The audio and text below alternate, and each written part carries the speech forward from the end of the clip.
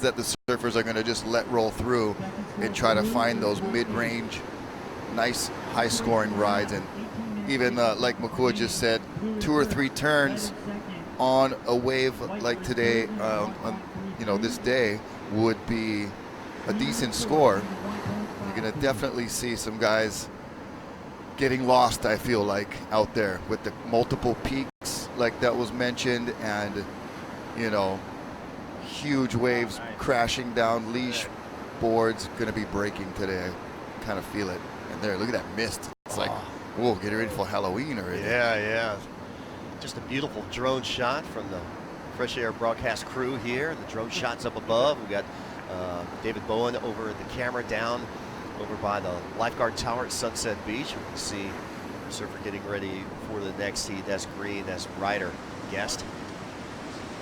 The Ryder had a good showing yesterday, advancing out of his heat. It is almost impossible, even for a very experienced swimmer, to swim against that and get back to the beach. So it is raw and real North Shore conditions today. Well, we heard from Makua Rothman, winner of the World Cup here at Sunset, former big wave world champion, saying how challenging the conditions were out there on the free surf this morning. Here we go in green. Cole Alves, your heat leader. Big carving, swooping turn on the open face, on the attack here, spreading his wings down the line. Third maneuver, he'll kick out right here. So chance for Cole to move up and increase his lead, and we're under 5 minutes, Rocky. Yeah, well, I really like that first turn of Cole. We'll check out the replay. He was really emphasizing that carving turn. The criteria we talked about yesterday of exaggerating some of those turns, body language, the emotion coming through your body and carving these turns. Cole is doing a great job of that right now. Well, here it is, Rock. Yeah, nice off the bottom, reads it very well. You can see him setting it up and then just yanks that last little angle off the top and puts that much more emphasis on the maneuver. And he's going to like that score that could quite possibly replace that 4.03. We could see it be the highest score of the heat so far. Just under 4 minutes to go. Important heat for the man in white, currently in third. Eli Hanneman sitting number 3, the 16-year-old in the Hawaii, Tahiti, Nui region.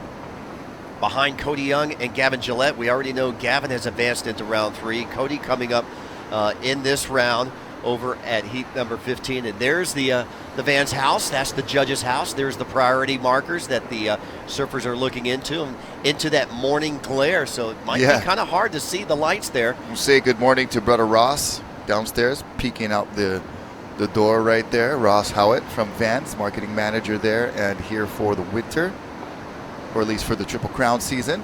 And that's where Imai stay in. Brother Chris, brother Ross, they're cruising in that downstairs. You see all the judges upstairs and getting the prime view of these surfers here. Elliot Parata Reed up and riding. This will be wave number 4 for Elliot, and we see Cole Alves improve a 5.17. So Rocky, you're right, the best wave of the heat from Green, from Cole. So an advancing surfer from round 1, leading here in round number 2. You know what I really like about these events and all of these upper level professional events is that use of the replay for the judges. They get to look at these waves in slow motion, multiple angles, multiple times, and they get the right number assigned to it, or the most accurate number possible assigned to it. And hence that 5.17. I'm sure they looked at that a few times and appreciated Cole's power and his extra little oomph in that first carving turn. Okay, crunch time for Eli, the young 16-year-old, needing a score here. Let's watch a replay. Last wave. This is going to be Elliot Parata Reed. And Elliot, good choice of wave. Got to like that nice open wall, at least for a moment. And that was all he could really do with it. So well surfed for Elliot. And here's Giorgio trying to hold on to that second place position. Another wave that only offered that one section for a maneuver, and in this event you have to perform that maneuver. You can't kick out, can't just straighten out. You got to go for it, maximize your scoring. So good sense of competitive vibe there from both surfers. Just didn't get the opportunity for the second turn. And here we go. Very important wave for Eli Hanneman. Big carving turn, bashing it off the whitewater, and it just knocks him off the board. So Eli has a minute and 10 to go to regroup. Well, they like that carve on the forehand from Elliot Peralta-Reid. He goes from 4th to 2nd place, Rocky, with 1 minute. So that pushes Giorgio. Giorgio waiting his last wave score so he could regain 2nd place. And look how close. 2nd, 3rd, and 4th all in the 6-point range, 2-wave combination. Yep, and this was a wave ridden while we were watching those other replays by Cole Alves, your heat leader. That won't be one of his top 2. Just kind of ran away from him there, so he'll kick out. And then Eli has to go big, smashes that section, just gets compressed through the tail a little bit. Saw that fins free, little tail slide, and it was going to be a miracle to make that one. And there's Giorgio, a 4.27 on that one maneuver, so he regained 2nd place. Yeah, that 5.1 is his last score, which was a good backside, really high in the lip, quality maneuver. So wow, a lot of action happening in the last 2 minutes. Cole Alves and Giorgio Gomez advancing on into round number 3.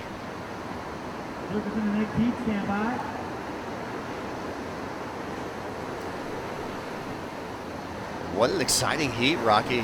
Start out the day. Yeah, great job by Cole Alves getting it done. He'll be the winner of the heat, and it looks like Giorgio will be advancing on with him. Let's take a break right now. When we come back, we'll have the start of heat number 13. You're watching 2019 Vans Pro live from Sunset Beach.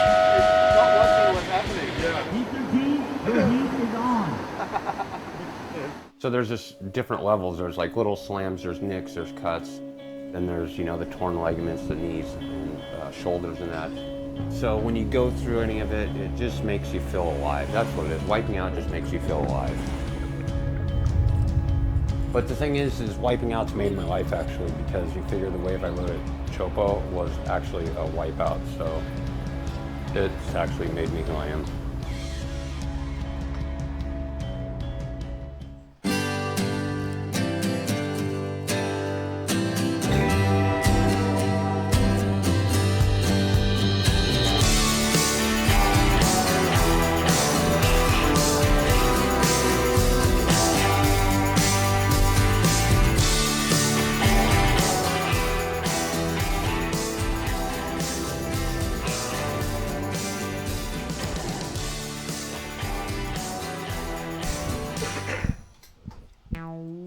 We made a surf booty for wintertime warmth,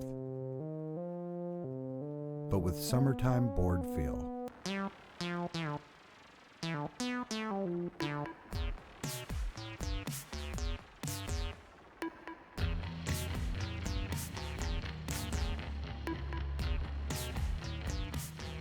The Vans 5mm Surf Boot High.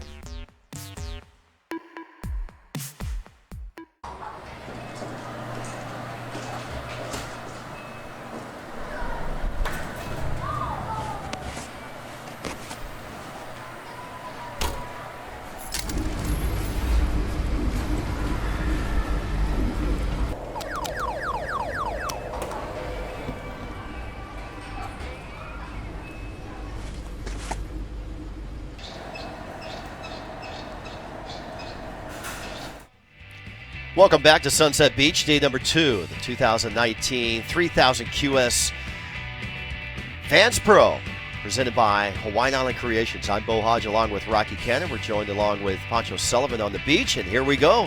Heat number 13, Sean Burns from California will be in blue, Dusty Payne from Maui in red, Nathan Florence from the North Shore in white, and Ryder Guest from Hawaii in green. And good to see Dusty back in the water. Yeah, for sure. He was here last year as well, and we at least got him for one heat interview. I believe he won a heat last year and had a couple of rounds, but you know he wants to be in that final with the comeback from just gnarly injury at Pipeline, backdoor in particular. And good to see Dusty back in the water and back in competition. And great work by the water safety and the free surfers. Uluboy was there to help rescue Dusty in his time of need. It is so real. The threat is real, especially here on the North Shore, of not mattering how much skill you have, who you are. Anything does not matter when you're putting yourself in these conditions. You are subject to the consequences, and Dusty feeling the real effects of that. And thank God for the first responders, the free surfers, like you said, and that he's with us still here today. Yeah, a former runner-up to the Triple Crown, not once but twice, a former WCT surfer, former winner of a Triple Crown event, and Dusty's made the finals at this event at the World Cup at Sunset, and you know he's known for a lot of his great surfing at Pipe, but he's also won at Haleiwa.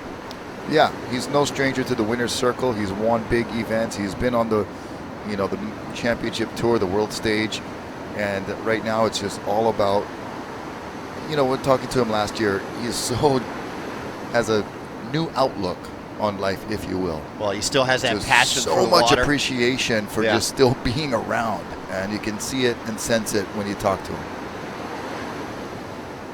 Wendell, his dad, and his whole family from Maui watching online. Just underway, 3.67 from an earlier ride from Nathan Florence.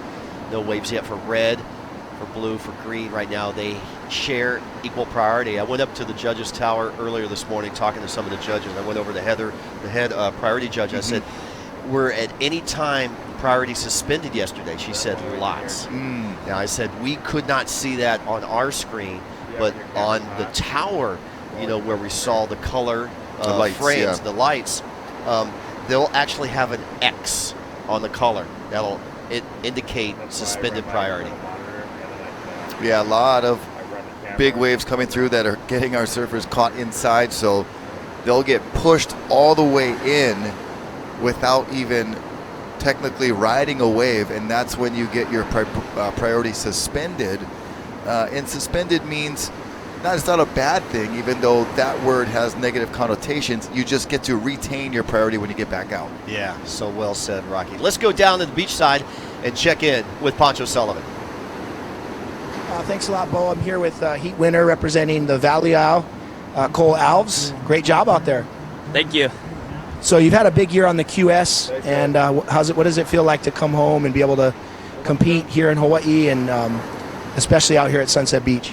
Well, during my year, I've got to experience the QS a little bit, and it's been a bunch of junky waves. So this is insane to have this right now, and I'm happy to be at home. Yeah. Awesome. And what size board were you riding out there? I was on a 6.8. Unreal. So you've been in the Vans Pro last year, the year before. What's your thoughts moving into the Triple Crown? What do you have as far as your goals for this season? As of now, I'm not in the Triple Crown. I think it depends on how I do in this event. But yeah, just cruise North Shore, get better at these bigger waves, and yeah, get ready for Worlds and the upcoming QSs here next year. Yeah. Well, awesome. You started out with a heat win, and we'll look forward to seeing you surf and be cheering you on, buddy. Thanks, Pancho. Right on. Back to you guys, Bo. Thanks, Pancho. And just checking where Cole Alves is in the Hawaii Regional, he's number 27, but getting into that third round, he's going to move up. And, of course, those top 9 spots of the Regional Championship will get entry, so Cole still has an outside shot. You heard him say, I'm not in the Triple Crown as of right now, and it depends on how I do in this event. And that he's a perfect example of what this event means to so many of our surfers as the qualifier for the Triple Crown. And I know it's just a matter of settling in and trying to focus on the task at hand, the wave by wave, turn by turn, but you can't help but have that looming, somewhere in the back of your mind that this is a big event to qualify for the Triple Crown. All right, results are official from heat number 12. Cole Alves wins the heat. Giorgio Gomez coming in as an alternate takes second place. Our Kiwi surfer Elliot Parata-Reed third, Eli Hanneman in fourth. So it's going to be interesting to see if Cole can jump from number 27 and work his way up that ladder. If he gets quarterfinals, semifinals, he's going to have a good result here at the Vans Pro. Yeah, and then it also depends on the surfers ahead of him and where they stand and how they finish here. So a lot to sort out before this event is over, but we'll be keeping an eye on those top 8 spots for you as we watch Sean Burns. Good attack on the previous maneuvers. Couldn't quite hold on to the last one. Would have been a great score had he been able to stomp that last maneuver, but has to bail off, paddle back out. He'll have a score coming. It'll be much better than his 0.87 opener, now still with 16:25 remaining. As we pan around, usually when a surf meet here is at Sunset Beach, you see where the Hawaii News Now truck is and the buses. We used to have scaffolding 2-3 stories high, all there on the beach walk and in the sand. But now, WSL Hawaii crew, Jody and the company and Marty, they have reconstructed in less of a footprint here on site. Well, it's brilliant because it gives more room for our spectators on the beach to sit and watch and allow them to enjoy the event without a scaffolding right next to them or blocking the view. You can actually see everything from the bike path now. So good job, WSL Hawaii. We appreciate that. Let's watch a replay here, Rocky. First up, we're going to watch Sean Burns in blue. Yeah, Sean, little 2-stage bottom turn off that first maneuver, and that was the only maneuver he was able to fit in there, actually. So just that one turn for Sean Burns. Still early days in the heat. He gets a 2.57 and still chasing Nate Florence in the lead with that opening 3.67. Dusty had just that one lay down takeoff, couldn't quite find his footing and had to bail off. And Ryder Guest gets a small 1.23 to start. So we'll see if Dusty and Ryder can put together some better scores with 15 minutes to go. Nathan has first priority. You see the P in the white. Second priority, Dusty Payne in red. Ryder Guest was trying to take off on that last wave in the white water in green. And we were watching the news last night about some of these homeowners. Well, that's right from camis to Monster Mush, basically. Yes. The houses at Rocky Point get spared because they have the reef fronting their beach over there, and even around to Rocky Rights and such. But these houses don't have any protective reef, so the waves just come marching in right up the sand. Yeah, there was a homeowner there that interviewed last night about losing possibly his tree today on the swell that's coming in, and we really feel for all those homeowners. And I know, Rocky, you know quite a few of those guys. Yeah, I mean, one of our very own Freddie P has one right along there, and it's stressful times, but it seemed like they've got some of the mitigation tools and resources there, but it's still, Mother Nature is a tough one to go up against, and we'll hope that the properties stay intact for those folks. 13 minutes, 40 seconds remaining. Heat number 13, round number 2, day number 2 on the Vans Pro, presented by Hawaiian Island Creations. I'm Bo Hodge, along with Rocky Cannon and Poncho Sullivan, 4-time winner of this event, giving you all the play-by-play action. It looks like, Rocky, we're going to run and finish up tomorrow with a bang. Yeah, this swell still super healthy. I mean, it even picked up overnight. I think all of us can agree that there are some bigger waves out there than there was yesterday. And it did shift a little over towards the northerly direction. And it's going to be tapering off, not really dropping off. So we'll still have plenty of surf tomorrow. Yeah, driving up through the North Shore, coming in from town this morning, you see Waimea Bay, Laniakea, outside log cabins, outside backyards. All the outer reefs are breaking today. Well, and I don't want to speak too soon about tomorrow, because this ocean, especially here on the North Shore, has a way of just doing her own thing. As we watch this wave just grind through, competitors paddling over that one. I mean, it looks so good on screen, but it's so different once you're out there in the water and looking at these mountains and the way they're moving towards you. It's not easy to navigate this lineup at all. We talked about the huge playing field spanning a few hundred yards from the outside takeoff to the inside bowl where you end the wave. And Hawaiian Water Patrol going to go check on somebody. That was a big set, so possibly somebody got caught inside. Mahalo to Hawaiian Water Patrol. best in the business, doing it well every winter. Let's go down beachside and check in with Pancho Sullivan. Thanks a lot, Bo. I'm here with Tahiti's O'Neal Masson. O'Neal's been a standout here the last few years. Just had a stellar heat yesterday. Obviously, we've got some challenging conditions out there, but you've got some years of experience now in the Vans Pro. And how you feeling today?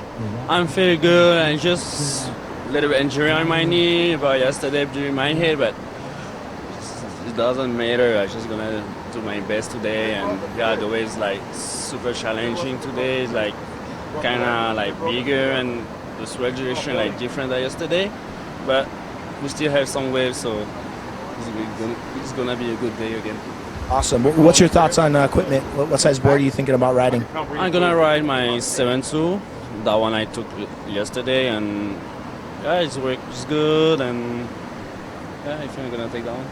Awesome. Well, best of luck in this next round, and we look forward to seeing you make many heats. Best of luck. Back to you, Rocky and Bo. Thanks, Pancho. And remember, last year, O'Neal surfed with an injury. He actually had stitches on the bottom of his foot, and he came in second place.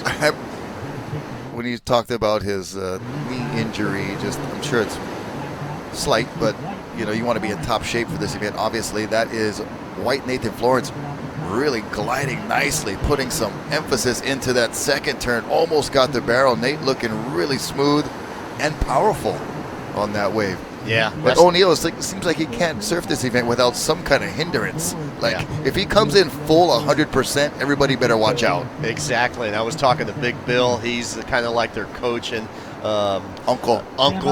He kind of herds up the Tahitians when they come over here. And I was saying, I'm so impressed with O'Neal surfing yesterday. He goes, yeah, but he's hurt. I go, yeah, he was hurt last year and he came in second. Yeah.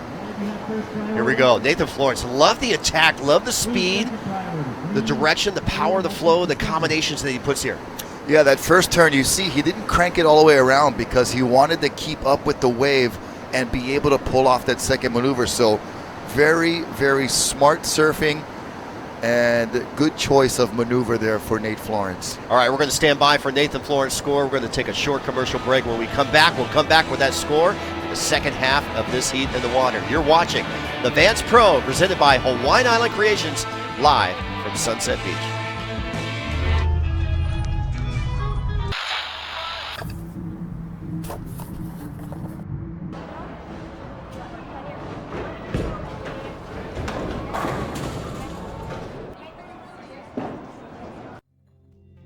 Board shorts weren't designed to be comfortable while lying on a surfboard. These were. Introducing the Vans Surf Trunk, a different way of looking at board shorts. We make skate shoes, really grippy skate shoes. So we thought, why not make a skate shoe for surfing? A super grippy one. Introducing the Vans Surf Boot High. Welcome back to Sunset Beach, and we're seeing Sean Burns there in blue. Live action. We're on standby for a couple of scores here with 8 minutes, 25 seconds remaining. Heat number 13, round number 2. The Vans Pro presented by Hawaiian Island Creations. The final event before the big hurrah, the Vans Triple Crown of Surfing. There's quite a few other QS events happening around the world, but when the Vans Triple Crown of Surfing, the mecca of surfing happens, all attention is here in Hawaii because we got 2 10,000 events in the Triple Crown plus the CT. Yeah, it's just a huge culmination of the season when you come down to the North Shore. You've got this event, which has impending qualification for a Hawaii regional surfers to get into the Triple Crown. And then we go to Haleiwa and come back to Sunset for those 2 10,000, which has even more consequential implications and significant implications when you talk about the surfers trying to qualify for the championship tour. And then you come down to the Pipe Masters, and we've got 5 guys vying for the world title. I mean, this year is set to be dramatic, exciting. Get your okoles down here to watch. It's going to be a good winter season. Yeah, we just, the WSL just wrapped up a couple of 1,000 events down in Western Oz, and Australia, and of course John Mel winning the event, Peter Mel's son over in Mexico. There's another QS event in Phillip Island in southern Australia, Victoria, coming up next week. And there will be one in Barbados, I believe, at 1,000, and then a 3,000 during the Vans World Cup in Taiwan. But of course, you know, the Hawaiian Pro, the Vans World Cup, a couple of 10,000 events, all the top surfers trying to re-qualify through the QS rankings. They'll take the top 10 men. I might go to Taiwan and go get some points because nobody's going to be there.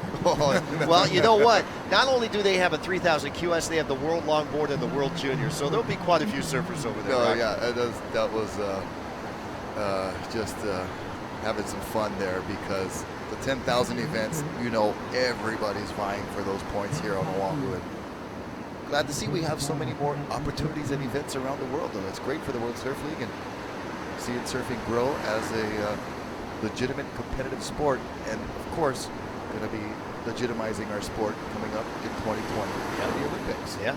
Well, there you go. 6-point ride. Nathan Florence solidifies the lead.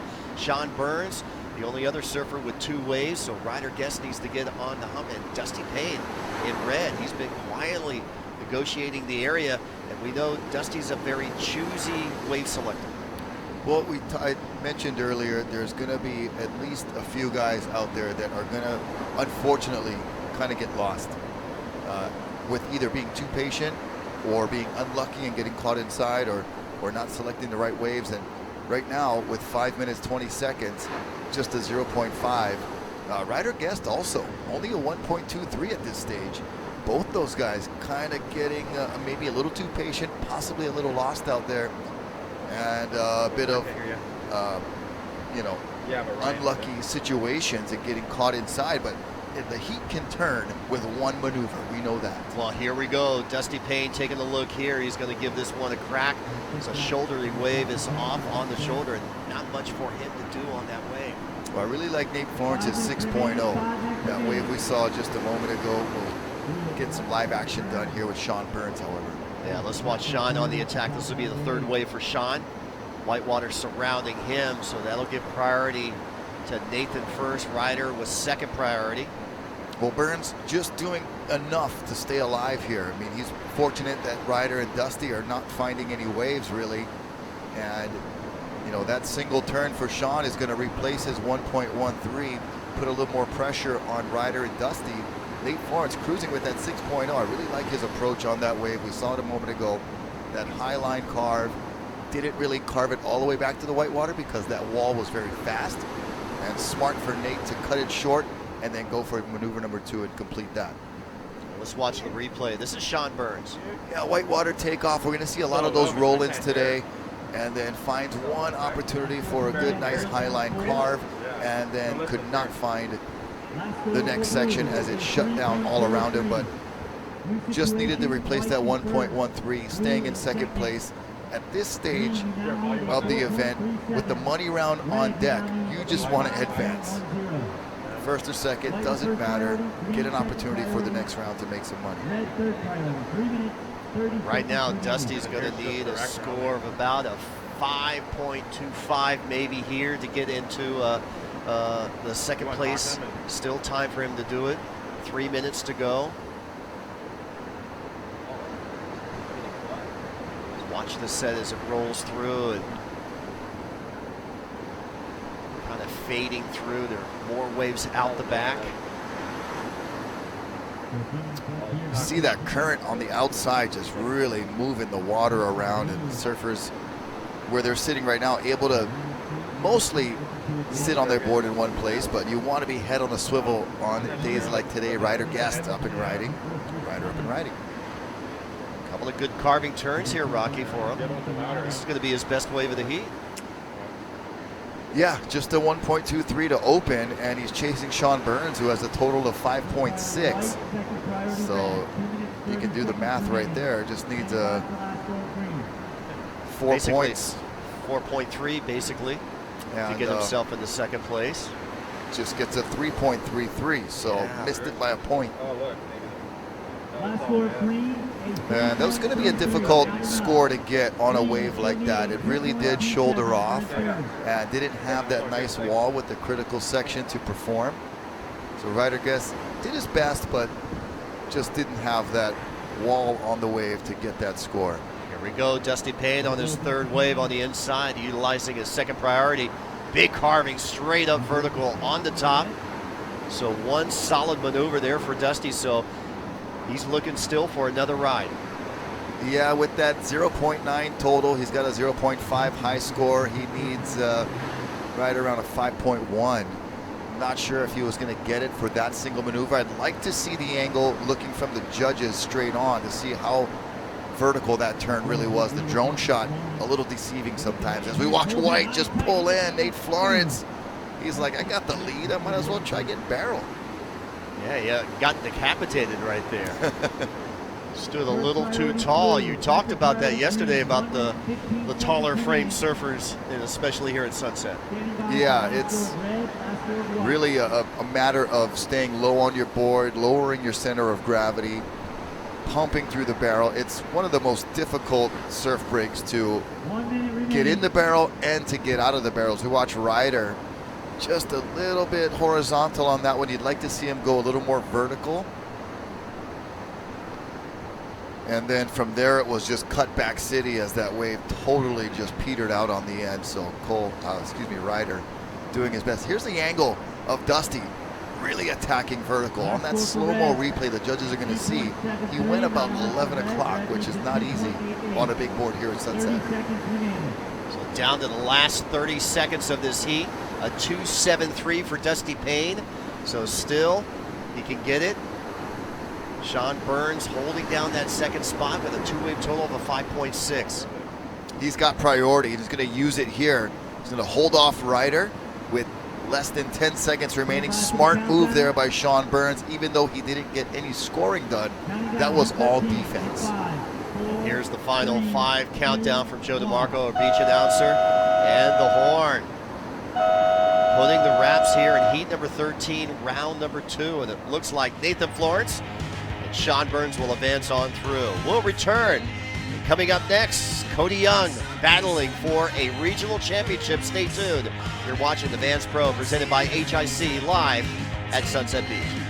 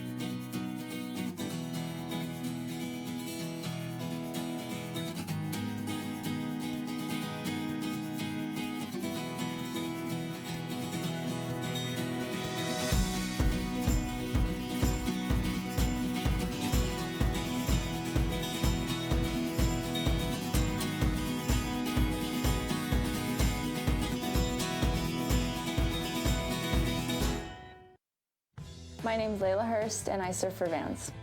I'm Jenny Menard, and I'm a footwear designer at Vans. Getting the opportunity to work with Jenny has always been one of my favorite things. We're always really excited about creating something that we both are passionate about. I grab a lot of weird, random inspiration. I bring it to Jenny. We sort through it and we try to make something that's cohesive and really speaks to who Layla is. Welcome back to Sunset Beach, day number 2 of the Vans Pro, presented by Hawaiian Island Creations. I'm Bo Hodge along with Rocky Cannon and Pancho Sullivan. And we're moving on into heat number 14, round number 2. Let's introduce our surfers. Sandon Whitaker from Australia will be in blue. Ethan Ewing, fellow Aussie, will be in red. Ben Coffey from California in white. And Shaden Picaro, ranked number 7 on the Hawaii Tahiti Nui regional rankings, going for that regional championship and those 9 valuable spots in the Triple Crown. He'll be wearing the green jersey. Yeah, Shaden Picaro, great talent from the Big Island. Awesome Hawaiian, does a lot for his community back home and even here on Oahu. And he's one of those kids that he's so easy to root for because he's so humble and he surfs so good, but he's such a good person. Well, there's our heat winner from the last heat, Nathan Florence, younger brother of John Florence. First score for Green, a 5.3. And good performance out there from Nathan. Yeah, Nathan had that solid 6.0, navigated this really treacherous, wonky Sunset Beach break very well, and got the scores he needed. Went for that barrel, could have came out of that, possibly. Had he come out, he would have been really sailing into the third round, but solid performance for Nate, and we'll see if he's going to be surfing again today. We're going to get the reseedings of the next round coming up shortly, but right now we got Shayden Picaro putting down a 5.33 right off the bat. Yeah, Shayden got a 2.67. You see him paddling out there. That's been coffee and white. Yet to see a wave from white or red for Ben and for Ethan. Well, Ethan, we kind of gave him the nickname a couple years ago, Double E, and he has been putting on amazing performances here on the North Shore the last few years. I remember when he first came out and put his name on the map, and really impressive. Qualified for the World Championship Tour at the age of 18, and really battled his way through the CT, but coming into the Vans Pro, he's ranked number 41 on the World Qualifying Series. So a good performance here at the 3000 Vans Pro. Of course, he'll be seated coming up into the Vans Triple Crown of Surfing. He can find himself back into the top 10 rankings. You know, we have over 1,200 surfers that surf on the World Qualifying Series, and only less than 1% top 10 qualify into the next year's CT. And it's you know, he's done it once before, he can do it again. Yeah, he's going to need good results at the Hawaiian Pro and the Vans World Cup, and here he is at the Vans Pro with 20 minutes remaining and gets a couple of maneuvers off that wave. A lot of foam on that inside section, so navigating it nicely was Ethan Ewing. We'll see if he can get something better than a 2.67 to get him into that second place spot. First priority goes to Ben Coffey in white. Let's watch a replay here of Double E. Kind of a, with lack of a better word, a wonky takeoff. Was really turbulent right from the get-go, and this wave really far inside with a lot of foam. I like his technique and maneuvers. Wave selection maybe could have been a little better, but he just wants to get something on the board, get your feet moving, get the board moving, and try to get a score that gets you in an advancing position. And good job there. He got a 3.6. Yeah, 3.6. It's official. Nathan Florence, Sean Burns advance on into the next round. Let's go down beachside and check in with Pancho Sullivan. Thanks a lot, Bo. I'm here with Nathan Florence, heat winner. Pretty wild and woolly out there. How'd it go for you? Yes, sir. I got cleaned up about 15 times. I went over the falls and ducked over and got my board blown out of my hand. So I had the full package, managed to get some waves, but it is definitely chaotic and messy out there. Well, that's Sunset Beach for you when it's this size and direction. You know, what are your thoughts leading up to the Triple Crown? What's your prep been like? Prep, I just literally stopped traveling nonstop for like last week, so I'm finally home and get to relax a little bit. Almost straight into event season, the Triple Crown, but I'm psyched. You know, reunite with everyone. All the brands get to come out, all the professionals come out, and we all get to see each other again surf, and it makes a nice competitive atmosphere in all the lineups. Everyone's having fun. Well, you're not a full-time competitor, but obviously traveling the world and surfing big, heavy waves, you know, that's a benefit for, you know, here on the North Shore and going into the Triple Crown. You know, competitively, do you have any aspirations, you know, like winning the Triple Crown? Or, I mean, what's your mindset? Obviously, you're competing, you want to win, you know, but just kind of, you know, give us your frame of mind going into this year's Triple Crown. Well, a lot of my competitive focus was going into the Big Wave Tour, and that was like my main push for as far as contest surfing. I didn't have a lot of focus on the QS or anything like that, but that kind of took a shift this year. We have one event at Jaws, so I think I'm going to shift focus and get a little more into the QS. Nothing like goals of qualifying, but I just want to hone competitive skills a little more for my surfing, just for a personal goal. So I mean, like a win on the Triple Crown would be obviously massive for me, and to be able to qualify, get in the Vulcan Pipe Pro and do well there, and do the contest here and there and learn. So awesome. Well, you've got a ton of fans around the world. You want to say anything to everyone out there in the web world watching? Yeah, just thanks for all the support. I'm having a damn good time these last few years, and and all the support is like, it's insane. Especially nowadays with social media, you get to really like touch base with the fans a little bit more. So that is one cool aspect of it. And I'm having a good time. Thanks, guys. Well, congratulations. Best of luck in the upcoming heat, and have a great time. Thanks, dude. Right, I'll back up to you guys. Thanks, Pancho. And of course, I was just checking the rankings of Nathan Florence, number 80 on the Hawaii Tahiti Nui region. Plus, Nathan usually gets those Vans wildcard slots into the main event. You're very correct on that. Here's Shaden Picaro looking to back up his 5.33. Nice and patient down the line. Bigger wave. You can see that triple overhead behind him stacking up, and just does good to hold on. He'll back up a 5.33. Nothing too critical there, but we've got Ethan Ewing, double E, on the attack. And a big, hard slash right there. That is going to be striking some attention from the judges, that's for sure. If we get that replay of Ethan, wow, great ride for Ethan. He's going to better a 3.6. If Shaden doesn't do that well on that second wave, we could see a lead change, as we see Shaden on a bit bigger wave than we've seen in this heat, and that right there, it really stands up. And I wish he would have went a little higher on the wave, maybe a little earlier. Maybe he was too patient at the bottom and only provided some horizontal carving for the judges. But we watch Ethan Ewing here going straight to the bottom, kind of mid-face bottom turn there. Gets a carve under the lip, but this second turn really putting a lot of emphasis on that carve. That one was the money turn there for Ethan. Should be a good score.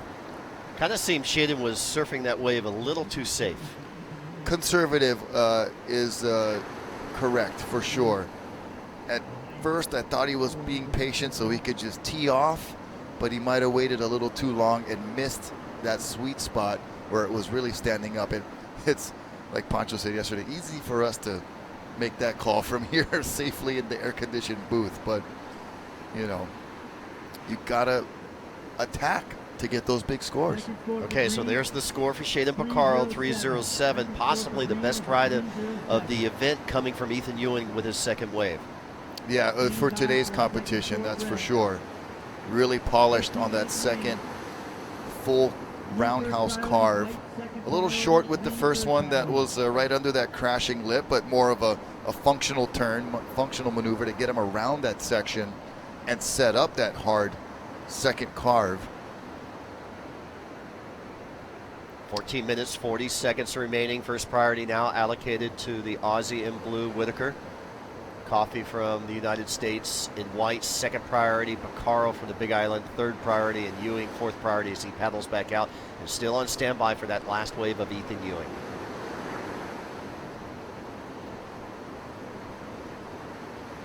See all four surfers all in a pack right there, paddling out to the west side to avoid this big wall of white water that just mows them down. All the caddies staying safe for the most part. You know, had this swell been a lot more west, we could see those closeouts in the channel that have the caddies bailing. But even that last wave was mowing into the channel where the caddies were. Here we go, Shaden Picaro takes off on this wave, no scoring opportunity. He just kicks out, and there's the score. A 7-point ride for Ethan Ewing, and he goes to first. Yeah, best wave of this morning so far, with that really beautiful, polished, sick frontside carve. I mean, textbook sunset carving on that second maneuver for Ethan, and gets rewarded with a good score. 7.0 puts him in the lead with 13 minutes, 20 seconds remaining. All right, so now it's just going to take Shaden and Ben a little bit more to move on up. Shaden Picaro, he's already scored on his third wave. But his best wave is first opening ride at a 5.33. 13 minutes counting down. I know Pancho was trying to psych up Nathan Florence in that last interview. Wouldn't it be fun to win a Triple Crown? He's going, well, yeah, my brother's already won 3. You know, he didn't have to say that, but We've got a trophy in the house. Yeah. We've got a few of them. yeah, and they're not mine. But no, he has been so fortunate and well deserving as we watch Ben Coffey in the white jersey opened up with a 2.5 and just going to get a 0 point something right there for that last exchange, but so deserving of those Vans wild cards. And you know, of course, I know he personally would like to use those wild card positions to a better advantage, and that's why he's talking about focusing more on the QS and learning. I like that word, learning. Yeah, learning, and the Big Wave World Tour PIE coming up real soon. Let's go down beachside and check in with Pancho Sullivan. Thanks a lot, Bo. I'm here with Guy Hoggy, meteorologist extraordinaire, diehard surfer, Hawaii News Now. You're down here interviewing the surfers, covering all the action. Just wanted to pick your brain a little bit about this swell we have on tap. Well, you look at the buoys, right? And they're still holding steady from last night during the peak, at least till this morning. And that means we got at least 8 hours of this stuff. The biggest challenge, of course, as you know, Pancho, will be the winds. With the light winds, we already feel this sea breeze. So it's going to get choppier, it's going to get bumpier, and that's going to be more challenging conditions for everybody, including the experienced guys. Yeah, well, that's kind of par for the course here for Sunset. We've got the best surfers in the world ready to get out there and cut their teeth on this Triple Crown season.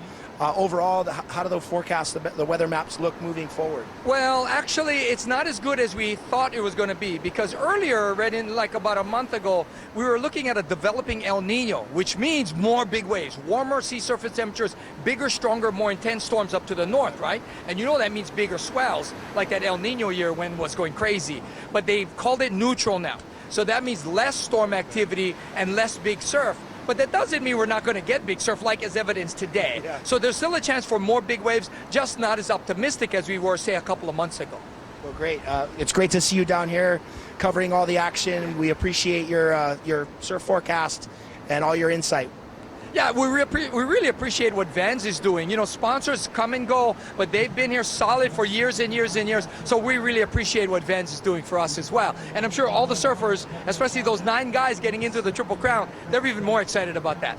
Absolutely. They've been a supporter forever, and the local surfers have so much opportunity with the regional title on the line, a $5,000 travel budget, a spot in the Triple Crown. So hats off to Vans, and so great to see you down here. Yeah, it's great. I mean, Pancho, I've been in the surf industry before doing this TV thing for 20 years, and people don't know that I was working for the company that sponsored Pancho on his tour of the WCT when you were on it. So, yeah. So congratulations on that. Thank you. We go way back.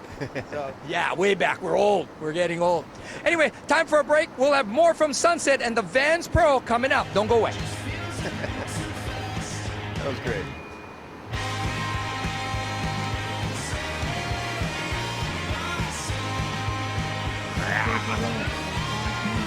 There's different levels. There's like little slams, there's nicks, there's cuts, and there's the torn ligaments, the knees, shoulders, and that.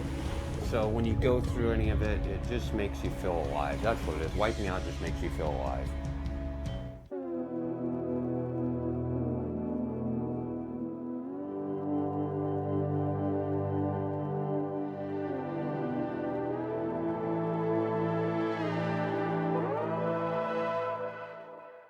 We made a surf booty for wintertime warmth, but with summertime board feel. The Vans 5mm Surf Boot High. To action of the Vans Pro presented by HIC, and there's one of those rolling waves that just mowed over the competitors. It's a good thing we've got that drone shot, because standing on the beach and in the tower and the houses and the complexes over here where the judges are, it's a far distance to look out at Sunset Beach. I mean, the playing field, the competition field from the point down into the channel can be like 3 football fields long. Yeah, for sure. Here's Sanded Whitaker just spinning around on one of those whitewaters and got lucky for it to redevelop and reform into an actual scoreable wave. Pulled off some maneuvers. He's in 4th with a 2.67. Pretty smart surfing there on a day like today with 8 minutes remaining. Needed to get something under his belt, a second scoring ride. It won't be that much, but it'll be a little confidence booster. He'll hear the score announced by Joe DeMarco and Bernie Baker, our beach announcers, and hopefully get a little more fired up and be able to get out for more. And there you go. He betters his first wave. He gets a 2.73. It gets him from 4th to 3rd.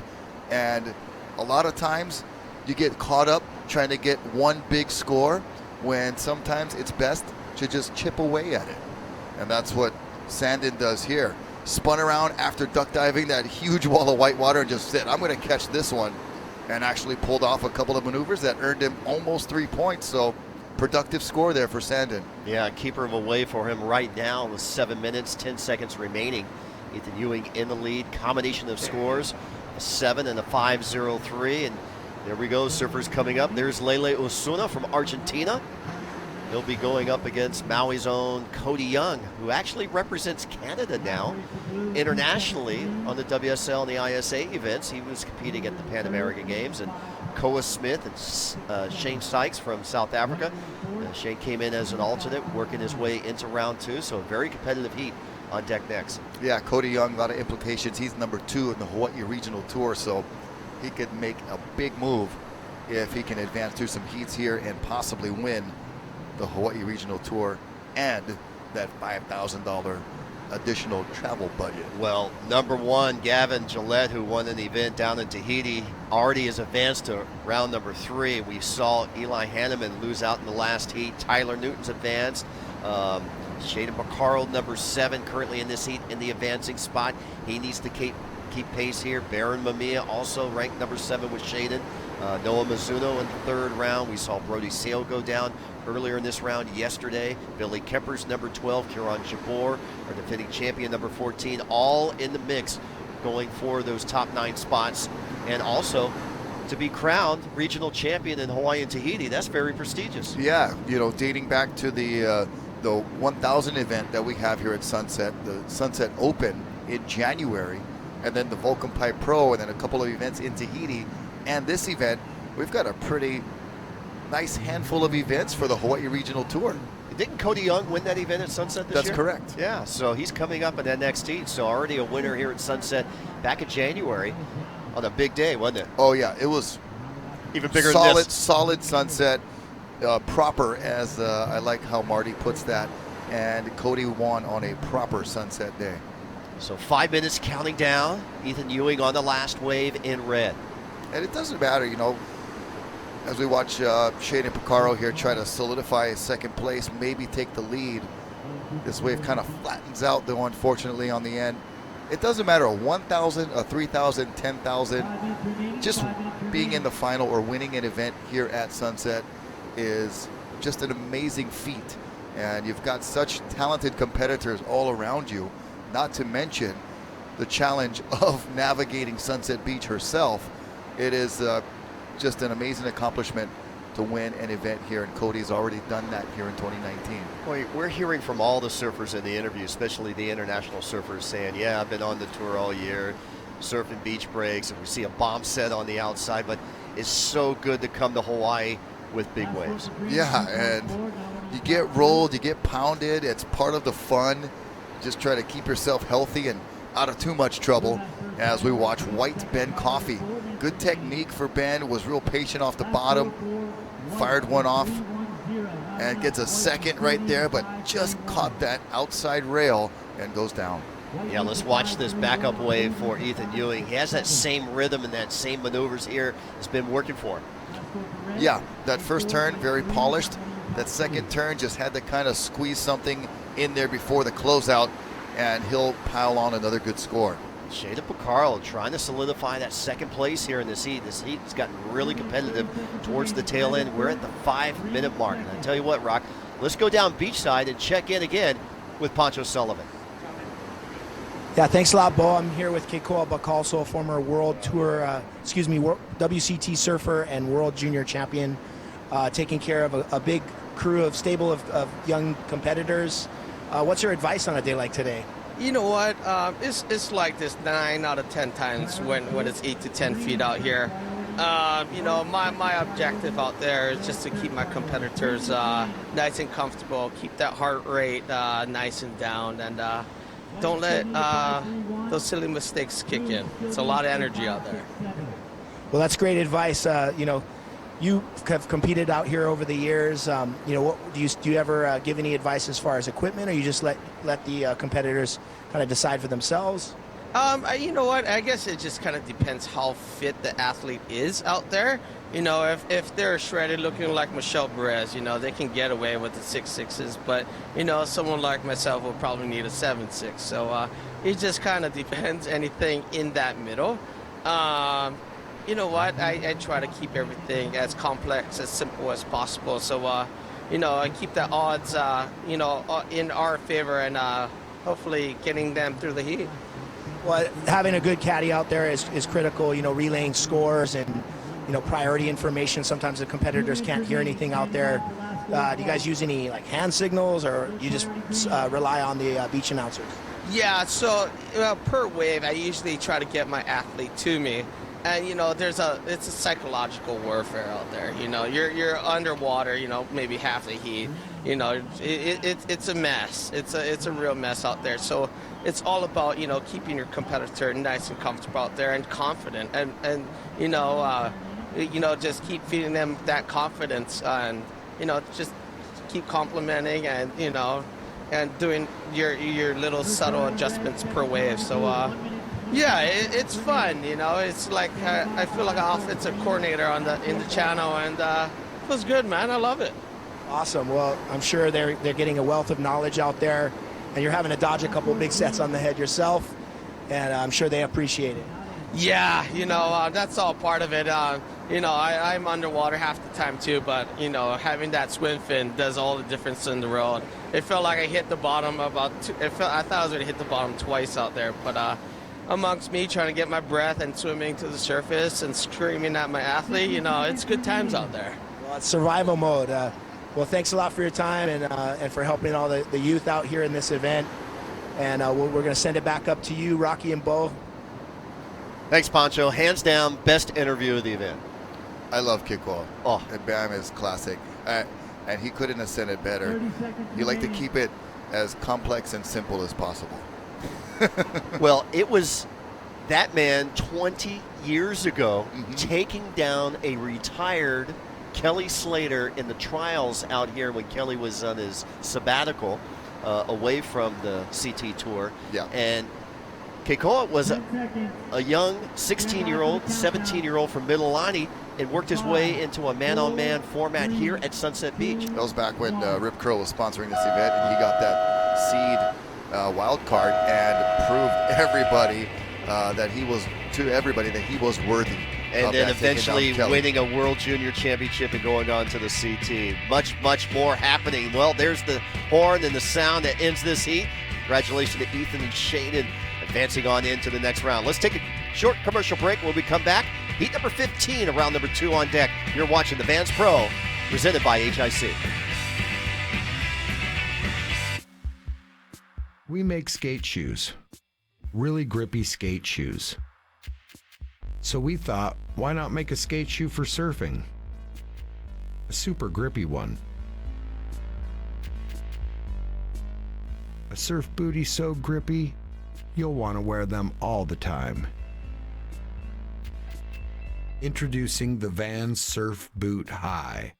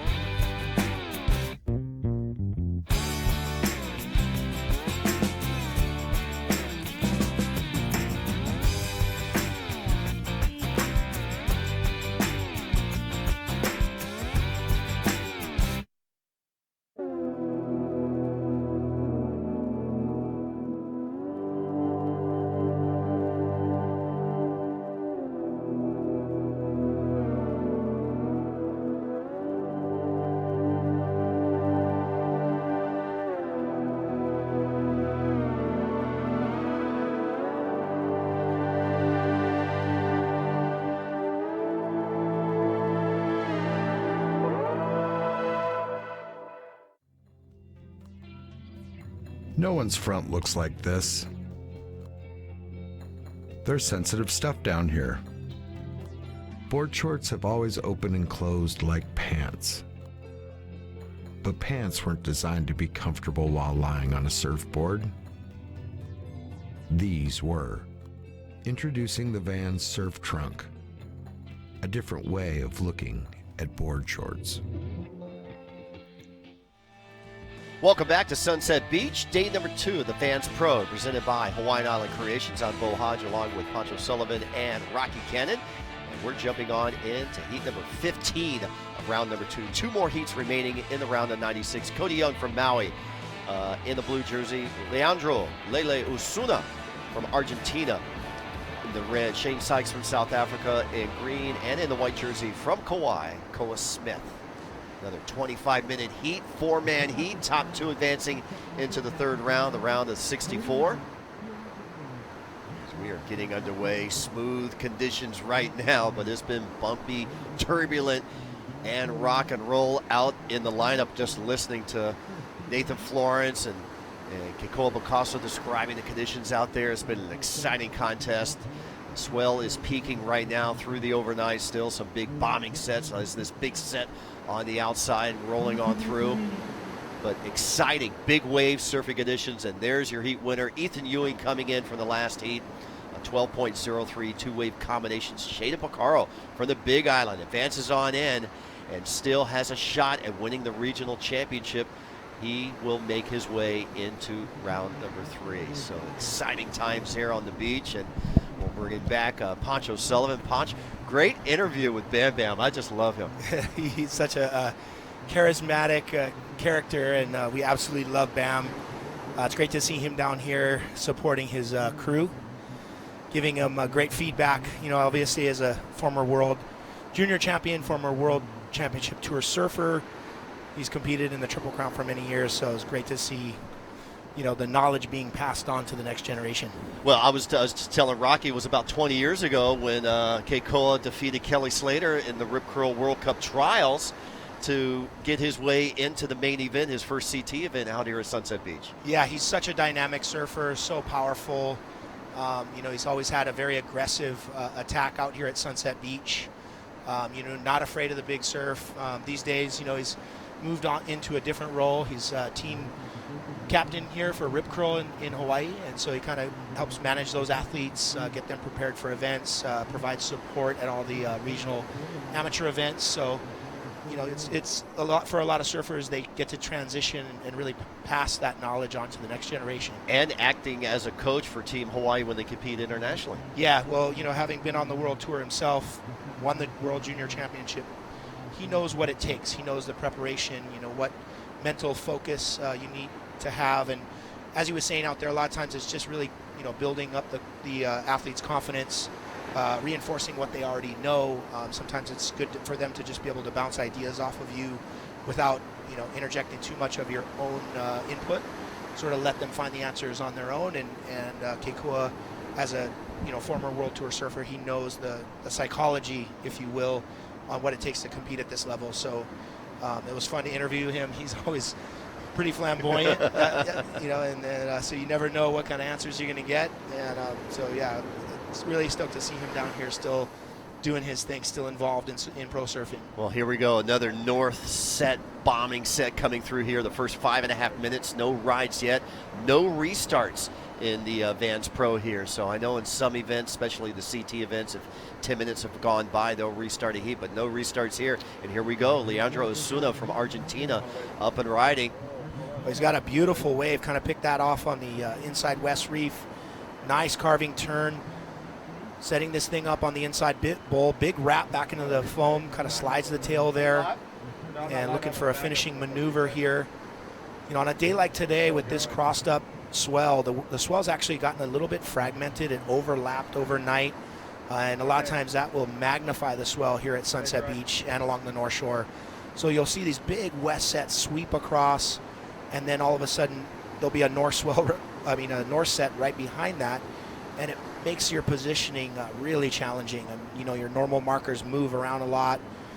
You're playing a little bit of cat and mouse, but as we see a great replay, this is one of the better waves you're going to see on at least at this stage of the contest today. It will clean up. It will get a lot better as the day goes on, but a nice swooping turn, another big carve in the pocket. You know, these surfers, it's survival mode out there. You're surfing, as you can see, all that chop running through the face of the wave. If you can squeeze off 3 turns into the channel, that's going to be a good scoring ride on a day like today. Great opening wave score. We'll be on standby for Lele's first wave. Let's go down beachside and check in with Rocky Cannon. Hey, thanks, guys. I'm down here with Ethan Ewing, Double E, the winner of the last heat. Got a 7.0 on one of those waves and a pretty good backup score. Everything feeling okay out there? Yeah, it was really fun. It was definitely challenging though. Still getting used to the size over here. It's taken me a while, but yeah, it's good to surf another heat at sunset. It's always fun and exciting. Any other breaks around or events that you can think of that really can compare to what we have here at Sunset?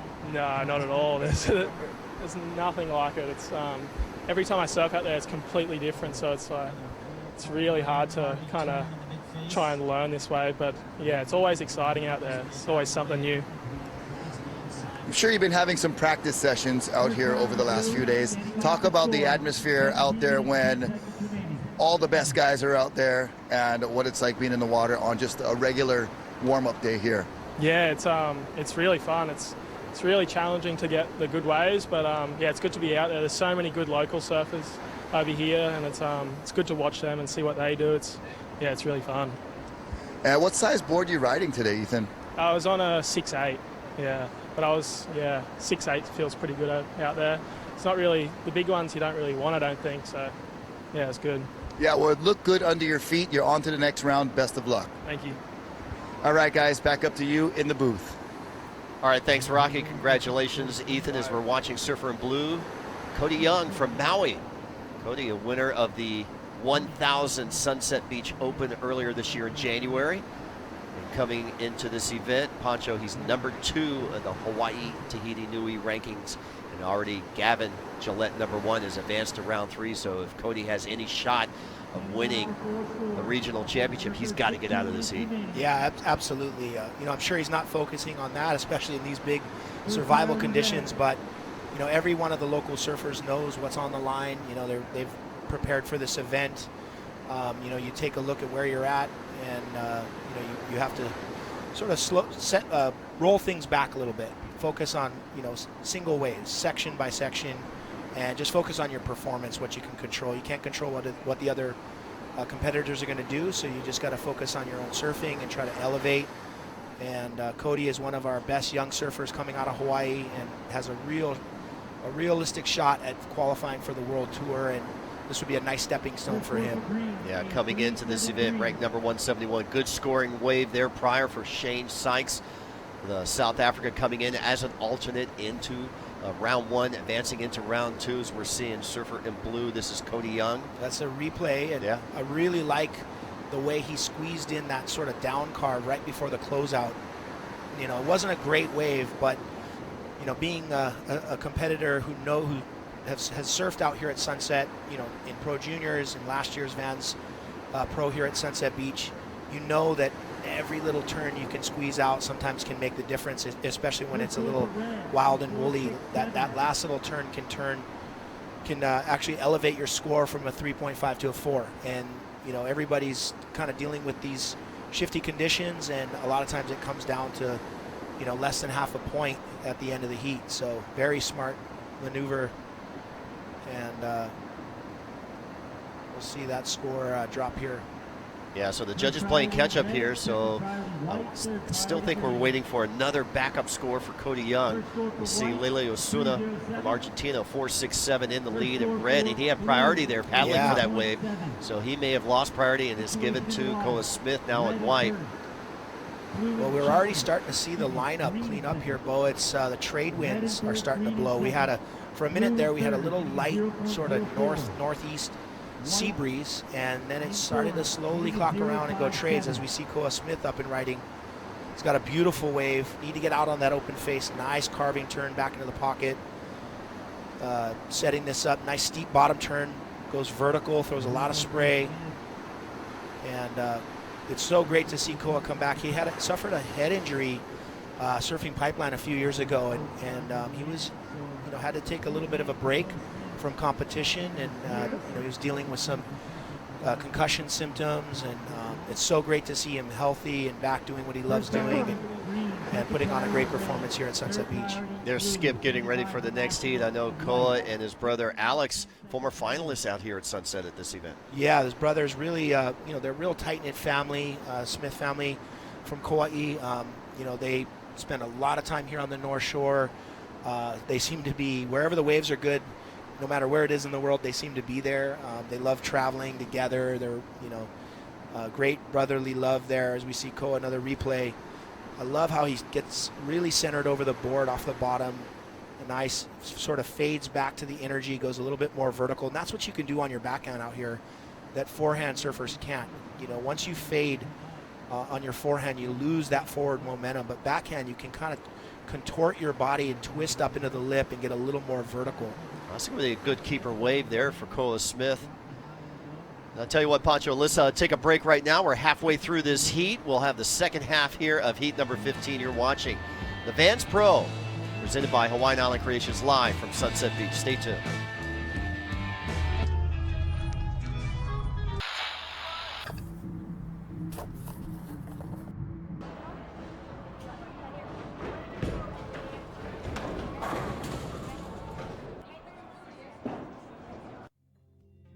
Board shorts weren't designed to be comfortable while lying on a surfboard. These were. Introducing the Vans Surf Trunk, a different way of looking at board shorts. We make skate shoes, really grippy skate shoes. So we thought, why not make a skate shoe for surfing? A super grippy one. Introducing the Vans Surf Boot High.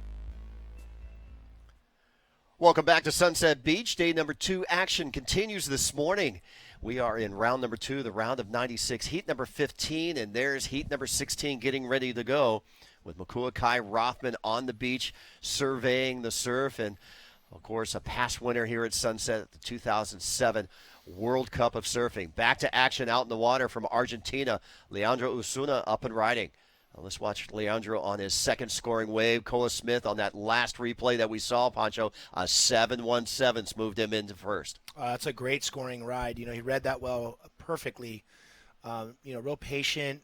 There's a lot of bump in the face out there, so sometimes you really have this desire to get down the line and turn really hard, but sometimes you really have to just hold off, not put 100% into your turns because you are dealing with so much chop. And as we saw Koa, his patience out here is paying off with the years of experience that he's had competing out here. Yeah, a former rookie of the Triple Crown for Koa Smith in his past.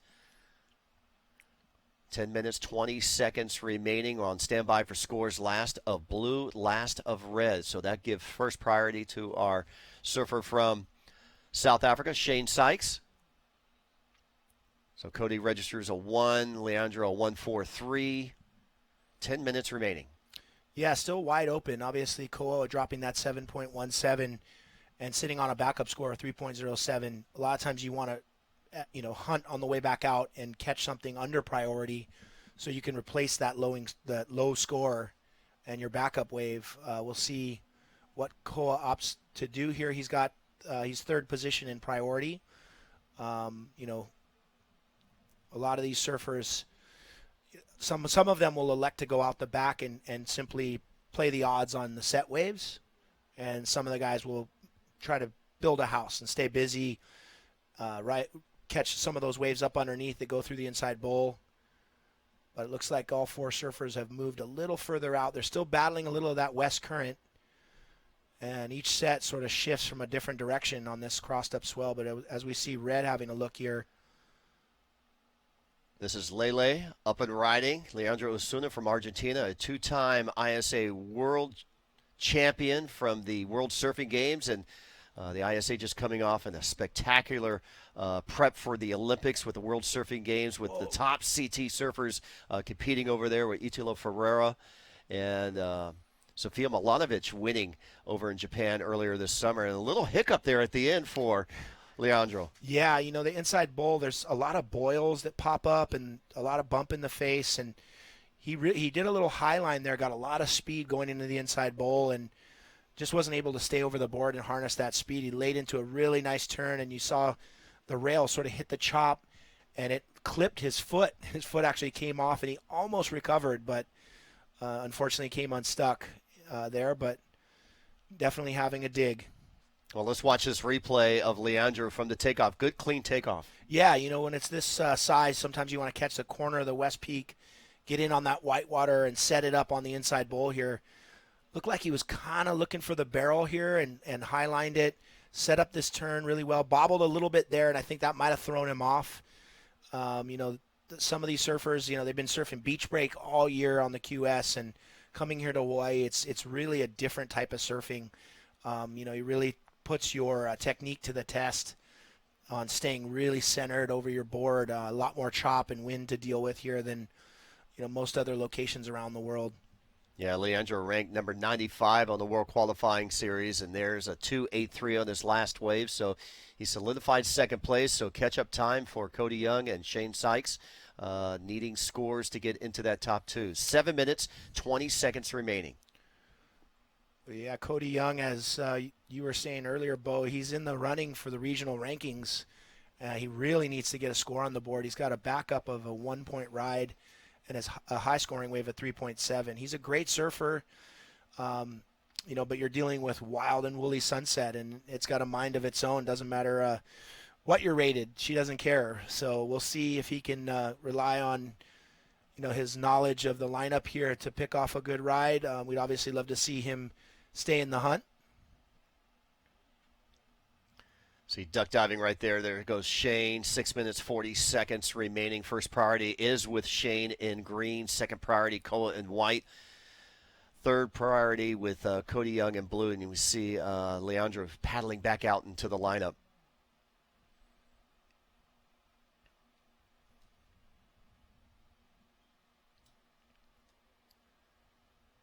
So as we wind on down this second round, we will move on to third round competition. That'll be the last seeded round, the round of 64, a total of another 16 heats in that round, and we'll complete 14 of the 16 by day's end today. 6 minutes remaining in this heat.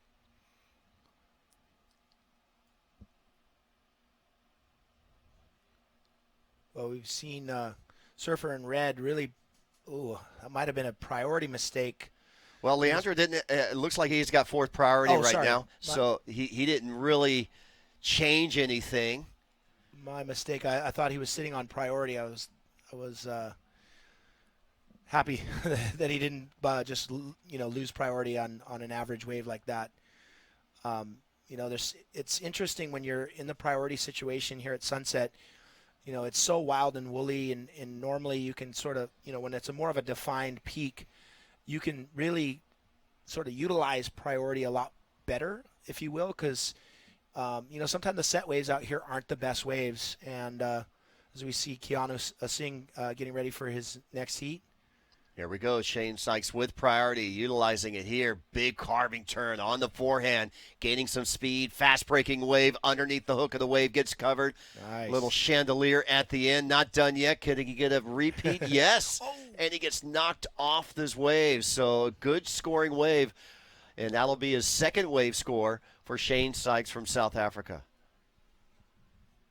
Well, as this swell sort of settles down a little bit with the trade winds, we will start to see the inside bowl become a better scoring option for a lot of these surfers.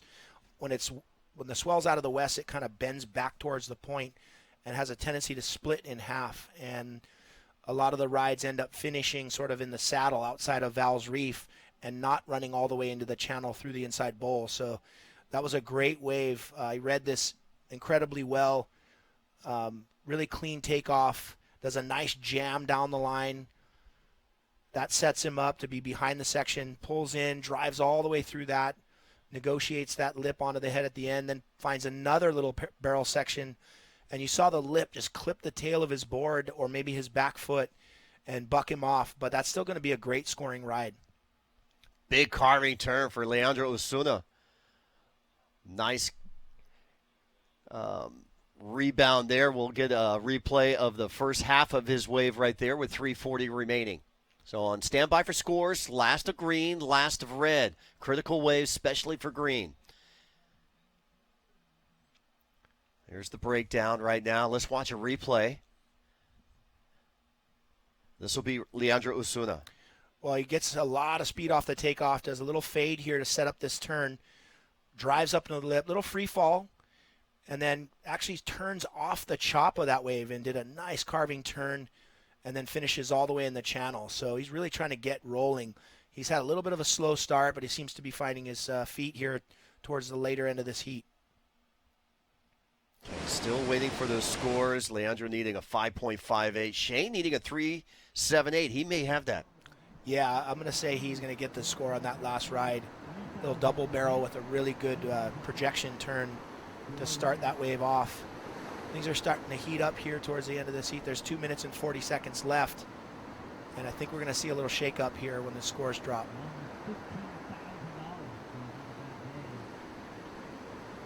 So there we have it, the last wave of Shane Sykes coming in at a 5.17. He moves up into second place. And still waiting for Leandro Osuna's last scoring wave. Last score for Green, a 5.17. Green to move to second. Standing by for last score, Red. So Sunset still slowly organizing after we saw the jump and swell. It was really solid this morning. It went up to about 15 feet, and it was a little crossed up as we see Shane Sykes again here on the inside bowl. Nice carving turn back into the pocket. We try and, looking to improve on that score. Still a minute and 50 seconds to go, so a little interesting that he's looks to be trying to make his way in. Still a little bit of time on the clock and needing to improve on that 3.73. We'll see what the beginning of that wave looked like. He did a really nice finishing turn and rode out into the channel with just a minute and 30 seconds on the clock. So look at the separation between Shane and Leandro. 0.3 separating from advancing and being eliminated with 1 minute 15 seconds remaining. Well, Koa Smith still holding down first position with a 7.17 and a 3.07. But anything could happen as we see Leandro Osuna take off, pulls up into the barrel, comes out. He's got a beautiful section here, big wrapping cut back into the foam. And a lot of times surfers can pick off those waves on the inside bowl. As we have Koa Smith, nice hook into the pocket all the way back into the vertical section of the wave. Oh, under the lip, unfortunately, comes unglued there, but really attacking that last wave, trying to replace that 3.07. Okay, crunch time right now, 35 seconds remaining, especially for Cody Young, now with priority on the outside. Needing a 5.2, maybe even needing a bigger score than that. Let's watch some replays here on the final 30 seconds of this heat. Well, this was Leandro Osuna's wave. Stalls, pulls up high, read that barrel really well, and then finishes with this long, drawn-out carving turn back into the white water. So he was looking to replace a low score. We see Koa Smith. Nice high line to generate a ton of speed. Goes all the way to the bottom. Nice swooping carve into the pocket. And then tries to really go for broke here, and unfortunately just couldn't deal with all that chop and bump. But really good first turn. I'm going to go out on a limb and say that he might have improved on that 3.07 based on the strength of that one turn. Well, we're going to also wait for that last score of red. And unfortunately for this man, Cody Young bowing out in fourth. So his regional championship maybe has faded away, but still can qualify in that top 9 with his rankings currently right now. Let's take a short commercial break. When we come back, we'll have the results here at 15 and get you situated for heat number 16. You're watching the Vans Pro presented by HIC.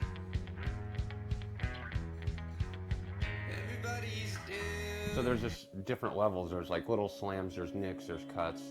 Then there's, the torn ligaments, the knees and shoulders and that. So when you go through any of it, it just makes you feel alive. That's what it is. Wiping out just makes you feel alive. But the thing is wiping out's made my life actually, because you figure the wave I rode at Chopo was actually a wipeout. So it's actually made me who I am.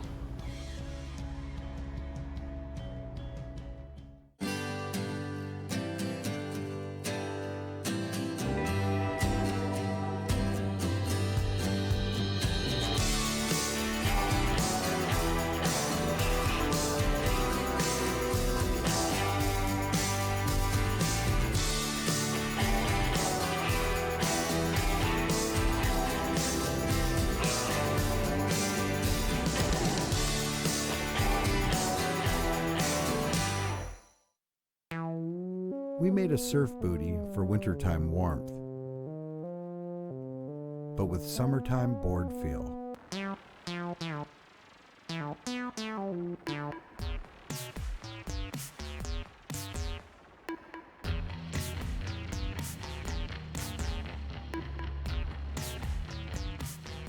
The Vans 5mm Surf Boot High.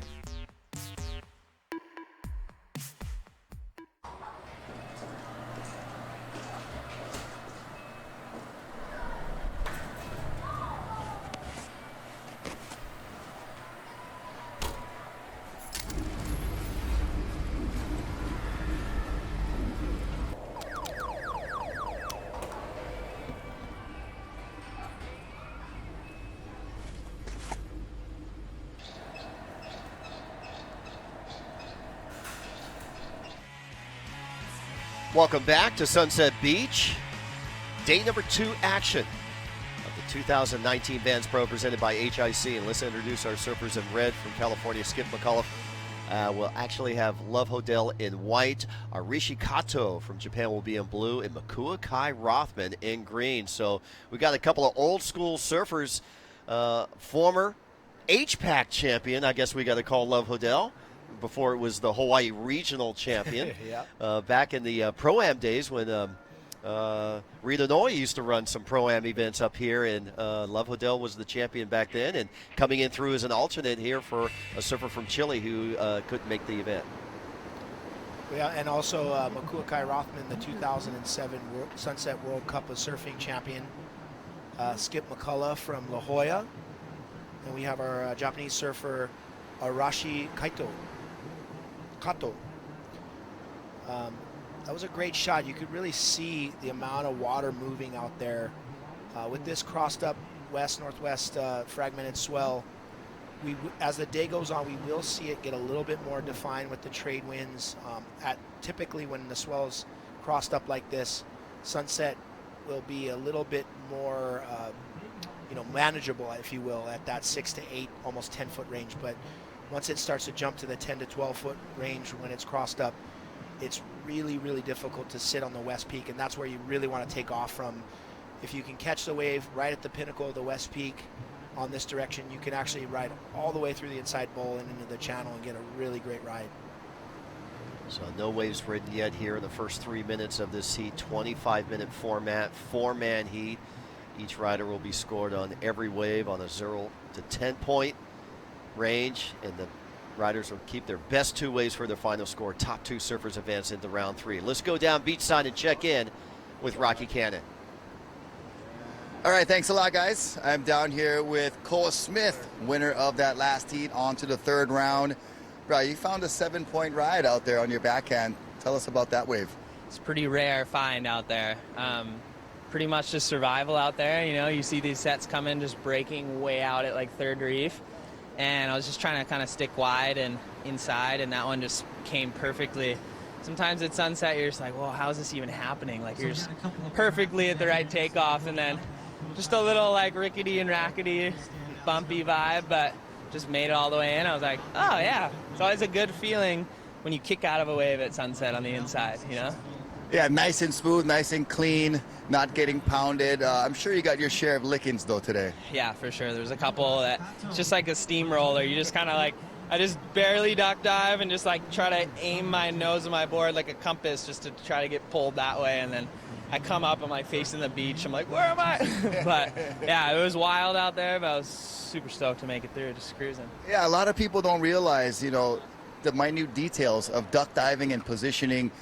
So good on you for navigating out there. You're on to round number 3. What's your mindset heading to the next round? I'm just cruising, having fun. So, yeah, just take it one wave at a time, and no stress, no pressure. If I make it, I make it. If not, I'm not. I just want to do a couple good turns, If not, you get to go surf Piper somewhere else. Yeah. All right, Cole Smith, congratulations, pal. Thank you, guys. Thank you. Hey, back up to you guys in the booth. All right, thanks, Rocky. Congratulations to Cole. And Cole is, he's got a great attitude, going out there and having fun. Absolutely. I think that's the mindset you have to have when you're having fun and not worried about, what place you're in. It really allows you to harness all of your focus and energy onto your performance.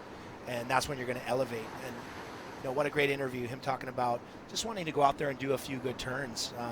Also liked his perspective on the steamrollers. Everybody's got sort of a different theory on how to duck dive and get under waves like that out there. And I mean, you're dealing with huge mountains of whitewater, and some guys opt to ditch their boards. Obviously in a heat situation, you're rolling the dice on breaking a leash or breaking your board. So a lot of times you have to duck dive. Some guys will try to really go deep and sort of grab onto both rails. And, I think I was talking to Makua Rothman this morning. He said in the free surf, he duck dove under a wave and just his board ripped out of his hands like immediately, and he just got steamrolled. And he said he came up feeling like the whole ocean was inside his head. So some good insight to hear what the surfers are having to deal with out there. Well, I've heard many surfers describe big wave surfing underneath the water as like a car crash. Yeah, it can be very violent, turbulent under there, and really the best thing you can do is just stay relaxed. Sort of let the wave roll you around, do its thing, and then when it lets go, then you start to use your energy to get up to the surface. If you fight it, you're going to expend too much energy and oxygen and be winded faster. Well, there's Keanu Singh from Eva Beach, a former CT surfer. Keanu coming up in the next heat. Ranked number 100 on the World Qualifying Series, needs to really have a good showing here at Sunset and the rest of the Triple Crown Series. And we got the results official from the last heat. Koa Smith in first. Leandro Osuna on his last wave, a 4.53, moves out of third into second. So that puts St. Shikes in third and Cody Young out of the event in fourth. And here we go, our first wave. Skip McCullough up and riding. So Skip opting for the little whitewater takeoff off the West Peak. Nice little carving turn back into the pocket. Love the way he extended his upper body and added some power to that last turn. And nice clean kick out. As Koa said in that interview, when you can complete a ride at Sunset, that's a success. You're going through a lot of chop, heavy sections, and you're trying to harness all that speed. So that's a opening wave for Skip McCullough. Not going to be a huge score, but he's got his feet on the wax. He's got a score on the board. And he'll just start to build momentum from there. Just saw a shot earlier. Keanu was Singh checking in. Keanu broke his Wade to Carl's 6.8 in the free surf earlier this morning, and he said that was his magic board. So having to go back into the quivers. Let's watch Skip on his opening ride. So a nice little carving turn back in the pocket. Does a nice second turn, a little more power and emphasis on that second maneuver. Wave didn't offer a lot, but when the waves are challenging like this and positioning is as difficult as it is, sometimes that 3-point ride as a backup score can make all the difference in the world. So it's important to stay with that wave, really just try to grind out the turns that are on offer and execute a complete ride into the channel and then build on it from there. Well, 2.67 for Skip, so he's up on the board. No waves yet for Kato, Hodel, and Rothman. So we see Green having a look. Makua Rothman, that was really I think at the last minute, he might not have liked what he saw down the line. Pulled back as we see Skip McCullough on the inside bowl. Having a look here. He'll come off the bottom with a nice carving turn off the top. Looks like he's riding a slightly bigger board than most of the competitors, but doing some really good turns. He's found the tail on that board. Another short ride, but that's just building momentum. A lot of times you want to surf Sunset from the inside out, so staying busy. The other competitors will drift a little further out the back, and that'll open up that mid-range kind of like halfway out inside bowl wave, and those offer up a lot of scoring opportunity. So standing by for that second score, let's watch a replay here of Skip's wave number 2. As you said, Pancho, on the paddle back out, he found this sneaker wave, and it'll probably be better than this first ride. Yeah, it was a really good first turn, carved it all the way back into the pocket. This wave had a little better shape to it, a little cleaner face.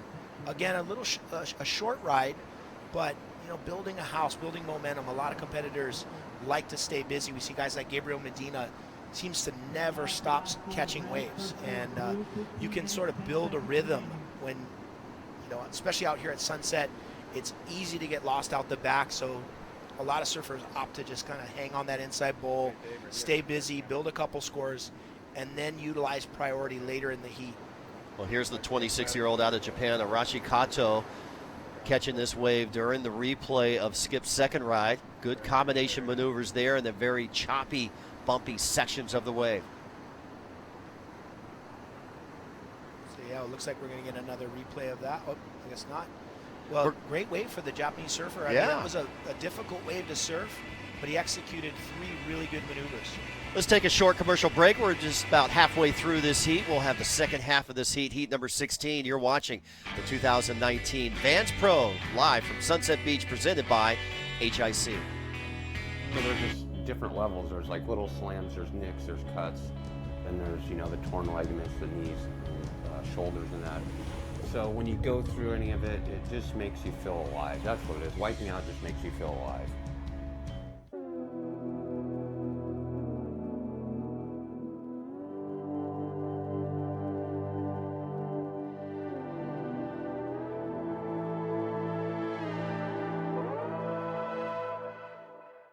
We made a surf booty for wintertime warmth, but with summertime board feel. The Vans 5mm Surf Boot High. Welcome back to Sunset Beach, day number 2 of the Vans Pro, presented by Hawaiian Island Creations, and we are underway with our final heat of the round of 96, our second round. Skip McCullough with 2 waves, a 4.67 and a 2.67 sitting in first. Arashi Kato from Japan on his opening ride, a 4.03. No waves yet for Love Hodel. An alternate coming into this heat in white, and Makuakai Rothman in green. Well, you saw in that shot, Makua has opted to sit a little further out the back, I think, than most of the surfers have in these last few heats. Committing to the peak, which is no surprise. Makua Rothman is our former Hawaii Big Wave WSL World Champion.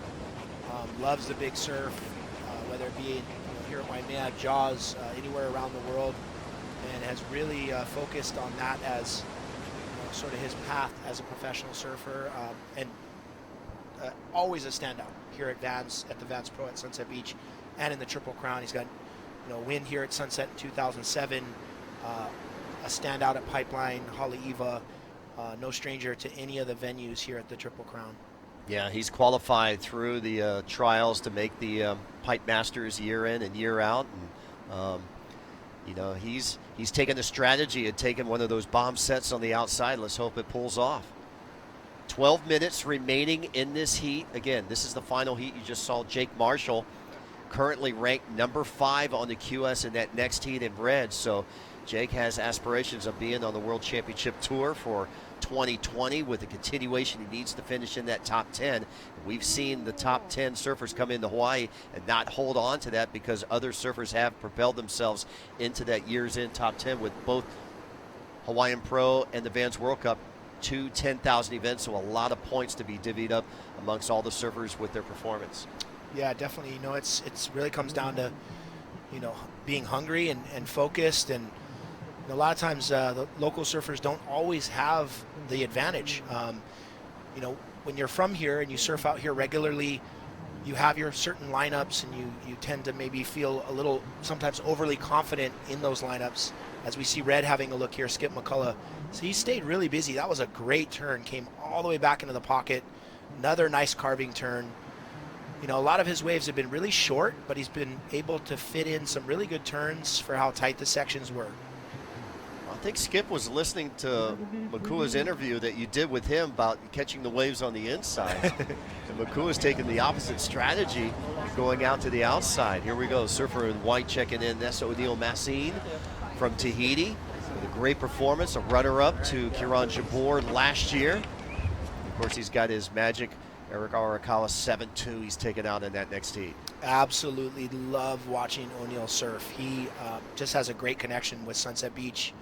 A power surfer from Tahiti, humble human being, such a nice kid. Had a chance to interview him earlier. He's dealing with a little mild knee injury, but definitely had the mindset of that it's mind over matter. It's time to go to work. He's excited to get out there and look forward to watching him surf as we see the replay of Skip McCullough. Good carving opening turn back into the pocket, lots of speed. Really drawing off that bottom turn to generate his next maneuver. Slices right through the end of this wave. That was like the foam latte carve there. There's so much white water and foam on the inside. But just squeezing out that third turn, which can make a big difference in your score line. 4.67 rewarded the skip on his last wave. We're awaiting that third wave score to come in. So Makua Rothman and Love Hodel really needing to get going with just 9.5 minutes on the clock. Both surfers have yet to post their first scoring ride, but we do have a really nice set of waves coming through here. There we go, Logan Bendemal getting ready for his next heat. Joel Centeo, former winner here, his coach. I don't know if you can have a better coach in your corner than Joel Centeo, former World Junior Champion winner out here as well as at Haleiwa, and always a standout surfer at any one of the major venues, as we see Makua Rothman finally getting up and riding. Big late takeoff, nice carving turn back into the pocket, setting this thing up across the midsection of the wave. Little high line turn there, little down carve. But it's good to see Makua get his feet on the wax and post his first score. He'll be able to build some momentum off that wave, maybe reposition and see the lineup from the inside going back out. He sat out the back to start this heat out and got a little bit stuck out the back, but we'll see him build off that the momentum of that last wave. Well, 4.73 awarded to Skip on his last wave, and a good opening ride from Makua. Let's watch a replay of it. So yeah, nice late takeoff, little air drop, sticks the drop, gets centered over his board right here. Nice carving turn all the way back around. Has to jam down the line here. Kind of has to squeeze in a little down carve. That wave had so much foam in it that it didn't allow him to really stamp that last turn, but had a great opening maneuver, and that's going to be a decent scoring ride. 7 minutes remaining in this heat, 7:50 to be exact, and that'll leave Love Hodel in white with first priority.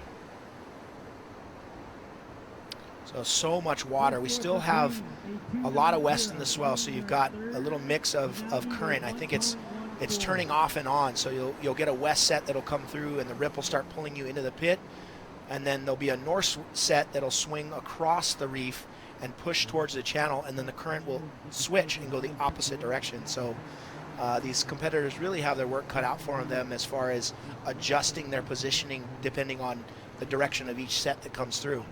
Well, 2.9 for Makua, so he's on the board, so he just needs another 2-point wave, or maybe even just a little bit of that, but Kato and Rothman battling there for that second spot with 7 minutes to go.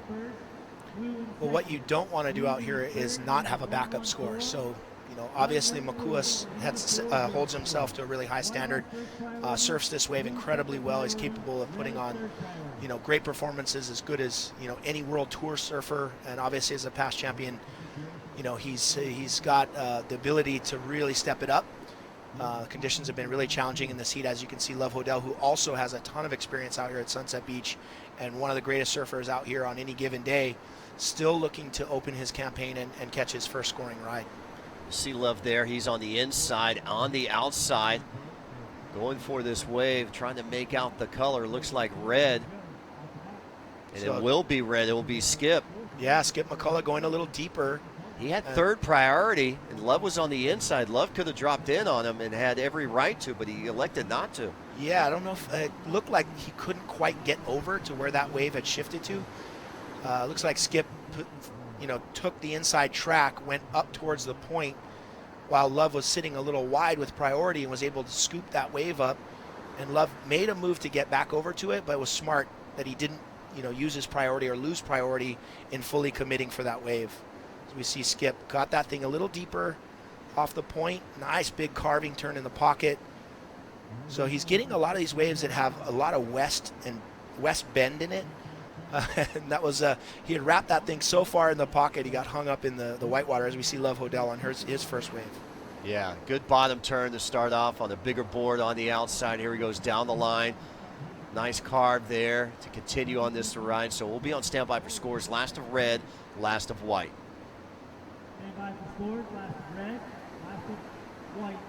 So here we see our Japanese surfer taking off deep. Looks like this thing is splitting in half. We'll see he's got to do a big finishing maneuver to up the score line there. Nice closeout re-entry.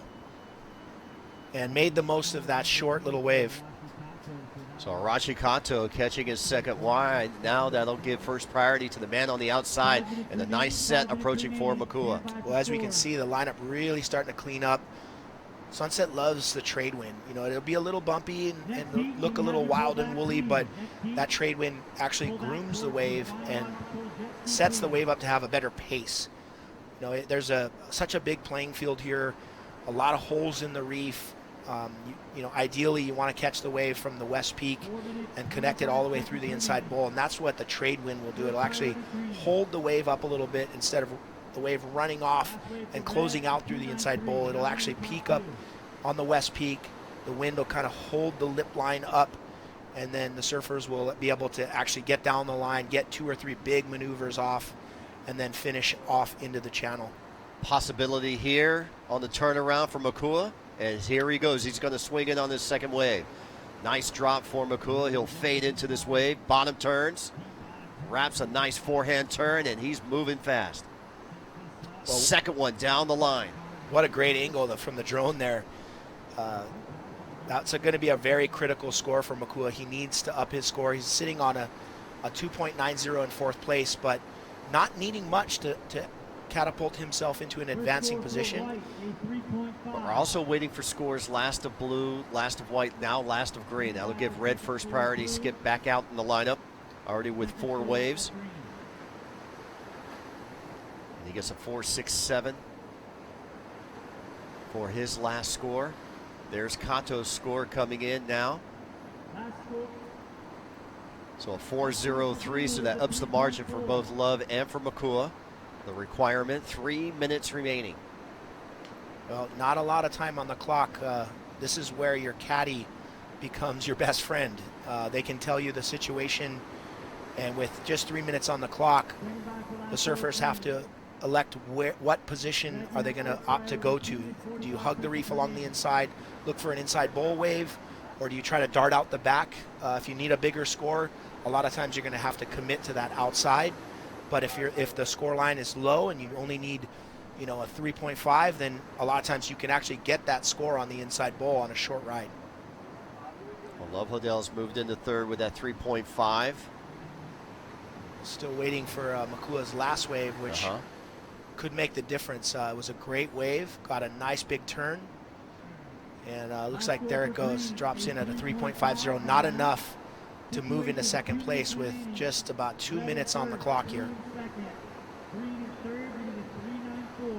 So now Makua needs a 3.94, a 3.94 to move up into 2nd place. So red with first priority, the other 3 are paddling back out into the lineup. And we have special judges allocating priority, and there white gets 2nd priority, Love. So crunch time for the 2 Hawaii surfers. Yeah, you know, they're so familiar with this wave that sometimes that can play against you. You observe the conditions and the size, as we see Green having a look. Makua Rothman, late takeoff. This is going to be key here. Nice big hook, backhand, or excuse me, layback snap in the pocket. Oh, unfortunately got hung up there and just couldn't handle the big implosion of whitewater. And we see the Japanese surfer taking off right behind him. Nice carving turn in the pocket on the inside bowl. Throws up a big snap off the top. So Arashi Kato answering back here, trying to solidify his 2nd place showing. 48 seconds remaining.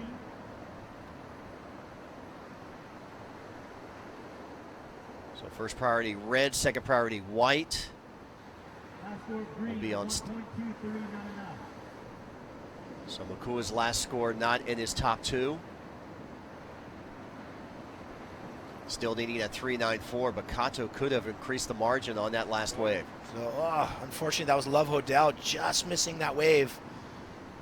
Not needing a big score, and wave had a lot of foam in it. That would have been pretty challenging, but with just 10 seconds on the clock, is there going to be enough time? And there's Kato's score, 5.27, so he solidifies 2nd with 5 seconds to go. And there's the countdown for Joe DeMarco on the beach. And the sound of the horn rounds out round number 2. So Skip and Arashi will advance on into round number 3. And when we turn back, we'll bring in Rocky Cannon for the call there with Poncho Sullivan. You're watching the Vans Pro, presented by HIC live at Sunset Beach. Stay tuned.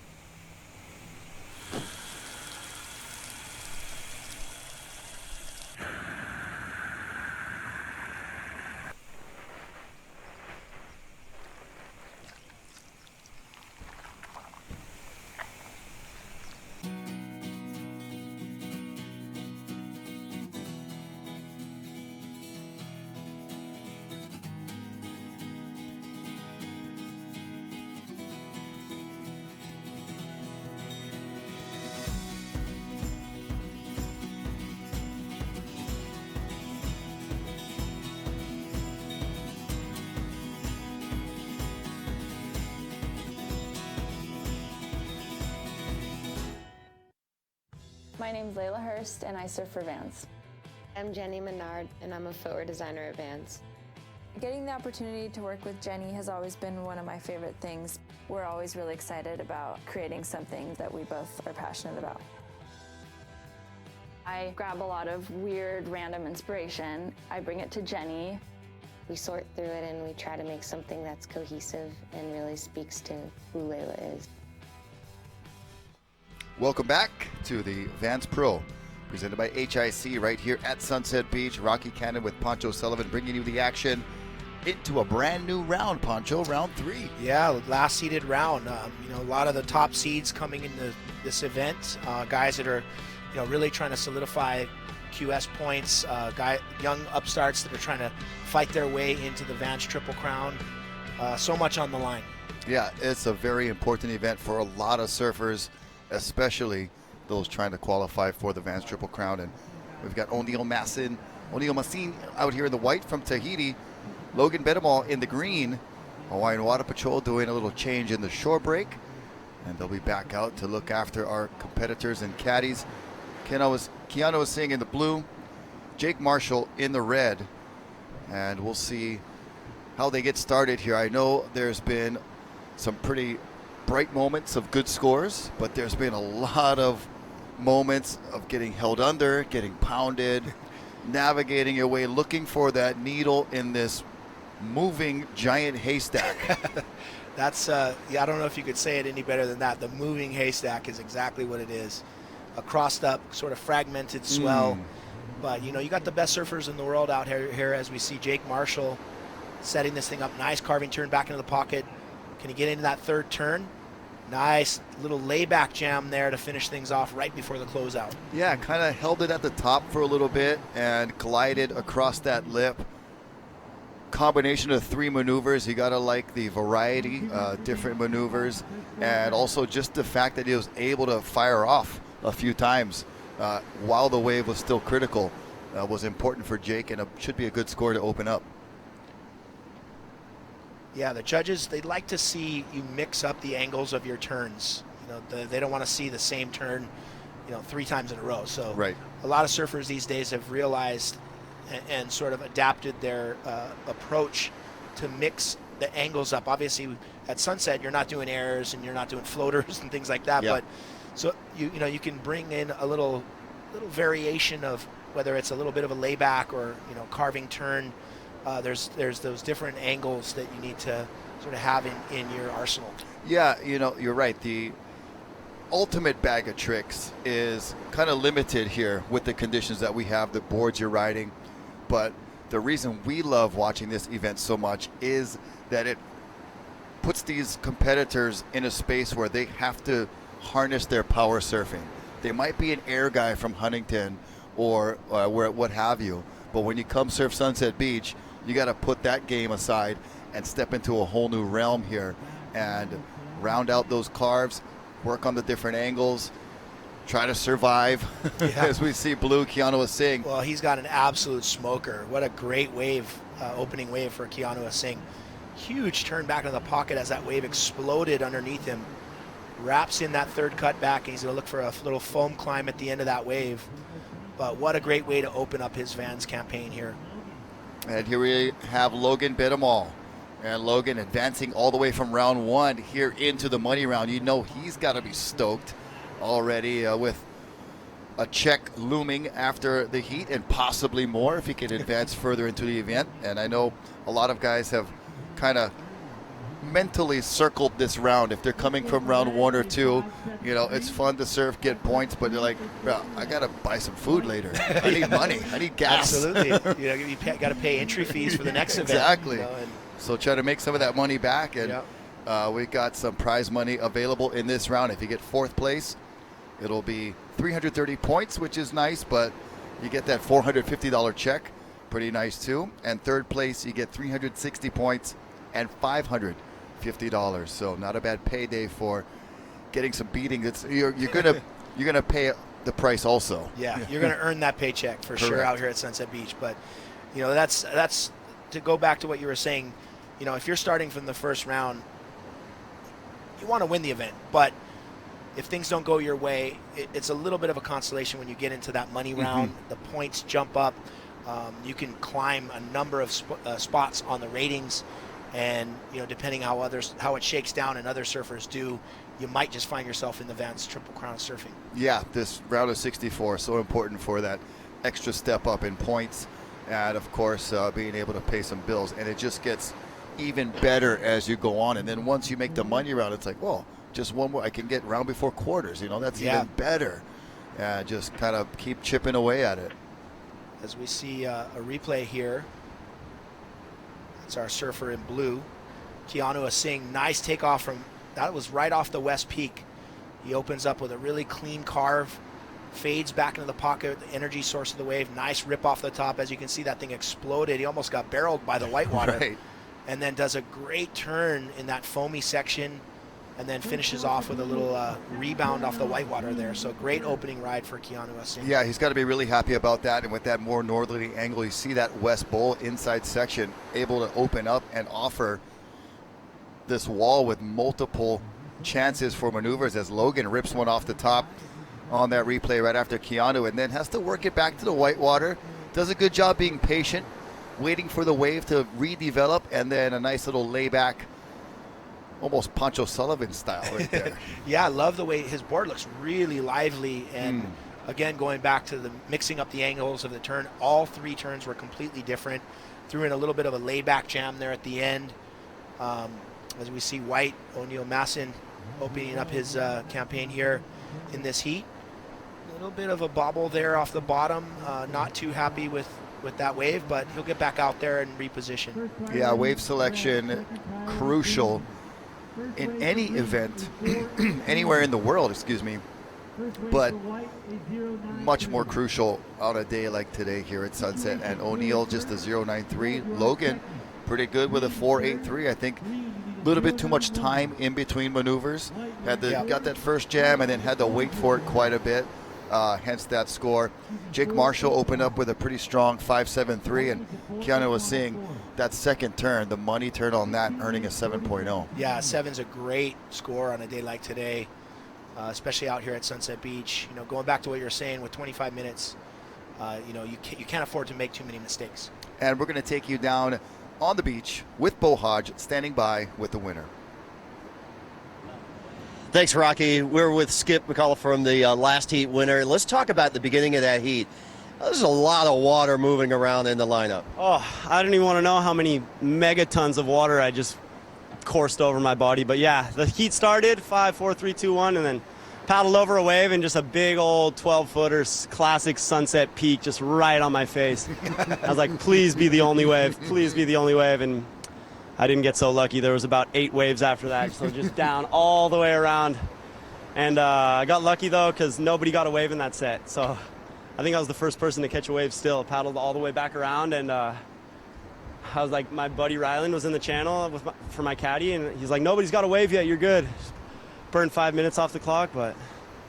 Actually, you had the first 2 waves of the heat. That sneaker wave as you paddled back out without priority ended up to be a good wave for you. yeah, that thing was a little nugget. I didn't know if it was going to barrel or just be one section, but I was just like, I'm just going to do a turn quick and see what happens, and then came off the bottom like maybe barrel, but then it gave me another section to do a turn, so worked out perfect, and I think those are my 2 best waves right there. So, you know, it's just never give up when you're in a heat, you know. How fun is it to be out here at Sunset at size like this? Dude, it's fun, bro. I mean, it's a whole nother sport from what we're surfing in all year, you know? Like, just white water, like 3 times the size of your house coming down on you, and you're riding a 7-foot board, and there's nothing really else like it anywhere. So I'm so stoked to be back over here, and can't wait to surf again. Okay, well, you may have to surf against tomorrow because in Heat 16, we're going to be putting you in round 3 of Heat number 16.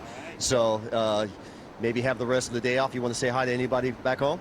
Hi, Mom. Hi, Dad. Hi, Lulu. Hi, Mitch. There you go. Skips on into round number 3. The round is 64. Back up to you guys. All right, skippity doo sliding right into round number 3. Good job. And, you know, I like what he said about never give up, keep your composure, because it's so easy to get rattled. And we talked about the importance of what's happening in your mind between your ears during a competition, especially here. And when you start off the heat getting mowed by 8 waves, it's really easy to get frustrated. Yeah, I think it, you know, really it comes down, Sunset Beach, it comes down to perseverance. You know, you're going to get caught inside, and, you know, can you maintain the focus and the composure not to sort of jump outside of your skin and panic. Right. You know, fortunately for him, he's got a great caddy. Yeah. You know, was observing what was going on in the heat, gave him that information, hey, relax, nobody's gotten a wave. And again, going back to surfing Sunset from the inside out, it worked out in his favor because the guys ended up drifting a little too far out the back. He got 2 quick waves, got himself in the lead, and then just, you know, kind of gained momentum and confidence from there.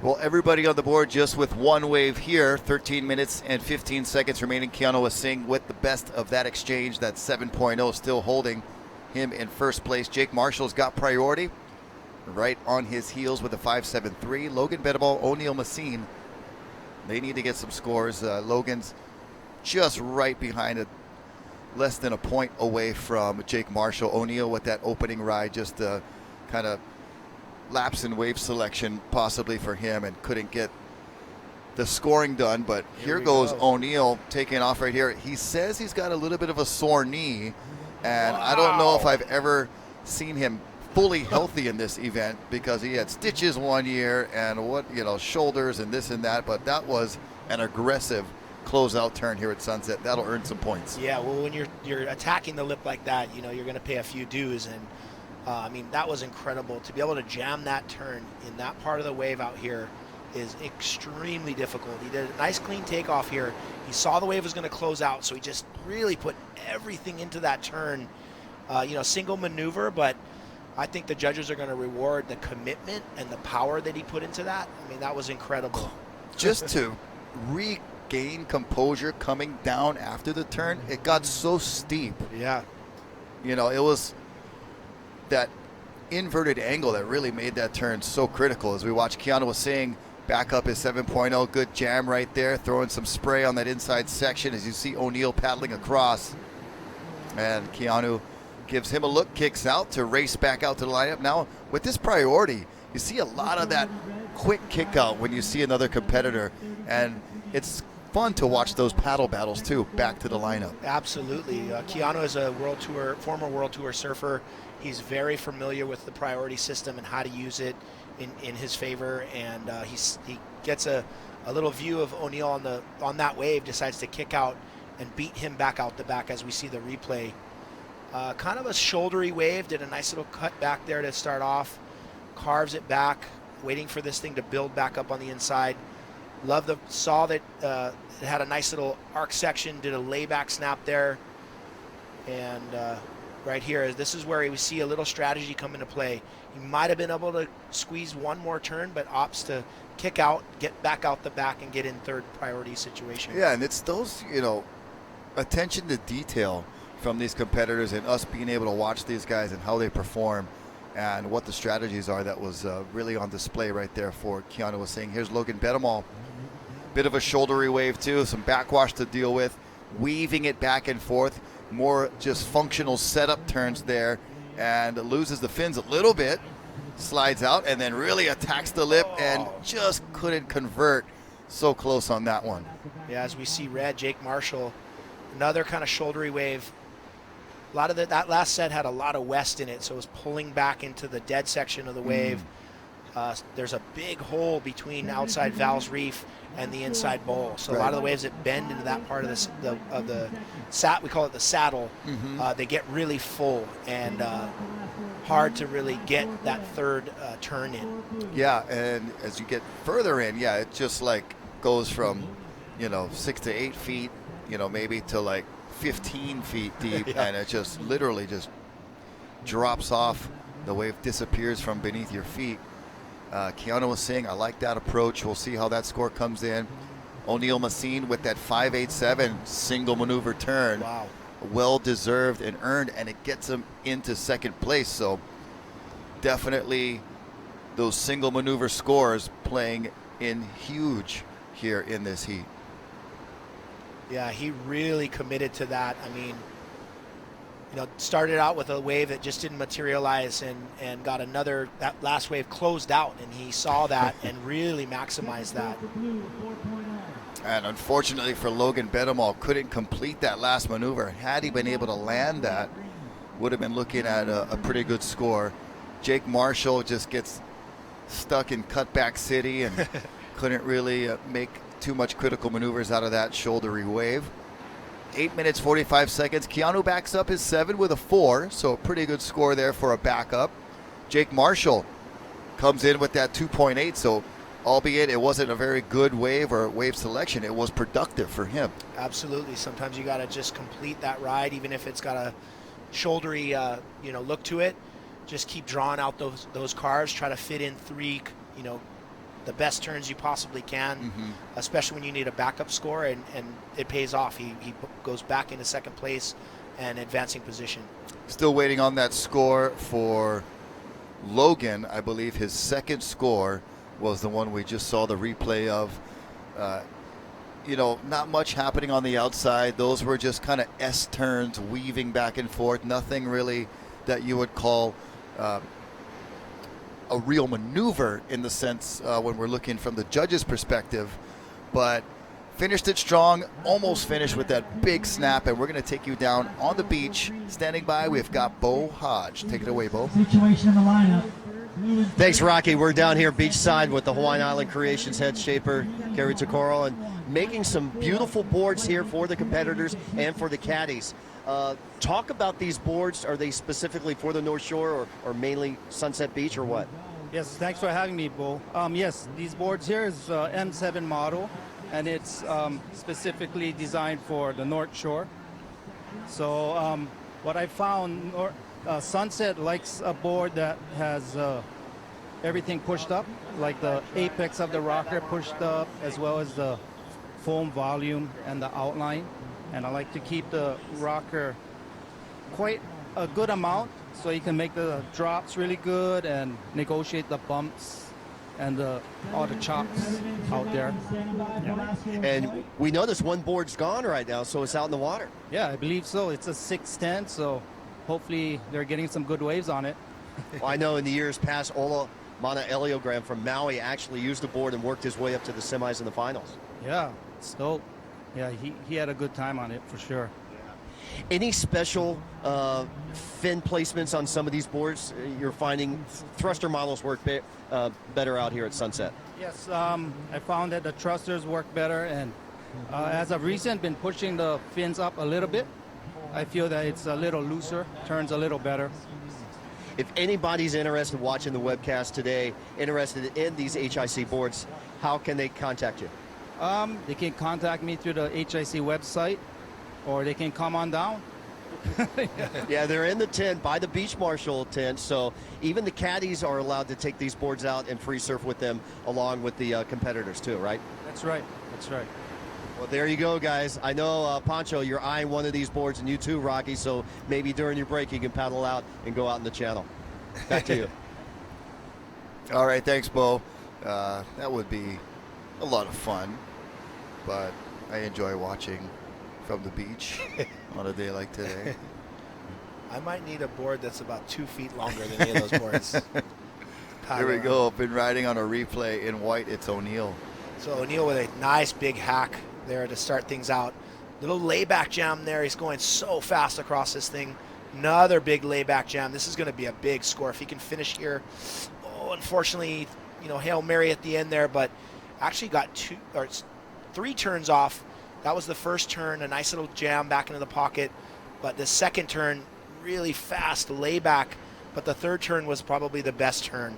I like that drone angle looking down because you can see the foot placement and kind of the detail that goes into where these guys are putting their feet on these bigger boards to perform those maneuvers in waves like this. Absolutely. You have a tendency to surf a little bit forward on a bigger board, and when you get up on the wave, you really have to shuffle your feet around, kind of get back on the tail, and that will change throughout the entire wave. Right. You'll jam down the line, you'll end up moving forward again, then you'll see it doubling back up for a turn section. You'll have to shuffle your feet back. Right. So again, to your point, the drone angle really gives us a good look at the subtle details of where the foot placement is. 4 minutes remaining, so we're under the 5-minute mark. O'Neill puts down an 8.17, so the judges really like those carves, and like you said, I think the third maneuver was that good emphasis and pushed that score into the excellent range. Puts Keanu Asing down to second, really putting a lot of pressure now on Jake Marshall and Logan Bedemal. They right now have scores in the mid-range as their top scores, but O'Neill and Keanu have taken it to that good, excellent level, so they're going to need one of those excellent scores to advance. Yeah, not a lot of time left in the clock, so the sunset's slowly organizing as the day has gone on. It was really wild and woolly this morning. Guys were coming in from the free surf, with eyeballs that look like saucers. They were spending a lot of time scratching for the horizon and wearing big mountains of white water on the head. So it's nice to see that it's actually sorting itself out. I think there's going to be plenty of swell, not only throughout today, but into our finals day tomorrow. Sunset loves this direction, and with trade winds, it'll keep those faces groomed. Yeah, you can see when the waves are breaking. We were worried a little bit about some sea breeze and variable winds possibly turning a little onshore, but from what I'm seeing with the crashing lips, there is still some of that mist coming off the back, so that is a good sign. Here's Logan Bedemal, needs a good score. He's got a good looking wave, nice big drop, sets up the carve, a little shaky through there, but that was just a rough section with a lot of ribs in the face, and just a quick little layback, nothing that would be getting too much attention from the judges. The first turn obviously performed on the outside, going to be the bulk of that score, but I'm not sure he's going to be able to get it into the excellent range. Yeah, Keanu really needs to back up that 4-point ride, or replace that, I should say. He's still a little vulnerable if either Jake Marshall or Bedemal gets an excellent scoring ride. He's still vulnerable. Yeah, and I definitely want to replace. I think Logan, from looking at the numbers here, doesn't really need the excellent range score to catch Keanu, so he is still a bit vulnerable with that 4.0, sitting there with 11-point heat total. If you take away the few points of the backup score of Logan, it's about a 5-something, and he'll need about a 6-point ride to catch Keanu Asing. And you can tell us about this wave here. Good takeoff. Logan, nice takeoff. This wave has a really good first section. He arced that thing all the way around, almost free fell a little bit. A lot of bump. The first wave always has a lot of bump in it out here. Does a nice little jam in the pocket there. May have been able to squeak out a third turn, but I think he probably knows the situation, that he needs a bigger scoring ride, and opted to kick out, maybe trying to get one more wave. Yeah, and time, of course, of the essence. And rather than milk a few more seconds out of that wave and ride further in and give yourself a longer paddle out, he went for the kick out to maybe try to get one more. Absolutely. When you're sitting on two sort of lower average scores, you get a wave like that, to your point, with 2 minutes on the clock, you can actually still get back out and get one more wave. So he did not get the score to get him to second. He got a 4.63, and he needed upwards in the 6-point range. So just missing it right there was Logan, but he may have another chance to slide out and get one more. He's right back in the mix after kicking out from that previous wave with 35 seconds.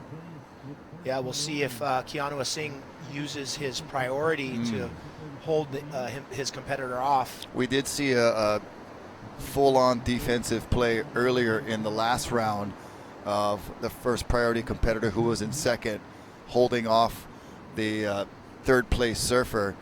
And it was a closeout wave, but it was all about just keeping that guy off the wave with about 10 seconds to go. And here we go, counting down the final seconds of this heat. And it doesn't look like any of the surfers going to be able to get another roll of the dice. There's a heat. We hear the sound of the horn. Yep, so it was Keanu Singh in second, and O'Neal Massine continuing on his thrashing of Sunset Beach. The Tahitian will be on to round number 4, the round of 32 coming up tomorrow. But right now, we're going to take a short break. We'll be back with Heat 2 of the round of 64 on the other side. Stay tuned to the Vans Pro presented by HIC.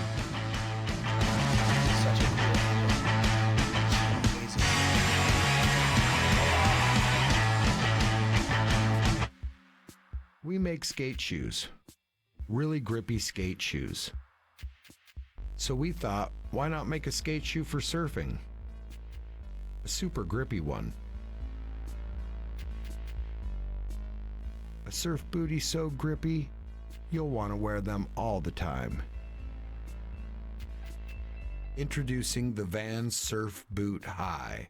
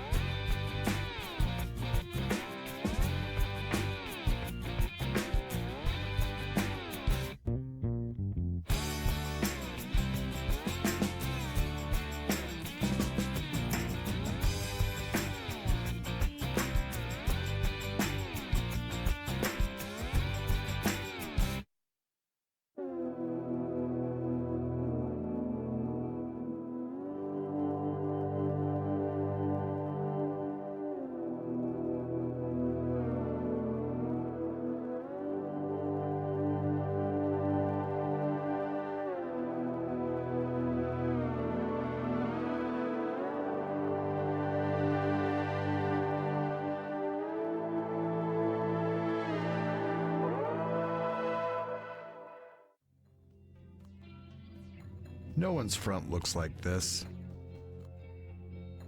There's sensitive stuff down here. Board shorts have always opened and closed like pants. But pants weren't designed to be comfortable while lying on a surfboard. These were. Introducing the Vans Surf Trunk, a different way of looking at board shorts. Aloha and welcome back to the beautiful Sunset Beach. What a scene we've set up here for this beautiful Aloha Tuesday on the North Shore for the Vans Pro presented by HIC. And heat number 2 of the round of 64 is underway. It's the money round, the main event. These guys are qualifying to go on to the round of 32, round before quarters. That round also has a lot of points and money available. Rocky Cannon with Poncho Sullivan. We got some scores on the board already. Yeah, so these guys getting things rolling. We've got Noah Mizuno in blue, posted a 3.5, and Nome Mignon from France getting a 2.67. So we might get a look at the replay here. Those two surfers, as we see White walking up the beach. O'Neal Massine last heat's winner. Yeah, he had that 8.17 excellent score coming right in the closing moments of the heat to overtake Keanu Singh. And those two guys will advance to the round of 32. As we watch Green, David Von Ziel live action. Here he goes, a South African. Had a great run last year. Those South Africans last year, Slade, David, and gosh darn it, the other fellow who was in the final, name's escaping me right now, but they had an excellent run last year. As we watch White just position himself perfectly, Sir Tyler Newton. Tube Honta. This guy loves to get in the barrel. I mean, he's been in the running. He won the backdoor shootout. He's been a Wave of the Winter champion. Yep. He's always lurking around down at Pipeline and backdoor, barrel hunting, and finds himself a nice little gem here as we see our French surfer, Nommé Mignon. Nice little backhand hook. Man, he looks like he's on a small board. Yeah, you know, there's a lot of bump out there. A lot of these surfers aren't accustomed to riding longer boards. They're great paddlers, so they can paddle their way into bigger waves. But at Sunset Beach, you're dealing with so much chop, and the sections are really drawn out. So a lot of times a longer rail line will allow you to extend the length of your turn and get down the line, or draw a bigger rounded turn. And it seems to handle the rough water a little better, making your surfing look smoother. Yeah. If you're on too small of a board, any shakiness or wobbliness doesn't look as aesthetically pleasing to the judges. So we'll see how that factors in for Nommé. We just kind of noticed it looked a little small, but you know, early days in this heat, he's got an opening 267. He'll get another score on the board, but we're going to wait for that score of Tyler Newton, because as we watch this replay, it's worth another look. Well, he does it. Takes off late, right next to the whitewater takeoff. Pulls up, gets a nice barrel, gets spit out, and gets a bit foamy here, but manages to delay his cutback. Really wise to stay over the board and complete that ride. That was a great tube ride. I believe this is going to end up in the excellent range. Here's Nommé Mignon with that backhand attack, and you see a little chatter off the bottom, but does a good job ripping it off the top. And really just, you can see him working really hard to set that rail, focusing on that rail to get it set up for the cutback. And those are crucial seconds that you're using to figure out your rail. Yeah, you know, you need to fit those turns in, and a lot of times, as you were saying, with the bump in the wave, you know, it can go for, the smaller board can actually work for or against you. You know, getting through the chop is difficult, but actually fitting the turn into a tight radius, that's where the shorter board would actually be an advantage. Well, we've got Bo Hodge standing by with the Tahitian that has the mana of this place, Sunset Beach, O'Neal Massine. Take it away, Bo. Thank you, Rocky Pancho. We're down here with heat winner O'Neal Messine from Tahiti. An 817 on that last ride. It's big sunset out here. How are you dealing with it with your injury? You know, last year I was injured too, so I know how to do it with and just focus on the wave, because the wave is super big. It's good for me. I'm a big guy, and yeah, it doesn't matter if I am injured. So yeah. Talk about that excellent ride you had here today. It's like never been. Yeah, that way was sick. If he ever is, I had a priority. I used on Jake, and the way was just like perfect. The wall was just so good, and keep going to the inside, and yeah, I just did like 3 turns, and that worked. You really love Sunset Beach surfing here. You finished second at this event last year. What does this event mean to you? Yeah, this event means a lot, because it's my first final in the QS is here, and the way is super nice, and yeah, hopefully keep going on my way. And you won the regional championship last year. Yeah, I won it. Super stoked. Would you like to win it one more time? I don't think I can. I didn't did a contest for the regional this year. This is the only one, so I think I'm gonna let for the Hawaiian this time. Okay, well there you go, O'Neal. Back into final day competition coming up tomorrow. All right, thanks, Bo. As we watch Nommé Mignon on his backhand, making that smaller board work. You know, he's put down a 3.27 on his previous ride, holding on to second place. Tyler Newton, that barrel, gets a 7.0, and I think that's pretty spot on for that wave. Absolutely. You know, the wave didn't really offer a lot after he came out of the barrel. He got in there, but it was a little quick, as we see a replay of our surfer in green. Nice long carving turn back into the pocket. That's Von Ziel. Our South African surfer, nice variation of turn there. That he really extended the length of that. I love the way he brought that turn all the way down to the bottom of the wave. Yeah, and even had that last little emphasis on the bottom, carving it back. Here's Nommé Mignon. And I just cannot get over how small that board looks. I'm trying to just, watch the carving and the surfing, but man, it's taking a lot of energy from him to control that rail because the board's so small, but he's making it work good. We'll see if he can get into that mid-range to upper level of the scoring with those kinds of turns. I think he's going to have to get just a little more vertical On the backhand, we want to see those, angles like Benji Brandt was pulling off yesterday. And we'll see if Nome Mignon can put a bigger score on the board. Noah Mizuno, another backhander out there who's got great Sunset experience and a lot of skill to put that board where it needs to be for those high scoring angles that they're looking for from the goofy footers. Yeah, Noah Mizuno has been really impressive. He's been, every year he seems to go a little further in these events. He's from the South Shore here on Oahu, but does spend a lot of time surfing out here on the North Shore.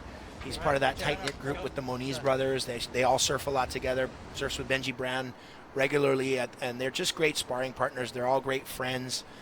When you've got a peer group like that, you're able to really feed off one another, and even your free surfs, you end up elevating one another just by watching each other and sort of, pushing each other and encouraging one another. Yeah, you guys had a pretty good crew, yourself, that you guys would go out and have some friendly competition, some duels, and it's so healthy to get out there with other surfers that have the same goals in mind, kind of the same personality types, and that building each other up in a healthy way, but also when that horn blows, it's on. It's competition. Yeah. We'll talk later. Yeah, when you put the jersey on and, the friendships go on the back burner, a lot of competitors don't like to hassle, but that's what's so beautiful about the priority system, is that it sort of removes that element of guys that would use tactics and sit on you, to prevent you from getting scores that you need. Right. And so, but I think most guys really want to win on the merit of their own surfing. Yeah. And, so a lot of times if you're focused on what somebody else is doing, you're not going to be able to produce your best surfing. So, but going back to what you're saying about having, a good peer group, it definitely helps you elevate your surfing. As we see White taking off on the West Peak there, that was Tyler Newton looking to get his backup score. It's a nice big drop. This wave is building back up as he comes through the mid part of the wave, fading, waiting for it to build up. Unfortunately, just that wave is just not offering much. And I was wondering if for a third time, because he kind of twice he went and waited and thought it was going to be a nice steep section. It never happened. Hindsight's 2020. Absolutely. If he wanted, he probably was like right now saying, "God, I should have just ripped like 3 big cutbacks and would have been done with it." And that's, I think, where putting more time in out here at Sunset Beach and competing more in these events help you. You realize that I may only get 2 waves. I've got a 7, but my second wave, had I just, really grinded out 3 cutbacks off the shoulder, it's not the greatest wave, but I'm just going to give it everything I got all the way through, 3 big cutbacks, even if it's a 2.5. Yeah. You've got a second score, Yeah. and you're not left, scrambling at the end of the heat. Yeah, instead he got kind of stuck, getting a little deceived by that wall and thought it was going to wall up so he could crank it off the top. I know where his head was at, and I like the idea of hunting for that steep section, but the wave just never materialized. And it just ended up being a couple big bottom turns with just some soft off the tops, and he'll have a second score coming. We'll get to that right on the other side of these messages. Stay tuned. We'll be back with more Vans Pro presented by HIC.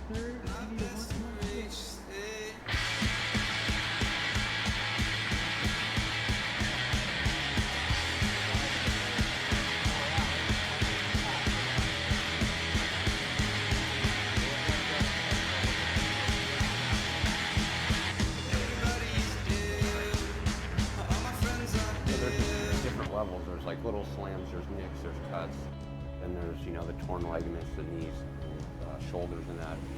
So when you go through any of it, it just makes you feel alive. That's what it is. Wiping out just makes you feel alive.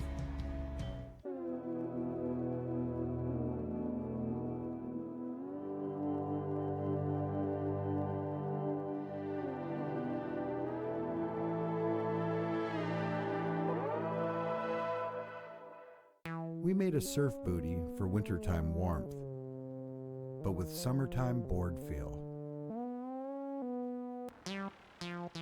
The Vans 5mm Surf Boot High. All right, welcome back to the Vans Pro presented by HIC.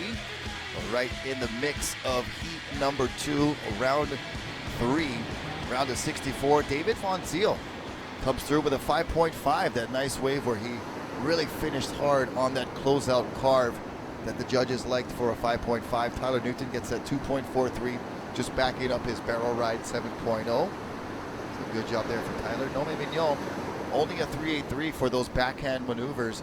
Noah Mizuno also needs to pick things up. He's currently in 4th place. Here's a replay of David Von Ziel.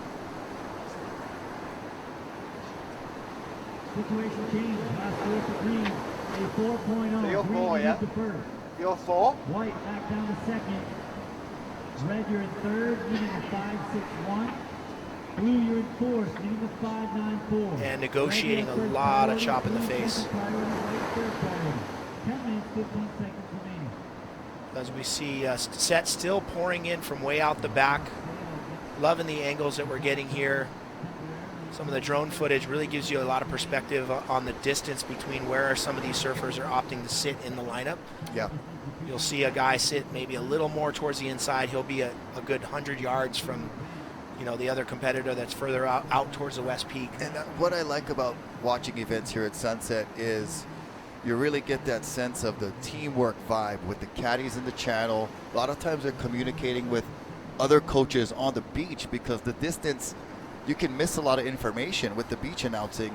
The wind, the water, you're far out there. I mean, we're doing our best with the crew getting that dedicated speaker, but if you're getting pounded underwater, we're sorry, we can't help you. Yeah. Unless we got an earpiece for you. But so that teamwork communication with the caddies, when you interviewed Kiko Bakalso, that was such a great interview, by the way.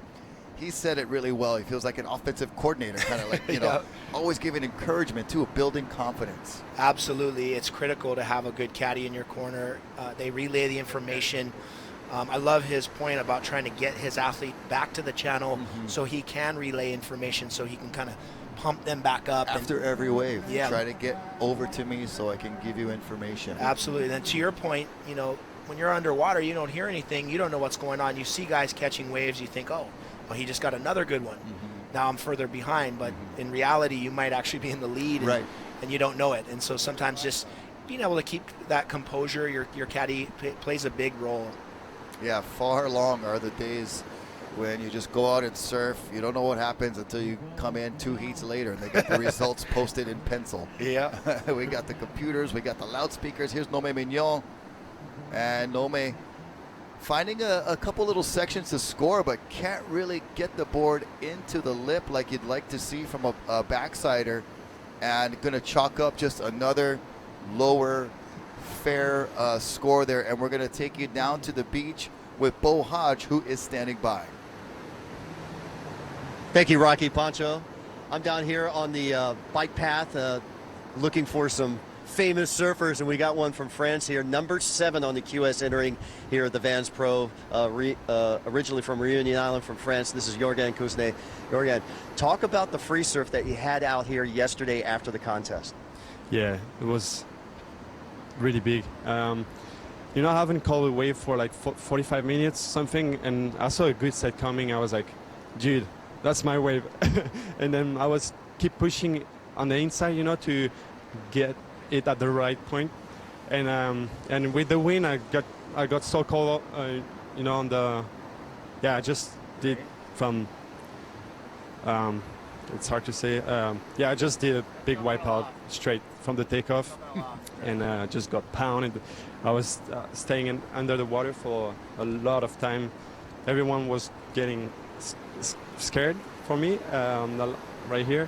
So as soon as I got out of the water, everyone came and would be like, "Oh, dude, are you okay? I saw that. That was like the gnarliest wipeout I've ever seen." So I was like, I know, but I was so happy to still be alive, you know.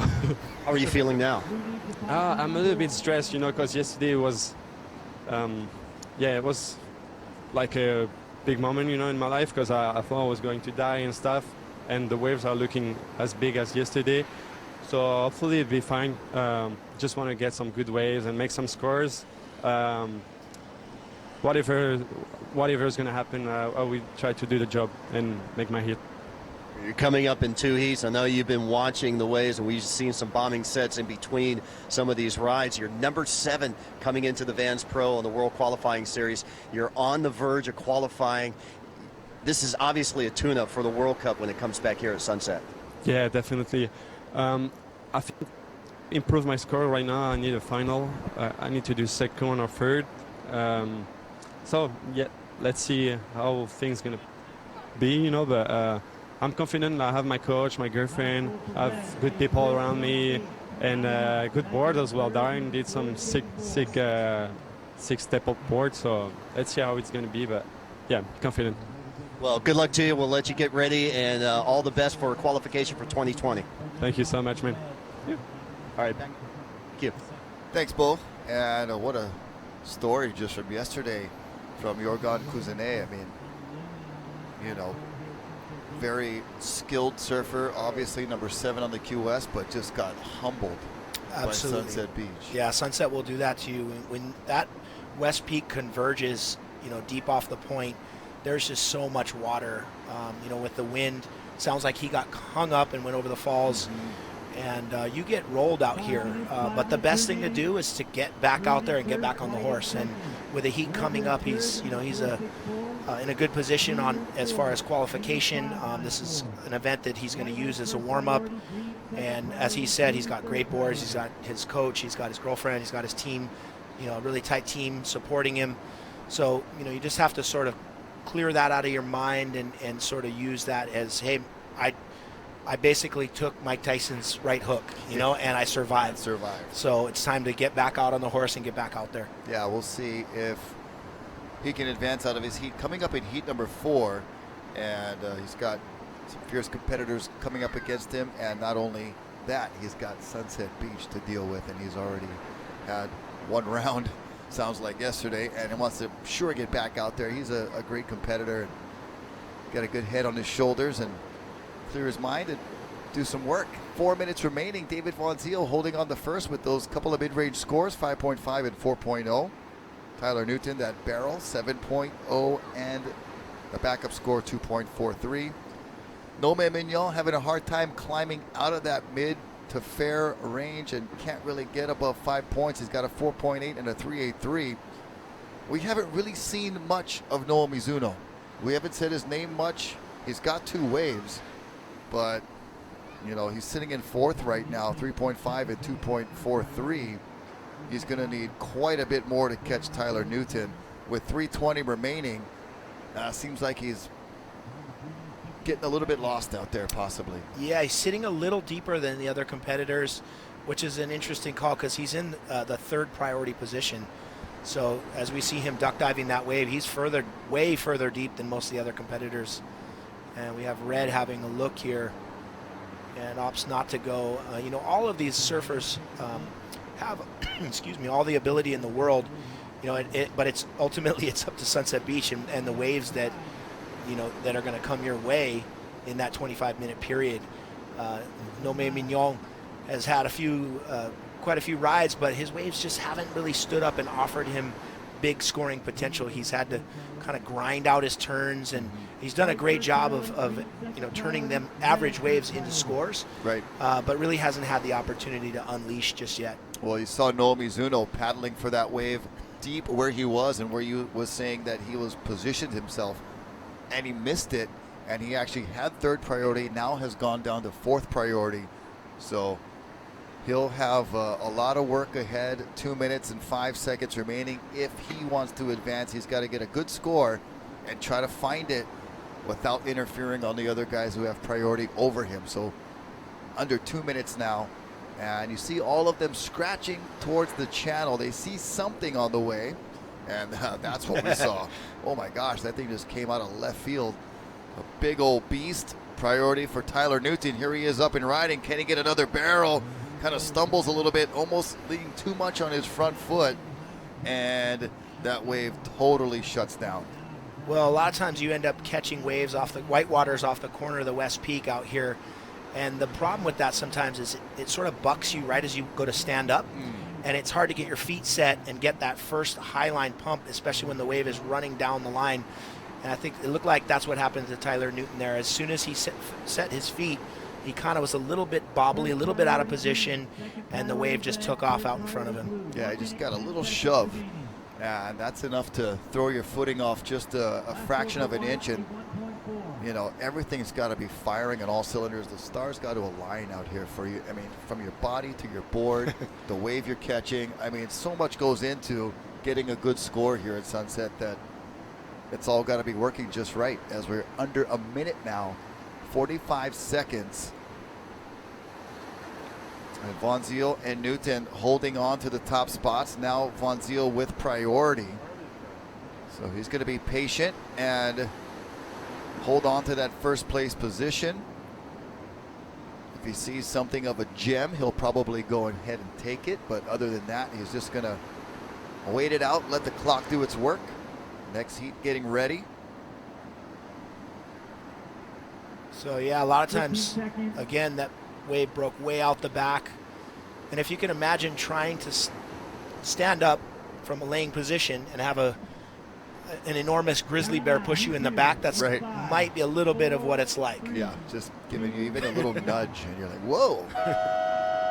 Lost my footing there. As the heat comes to a close, it'll be David Von Ziel and Tyler Newton advancing on. Nome Mignon and Noah Mizuno are going to be bowing out here in round number 3. We're going to take a short commercial break. We'll be right back with heat number 3 of round 3 here at the Vans Pro, presented by HIC. So there's just different levels. There's like little slams, there's nicks, there's cuts. Then there's, you know, the torn ligaments, the knees and shoulders and that. So when you go through any of it, it just makes you feel alive. That's what it is. Wiping out just makes you feel alive. But the thing is wiping out's made my life actually, because you figure the wave I rode at Chopo was actually a wipeout. So it's actually made me who I am.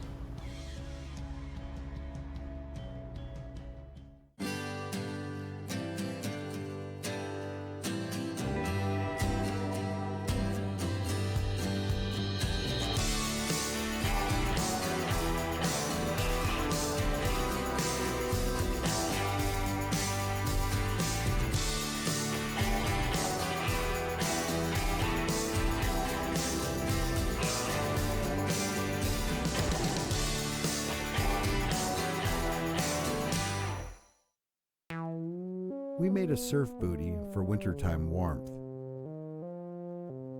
but with summertime board feel.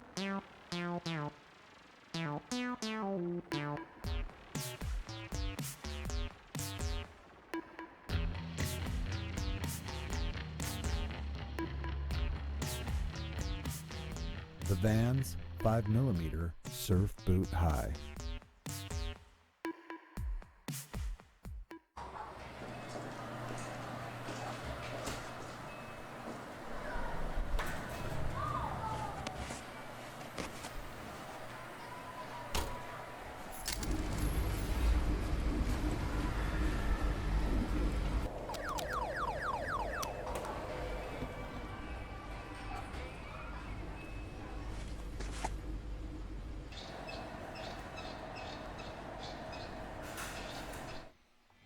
Aloha, e komo mai, e ho'i mai. Welcome back to the Vans Pro here at Sunset Beach, all presented by HIC.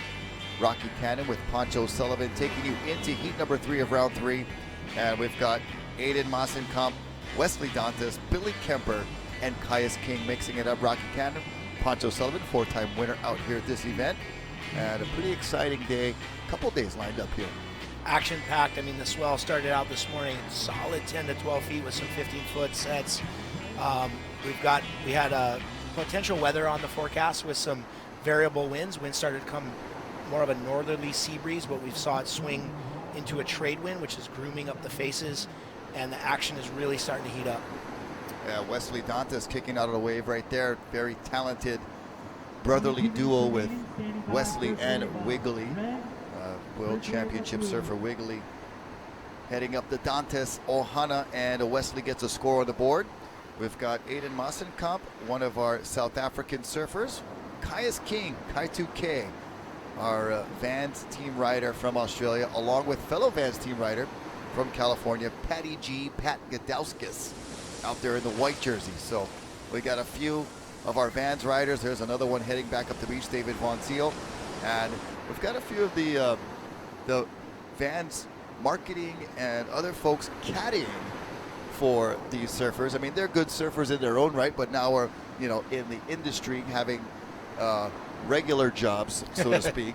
But today get a chance to go out there and caddy for their team riders. Well, with Vans, it's all about authenticity, and you know, obviously, when your employees and your marketing team, they're out in the water, it doesn't get any more authentic than that. Right. And it's all about the experience. Sunset Beach is an experience in itself, and to be able to be out there, you know, and have that connection with your athletes, I don't think it gets any better than that. Yeah, I think we got Ross Howitt out there caddying for Caius King, and we've got Chris Dennis, our Trinidad and Tobago Vans team rider, out there caddying for Pat Kadowskis. So here we go, up and riding in red.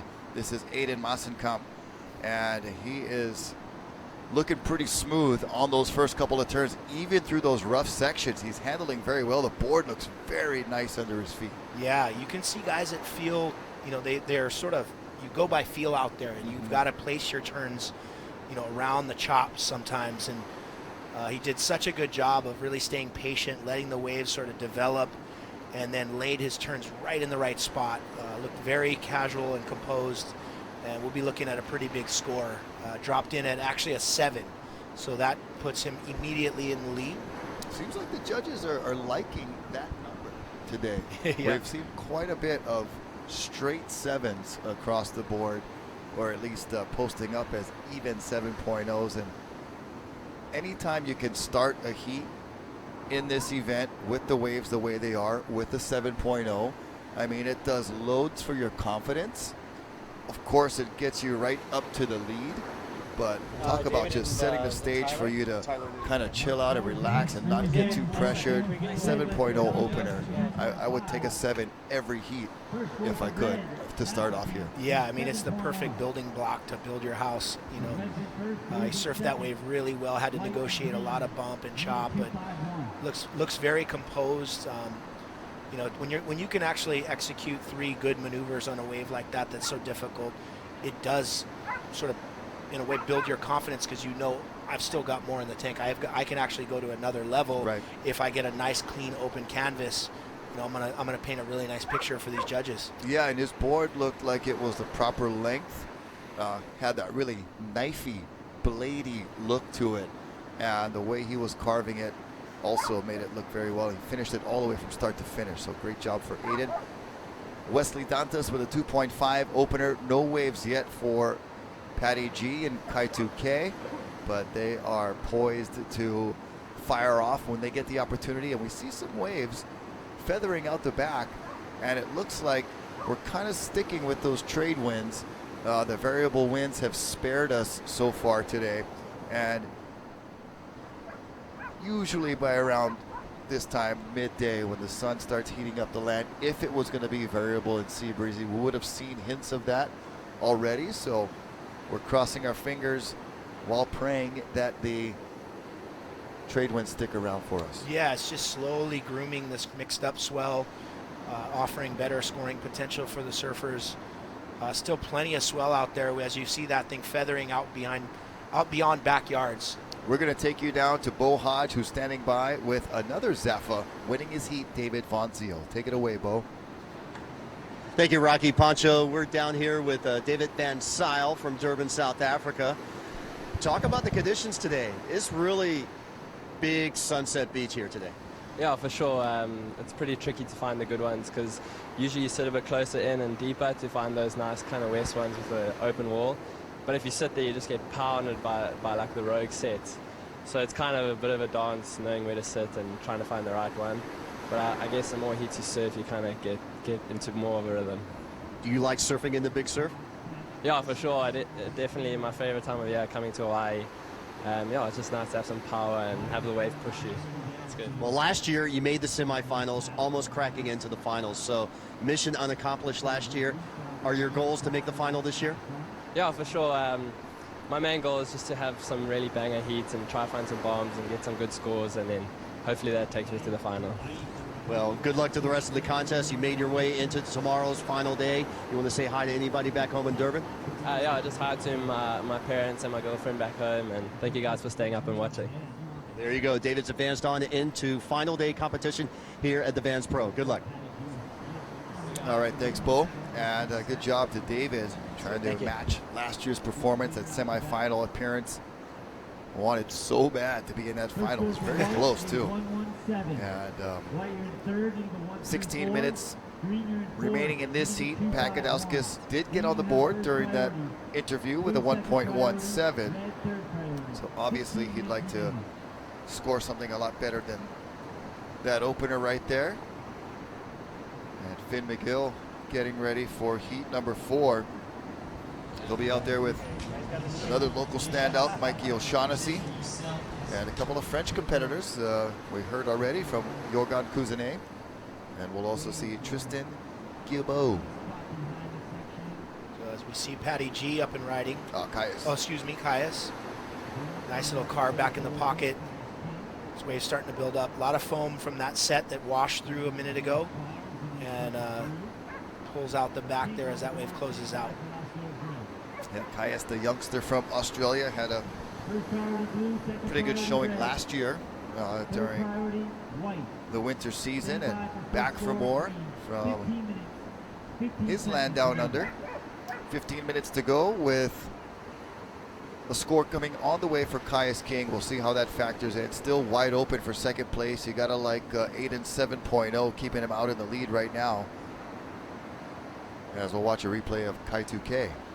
You know, the surfers in this heat had to dodge a big set that sort of washed through the lineup. And he managed to get this right on the corner. That was a great turn, really lightning quick. Looks like he's on a little bit smaller board there. Yeah, I know yesterday he was saying, oh, I got like a 6.5 and my backup is a 6.6. Looking really good under his feet. You know, if you can get into the wave, and you know, if you've got a really good outline on your board, you can get through the chop by just using proper technique, staying low and centered over your board. As long as you don't get off the rail, you're fine. We're going to take you back on the beach with Bo. It is Ohana time down there on the beach. Who you got, Bo? Thank you, Rocky. We're down here at Sunset Beach Bike Path, down to Billy Kemper's camp here. Family, Ohana, and friends all around. Billy's coming up in the 5th heat of this 3rd round, so a couple of heats away. You've been surveying the conditions out here. What's your assessment for today? It's another day in the backyard. You know, the swell has definitely switched a bit more north today, which, you know, makes it a little easier to approach, but then yet again a bit more confusing as far as the lineup for a lot of people who don't put time in. So, you know, I think long boards, big open face turns, and just being on the right waves at the right time is kind of the key to success. You gonna step up your boards? Any bigger boards today? You know, my short board's basically a 6'10" out here, which is probably 6 inches longer than most guys riding. So stick to my boards. You know, my boards feel great. Thanks to Ton of Country and Glen Pang. I got amazing support. My family, my friends, coaches, Tahia Hart and Nito Boxing here supporting me. So I'm just in a great place and just ready to, I just want to surf. Give me a jersey and let me out there. It looks like your kid's got your game face on. Yeah, he's this kid's hungry. He won his first contest the other day, the Manahuni event, so he's all excited, and he told Dad's got to go out there and smash everyone today, right? You want me to win? Yeah. So we got competitiveness. Daddy, push them away from Okay. So we got some competitiveness in the blood here. So I'm just, like I said, I'm in a good mindset. I'm happy, I'm healthy, and I'm just grateful we get a swell like this to kick off the winter season. You know, it's not often. I mean, I've been home for the last 3 months training and surfing my butt off, and this is straight up by far the biggest, best swell we've got. So to kick off the first 3 days of the event, you know, you can't really ask for better opportunity. So thank you, WSL, thank you, Marty, everyone behind this event. Hats off to you guys, and hopefully I can get a couple open face walls to open up and perform for you. Well, all the best to you, Billy. Good luck. Thank you guys. Have a good one. There you go, 2010 HIC Pro Champion, going for the Vans Championship here this year. All right, thanks, Bo. And great to see that Ohana supporting Billy Kemper. And yeah, he's right. His kids won their trophies already at the Menehune on Sunday. They're in the Kokua division. So the Haleiwa Menehune surfing contest ending on Sunday. 4 days of kids surfing. It was amazing. They scored perfect waves. We're going to tell you more about that and more about this Vans Pro here in heat number 3. We're going to take a short break, and we'll be right back with more action.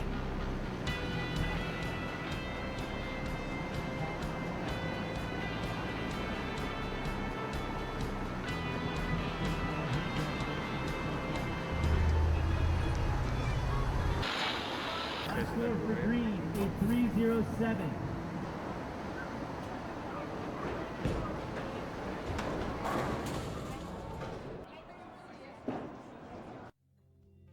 Board shorts weren't designed to be comfortable while lying on a surfboard. These were. Introducing the Vans Surf Trunk, a different way of looking at board shorts. We make skate shoes, really grippy skate shoes. So we thought, why not make a skate shoe for surfing? A super grippy one. Introducing the Vans Surf Boot High. Aloha, welcome back to the Vans Pro presented by HIC. Heat number 3 of round 3, right in the middle of it with Aiden Masenkamp in the lead. That's our next heat. Reporting for duty, Yorgan Kuzene. Actually, I stand corrected.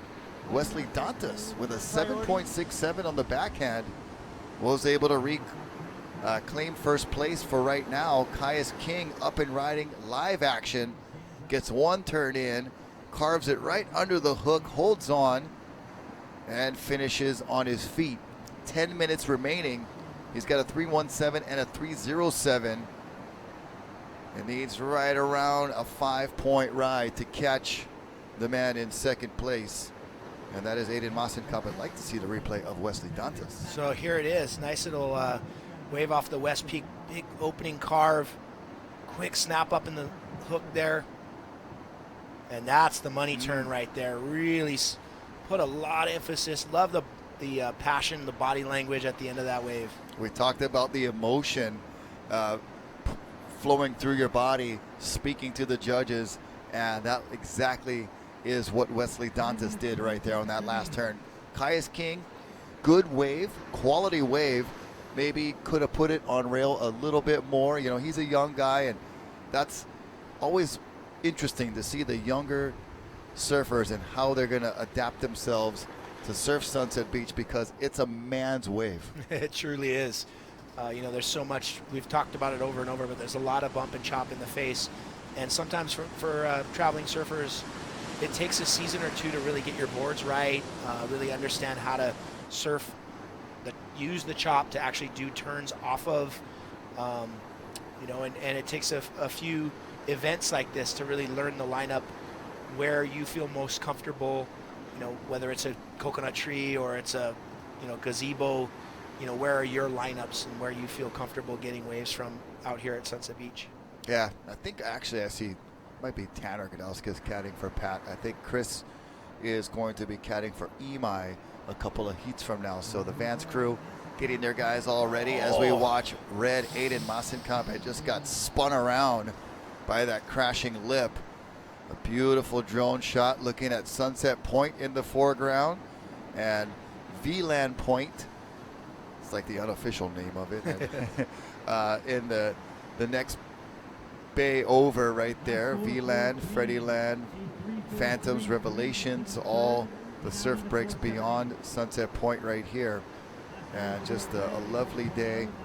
We had some rain this morning on the east side, but as Guy Hoggy said, it kind of blew out to sea offshore, so it's going to spare us for the most part. We did have a little sprinkle when Bo was talking to Yorgan Kuzene, but that's all we've had so far. We're very, very blessed. Here's Wesley Dantas, live action, looking to replace that 2.5 backup score that he's got, and he will not really get much to work with right there, and we'll be holding on to that 2.5 after that wave score comes in. Look at White. Oh my goodness. Oh. Wow. Oh man, Pat Godowskis. Like, I totally thought he was going to make that for a moment, and then just got his board swept away from him and had to do the most agonizing body surf when you're just like looking at it pass you by. It's like the worst feeling ever. I mean, that would have been a 10. He was so deep in the barrel, flying through that thing. It looked like he was going to come out, and there must have just been a big rib in the face because he just seems like his board got swept right out from under him. Yeah, paddling right by his caddy. One of the brothers right there, the Positive Vibe Warriors. And right here, we were just trying to send all the positive vibes into the barrel with Pakadauskas, set it up perfectly. And you're right, just hit a rib. I mean, it doesn't take much here to knock you off your feet. And that was actually one of the waves that Sunset today that was like makeable.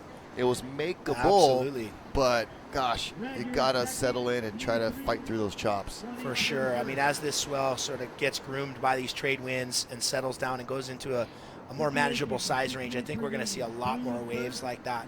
That was a good sign. You know, that was probably the best wave we've seen all day. Yeah. And he was so close to making that. So here's Caius King, Kai 2K going up over the lip. Little pop a wheelie. Coming down from that floater, going big is the young Aussie, but comes up short on that one. He'll head back out for more. 5:30 remaining, and we've seen these heats get turned on one single maneuver, so it's absolutely not over until that horn blows. Yeah, you know, you can pick up really good scores on the inside bowl. You know, we've seen surfers like going back to Skip McCullough, who got caught inside right at the beginning of his heat and washed all the way around. He got 2 scores on the inside bowl, ended up winning the heat. Okay, here's Aiden, and wow, he was also a victim of a gnarly chop. Got a little bit straight-legged, I feel like, on the bottom of that wave, and got a little tripped up there. The wave caught him right in a vulnerable spot, and before you know it, your face is full of water. Yeah, completely. You know, for a lot of these surfers, it's critical to make sure that you when you head out in the water, you've got a little sweat going. You're nice and warm. As we see Patty G taking off, trying to get, open up his campaign with a bigger score. Nice big aired out floater re-entry off the closeout there. There's that body language. He really liked that last maneuver. Oh, the waves just seem like they're getting better. Like you said, it's organizing itself, kind of narrowing it down to a tighter takeoff zone, not the peaks here, the peak there. It's starting to really, really shape up here. So we see Red having a look on the inside bowl here. Late takeoff, coming off the bottom. Got a little bit hung up there, hit a chop, but still managed to do a nice hit off the top. Well, he's counting a 1.2 as his backup score, and that could be the Achilles heel for him right now if he can't replace that. And that wave right there he just caught might have nudged him up a bit. But so good strategy there for Aiden to get that score. Here's Pat. Yeah, so going back to Patty G's wave, nice big first turn, and that was a huge closeout re-entry. He's sitting in 4th place, needing a big score, and this wasn't a great wave. It had a lot of foam in it, but he managed to jam in a turn there, and that was it. I mean, he knew the wave was going to close out, had to go for broke, and put it all on the line. Yeah, that might have been one of the more critical maneuvers we've seen of the 2 days in that closeout section. We've seen a lot of guys attempt those rides, right, or those maneuvers right there, but nobody really completing those lip lining, lip launching airdrops, and Patty G stuck it. Yeah, the judges love to reward big risk maneuvers. You see a lot of guys do that sort of down carve under the lip, and as we progress through this event and guys know that they need to really elevate, you're going to see more and more guys attacking that closeout section. Yeah, that lip attacking that Pat just did was really spot on in what he needed to do right there to get that nudge of the bigger score. He's got a 2.07 and a 1.17. This one could be creeping up into that good, maybe excellent range, depending on how much replays the judges are looking at, the angles. They've got the advantage of watching that wave multiple times in slow-mo, really examining how critical it was. So as you can see, the lineup really starting to clean up. We've had sort of that cross-up swell. It's actually really good for Sunset. Sunset will handle that crossed-up swell, as you know, but it needs to drop into that 6 to 10 foot range, really, for it to offer a complete ride from the West Peak through the inside bowl. A lot of times when it's fragmented like this and big sets roll in from out the back, and it tends to chowder up the lineup a little bit, and you're sort of surfing 2 different waves. Well, and you want you know, those waves that have that nice long extended wall and yeah, not getting broken up into pieces like we saw this morning. It has really come around a lot today, and we're all hoping that it sticks around for tomorrow. And it's so interesting to think of what we're going to see when we wake up in the morning. You know, the forecasters, meteorologists, they all do an excellent job, but the ocean has a way of doing her own thing too, especially around here. And I remember a couple of years ago for the World Cup, it was the last day of the waiting period. The day before was awesome, but it was slated to drop quickly, so we were all preparing for 4 foot on the point, and it ended up being solid 8 to 10 feet. Jumped back up again. We were calling it the Rory Parker swell. It was during his memorial that year, and it was just evidence that the ocean still calls the day. Absolutely. As we see Caius King again trying to negotiate a lot of foam. He needs a score. You know, this wave didn't really offer that big first turn section, so we'll see what the judges end up rewarding him with, but don't think it's going to be enough to make a difference. So Pakadauskas with 30 seconds, he posts the 7.93. So there you have it. Just under excellent for Pat. Good job. Creeps up into second place. Puts Aiden Massenkamp in a pressure situation to replace that 2.9.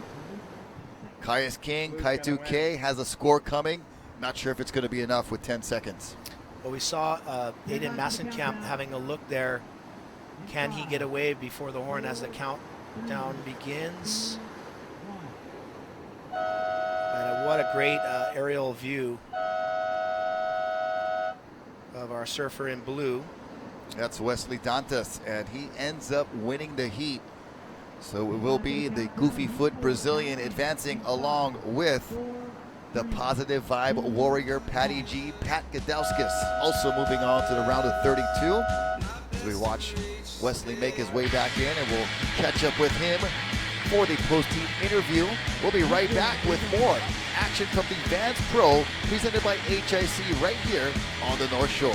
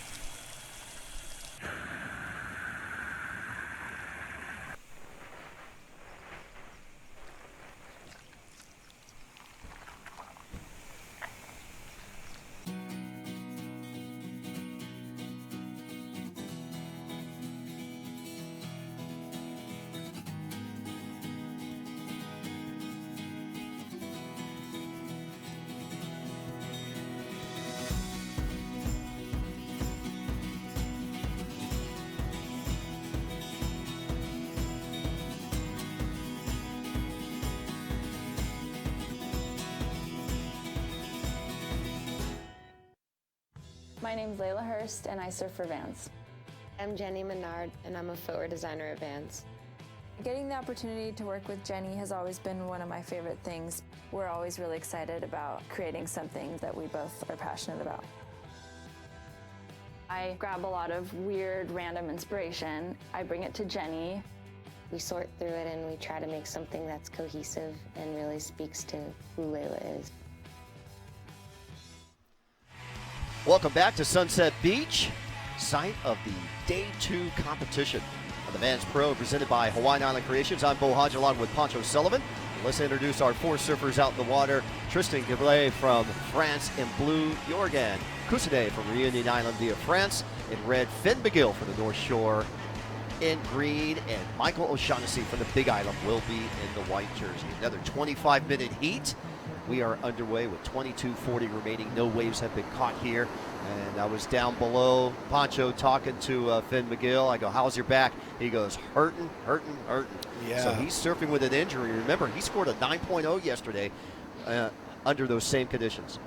Yeah, it's really unfortunate. He's dealing with a pretty severe back injury at the moment, but you know, he's really grinding it out. And to your point, getting that 9-point score, it didn't seem like it, you know, at the time that it was really hindering him. But same thing when I talked to him on the beach, and he's in a lot of pain.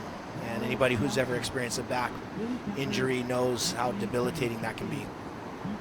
So 22 minutes remaining. The first 3 minutes of this heat. All heats will be 25 minutes all the way through the semifinals. Only the final will have an extra 5 or maybe even 10 minutes more. So we're working towards looking at finals day tomorrow. Finishing up this round, the final 2 heats, 15-16, moving into round 4, round of 32 quarters, semis, and final.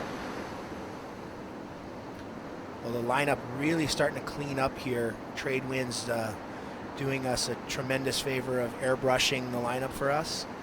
Aloha, I'm Bo Hodge. This is Pancho Sullivan. Welcome to day number 2 of the Vans Pro, presented by Hawaiian Island Creations, and an exciting day, big bombing day, and we're seeing some upsets and some top seeds make it through. Yeah, a lot on the line. You know, you've got the upstarts coming from the early rounds, trying to build momentum, trying to fight their way into this year's Vans Triple Crown of Surfing. And then we've got our top seeds, guys that are using this event as a warm-up, you know, guys that are positioned to qualify. There's a lot of points on the line. There's a regional title on the line with a great $5,000 travel budget being offered up by Vans. So much really happening here at Sunset Beach. Especially for the man in red right there, Jorgen Cousinet from France. Number 7 entering the Vans Pro. He's in that title search for qualifying for the CT for 2020, but he knows he can't sit on number 7 because there's other guys that are going to come up behind him. And he was telling us in the interview that we did with him on the bike path that he needs a semifinal to really solidify his position going in to the last 2 10,000 events with the Hawaiian Pro and the Vans World Cup. Well, definitely. You don't want to be that guy that's looking over your shoulder. You want to be fighting to actually climb, not just qualify, but move up and really try to go for that WQS title. If you finish in the top 3, it means you're at the start of the following year on the World Tour. You won't be surfing against the higher seeds, which that helps. You know, when you've got to go against the world champion right out of the gates in the first event, it makes things a lot tougher. And, you know, to sort of ease the learning curve, it's nice to have a little higher seeding point. As we see Mikey O'Shaughnessy having a look there, just a little bit behind the section. Swell does appear to be slowly dropping, and we're getting a lot cleaner with these trade winds. Yeah, just taking a look at the current WQS rankings as we watch Tristan up and riding here. Big closeout section. He'll punch out through the back. Jadson Andres had a couple of big results this year. 22,500 points in the lead. Iago Dora in second. Alex Ribeiro, so the Brazilians 1, 2, 3, 4 with Miguel Pupo at number 4. Jake Marshall 5. Frederico Moraes from Portugal 6. Jorgen Cousinet at 7. But we're seeing Samuel Pupo, Connor O'Leary behind them, all with 17,000 points with Jorgen, and even with 17,000 points, number 5. So that bunched up, and right now there's 11 guys qualifying because there's a requalifier amongst those in the rankings right there. So Barry Mamiya at 12 with 14,500 points. So this is all going to change after the Hawaiian Pro, and it will solidify right after the Vans World Cup.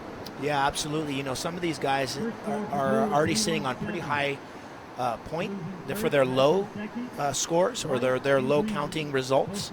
So when you look at the ratings, sometimes the guys that are sitting in a pretty good position, say in the top 15, but still counting 1 or 2 low results, they have a really good shot at catapulting up the rankings with a good performance here in the Triple Crown. Let's get you updated with the heat scores, but first let's go down to the beach and check in with Rocky Cannon. Hey, right on. Thanks, Bo. Pancho, we're down here. A little bit of bittersweetness going on with Pat Kadauskas. Patty G, you had just a shot at a...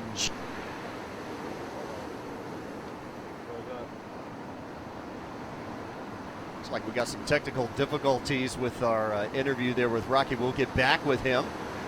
17 minutes remaining. Our 2 Frenchmen sitting in the lead right now with a 3.17 for Tristan and for Jorgen.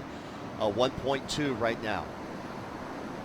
So yeah, this heat's still plenty of time on the clock. A couple low scoring rides posted so far. We'll look to see these surfers get rolling. A little bit of lull in the action, which is actually not a bad thing to see. Those third reef sets feathering out the back. I know with the interview that you did earlier, I mean, it really puts things into perspective. You know, when you're out there in a free surf, and you don't have that Hawaiian Water Patrol, the luxury of having them there to come pick you up, you're on your own. You got to wear those sets on the head, and it's frightening. Well, just being out there doing the interviews and walking around and seeing the outer reefs break outside, log cabins, outside Pupakea's breaking, outside towards, V-land and backyards. I mean, it's pretty ominous out there. Yeah, so much energy in the ocean, which is exactly what everybody is really excited to see. It's been a little bit of a slow start to the season. We've had waves, we've had a lot of fun days, but nothing quite this big, and this is really where it separates the men from the boys, if you will, in competition out here at Sunset Beach. The guys that really want to be out in big surf, that are accustomed to riding bigger boards, as we still see another third reef set there at Backyards rolling across out of the northerly direction. But this is what it's all about. Sunset Beach really is like it's sort of a triathlon, if you will. It tests your endurance and your stamina. So we see Mikey O'Shaughnessy up and riding, a little bit of a whitewater takeoff, carves it back into the pocket, waiting for this wave to kind of build up. Nice little carves. Wave just doesn't really materialize. He'll get back out there. Still 15 minutes and 45 seconds on the clock. Plenty of time to better that score. Going back on your history and your 4 wins out here, biggest day that you competed out here, describe that. I think the biggest days that we've had out here, or that I remember competing out here in this event, was somewhere in the 12 to 15 foot plus range, where you're actually almost surfing the middle of the channel. Waves are breaking so far out the back and whitewatering across, but a lot of times we just have a short window. We have 14-day waiting period for 3 days of competition, so event directors have to make that decision to really leave the best waves possible for finals day. Yeah, and days that you can actually compete, as we watched Mikey up here riding, and I was talking to him right before he was paddling back out, and he was very enthusiastic. He's finally healthy. He's finally back out in the water, and he's so grateful to be here, and now he's made the 3rd round. Yeah, he had a pretty severe shoulder injury, so it's so good to see him healthy. Came off of a great win of the Wave of the Winter a few years ago, and had a lot of momentum. He's been surfing at an incredibly high level, starting to get some support to be able to travel a bit and compete overseas, and then unfortunately suffered that injury last winter, and it was a little bit of a setback, but the WSL really recognizing the work that he had put in and the results that he had gotten, giving him that injury wild card to be able to get into this event. So there you see the priority situation with Finn McGill in green. He's between a couple of valleys of waves right there. He pops up right there. So he'll have first priority. Jorgen with second priority. Tristan with third priority. Michael, the 3.0, moves from 3rd place into 2nd place, and he has 4th priority on the paddle back out. So Finn McGill looks like he's got priority, and he's in a really good position in the lineup. We'll see if he opts to take this wave. A lot of times you have to catch that white water, and nice wave is really starting to build up here. Look for something big from Finn McGill. Huge. Oh, unfortunately, it looked like his foot actually just left the deck of the board for a split second, and he wasn't able to reconnect. Maybe with that back injury, he really couldn't crank that turn as hard as he wanted. Here we go, Jorgen Kusne with a horrific wipeout in the free surf after the contest yesterday. Said he was fearful for his life, and he goes off the same way as Finn did on his last wave. Yeah, still a lot of bump in the face. A lot of these surfers, this is his first heat of the event so far, so obviously after taking a wipeout like that yesterday, that'll rattle you a little bit. Maybe he didn't even get an opportunity to really feel his boards or feel the bump in the face of the wave out here at Sunset. And you feel it real quick. As soon as you try to lay a turn, if you're not centered over your board, you're getting bucked off. Well, here we go on the paddle back out. Finn McGill's found a nice shouldery wave. Here he goes on the attack. Good carving forehand turn, down the line, bottom turn, redirects right into the whitewater. So he's back on the horse. The completion of a ride there, he's got to feel good. Yeah, here we see Mikey O'Shaughnessy. Nice fade to get back. Oh, unfortunately, that wave just closes out. Always love seeing somebody fade here at Sunset Beach to set it up. But we'll hopefully we'll get to see Finn a little replay of his wave. But he did a great job. Unfortunately, he came unstuck on the previous ride, but did a great job to jump right back up on a wave. Looks like it's coming in at a 4-point ride. Will probably be a good backup score at this stage in the heat with just 12 minutes to go. No scores in the excellent range posted as of yet. Let's go back to Jorgen Kusine and what he was talking about, that wipeout that he had yesterday in the free surf after the contest. We're going to go back down to Patrick, to Patrick Adauskas with Rocky Cannon. Okay, take it away, Rocky. Hey, right on. Thanks, Bo. Poncho, we're down here. A little bit of bittersweetness going on with Pat Adauskas. Patty G, you had just a shot at a gem of a barrel. Tell us what happened in there. What a bummer. That was so sick. That wave, I was really out of rhythm. I took like a really big airdrop and just got flogged on it. And yeah, I was just kind of getting stuck by those sets. I think the guys were sitting a bit in further and they were kind of able to dodge them a bit. And that one, I was just kind of like, took off and I thought I was really deep. So I went to give it a pump and my foot just slipped right across the deck. And so then I was in the barrel trying to right that like off balance. And I just was looking at like Tanner and the crew in the channel and just like, no, and I had to body surf out just a nugget, so that's a heartbreak for sure. And then, stoked to make it through. Those guys are ripping. Aiden surfs great and Wes, so yeah, it's cool to make it through. Hopefully get another shot at a barrel like that. That's a heartbreak not to come out of that thing, so sorry everyone. Well, you managed to scrape together a mediocre score, throughout the heat, and then you finished with that really nice tag on that inside section. And we've seen a lot of guys attempt those over the last couple days, but you were one of the only ones to be able to stick that. Talk about going for it at that last section right there. Yeah, it's really fun. I remember like growing up watching Dusty Payne was one of my favorites out here. He the way he attacks the lip at sunset, always on shorter boards and everything. And yeah, I just was I've been the last few years really kind of playing with different equipment that allows me to get more in the lip, and it's super risky. I mean, you can like destroy yourself on this thing. So I like that it's a little X factory, and yeah, that was actually a really sketchy section. I probably shouldn't have gone for that, but the wind like perfectly lifted me over the foam, and yeah, I was stoked and I stuck it and got a good score, and it was cool. Yeah, you got a 7.93 on to the round of 32. Good luck, and we'll see you again. Yeah, Rox, thanks so much. Sick. All right, Bo, Poncho, back to you. Thanks, Rocky. 6 minutes remaining in his heat. He was still in fourth place sitting on a 1-point wave. Yeah, he needed to go for broke on that closeout section, and it's interesting to hear his perspective, how he's, studying. Every surfer has got to become a student of their craft. You watch other surfers, you watch their technique, and, hearing him talk about watching Dusty Payne, from a technique standpoint, as he went into that section, he had done a really nice first turn, saw that the wave was going to close out, was needing to post a big score to advance, and the way he hit the lip and stayed centered over his board as he free fell out into the flats was textbook technique from what I saw.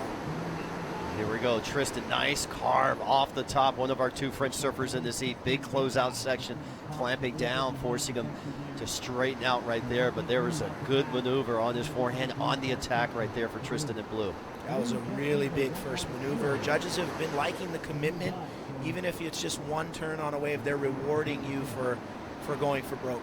Do you like that the judges have adapted their scoring now to really giving out points for a real high critical maneuver in a fashion like that?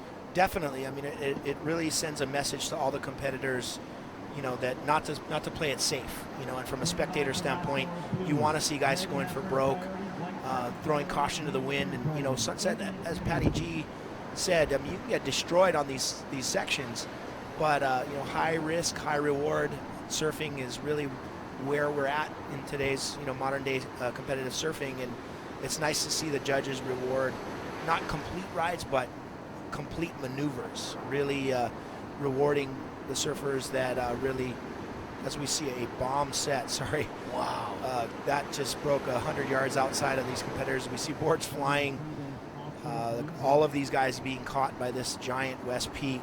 And there's another one on the outside. I tell you what, Poncho, let's go down beachside and check in with Rocky Cannon. All right, thanks, guys. I'm down here on the beach with the winner of the last heat, the Brazilian backside powerhouse here at Sunset Beach, Wesley Dantas. The board looks good, my friend. Yeah, my board is super good. It's 6'10". He said my board is next to the year is sensitive. Thank you, my shaper, Silver Surf Tackle, Chico. Thank you. Talk about the wave you had out there that was your best score. You're able to really crank it off the top on your backhand. What's it like being backside here at Sunset Beach? Yeah, like a Suns. The wave is good. Looking the wave. The wave is big. Yeah. My bird is 6'10". It's okay. The turns, my bird is super good. Anything you want to say to your fans and friends back home in Brazil? Yeah. You speak in Portuguese? Yes, yeah. Queria agradecer a todo mundo, valeu todo mundo que me apoia, o Everton, Cortez, Daniel, Tico, Teco, minha mulher, minha família. Se eu esqueci alguém, desculpa aí. Ao João da FIS Funcional, queria agradecer toda a família aí que tá torcendo por mim, a galera. E valeu, tamo junto, obrigado pela galera que tá no suporte aqui, meu irmão, Raul, Chaguinha. E é isso, galera, vamos pro próximo round. Well, you're on to round number 4. Congratulations and good luck. Thank you. All right, guys, back up to you. Thanks so much, Rocky. Congratulations, Wesley. Had the chance to call Wesley's ISA World Junior win a few years back, and we had to use a translator and interpreter because he spoke zero English, but he knew his destiny was to travel the world, and he's really learned some English where he can do an interview on his own. I'm very proud of him. And of course, his older brother, Wiggly Duck, is coming up in this round, and he number 7. Yeah, it's a family affair here at Sunset Beach as we see Mikey O'Shaughnessy jamming that turn in the pocket, dealing with a lot of bump in the face. There's a nice big drawn out carve. Now he needs to finish strong here. Big vertical hit off the lip. 3 great turns for Mikey O'Shaughnessy. Right, 5 minutes, 15 seconds remaining in the heat. That'll be a good scoring wave for Michael. Could get him into the top 2.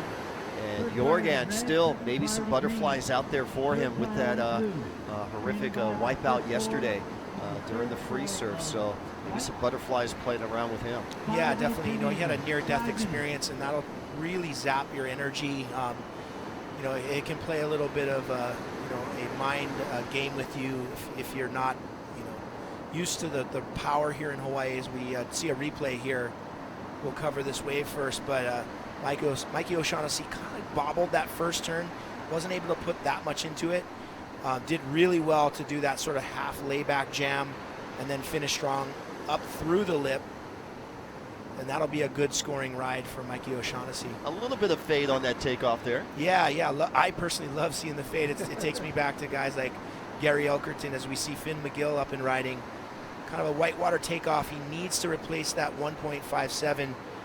This wave is not the greatest wave, but if he just milks this all the way through, he can replace that low 1.57 and hopefully crawl up into an advancing position. Well, he's got his coach out in the channel, Reynolds Hayes, and I'm sure he's been told that. So 4 minutes to go. So critical waves. Look at Michael O'Shaughnessy. A 5.83 goes into first. Yeah. So I could see Reynolds right now just shaking his head. What are you doing? No, he's been such a huge help for so many surfers here in Hawaii. As we see Red with a beautiful carving turn off the lip, jams that turn right in before the closeout. That's going to be a great score. Here we go, not to be outdone, fellow Frenchman. This is Tristan Goubet up and riding, big carving turn on the open face. Here he goes back to the whitewater section, setting up. Another roundhouse back into the pocket. So good couple of series of ride from Finn McGill, from Jorgen, and from Tristan right here.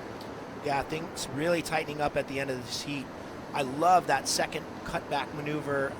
He actually almost went into the barrel and rebounded off the whitewater. We'll see what the judges reward that with. He got a little stuck on the first turn. It was a good size wave. And he's currently trying to replace that 3.17.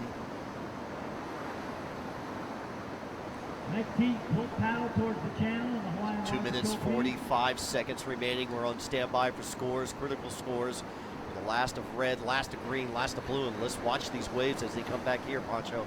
First up is going to be Finn McGill. So it's not the greatest wave, but he needed to replace a 1.57.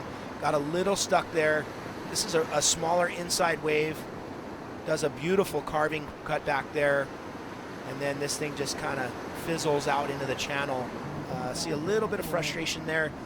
Finn dealing with a bit of an injury, but that was the money turn right there. I think that's the best turn we've seen in this heat.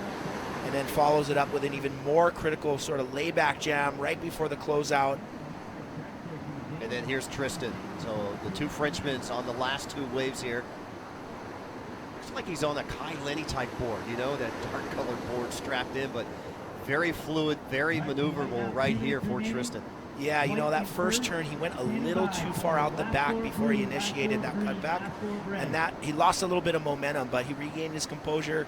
Nice carving second turn, brought it all the way back around and actually rebounded off the whitewater almost in the barrel. Okay, so we got one score, 2.47.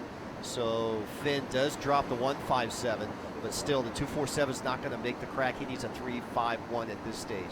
Jorgen needs a 5.77. He may have that in red.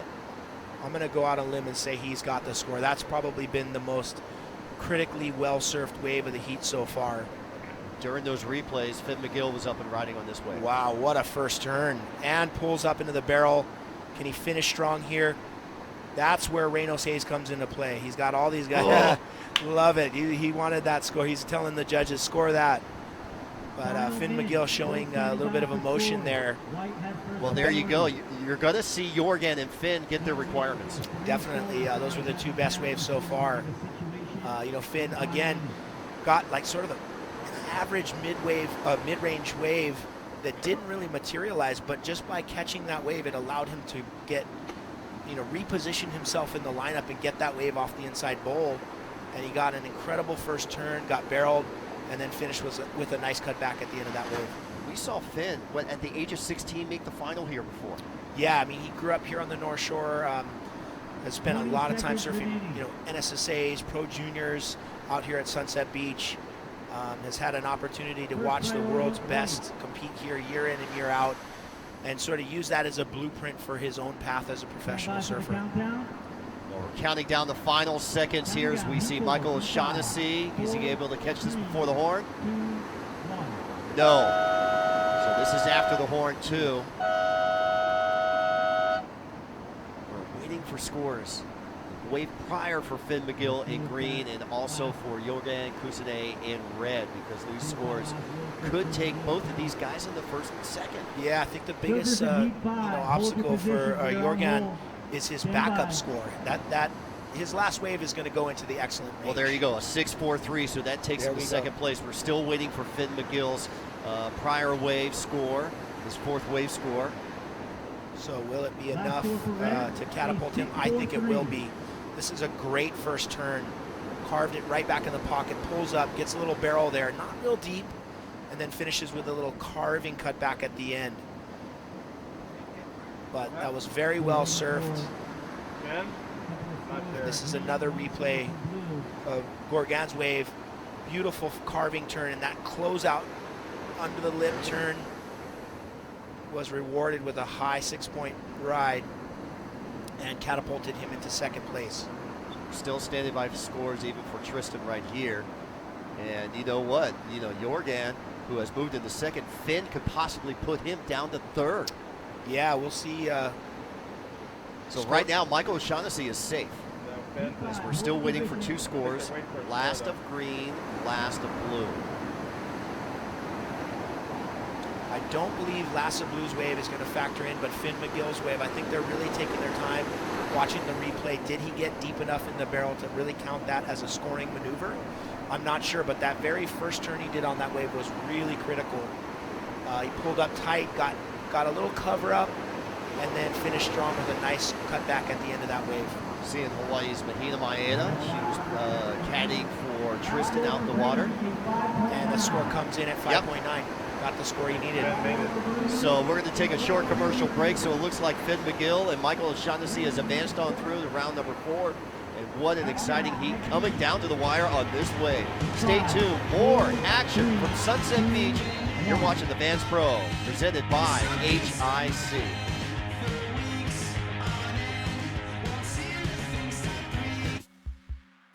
We make skate shoes, really grippy skate shoes. So we thought, why not make a skate shoe for surfing? A super grippy one. A surf booty so grippy, you'll want to wear them all the time. Introducing the Vans Surf Boot High.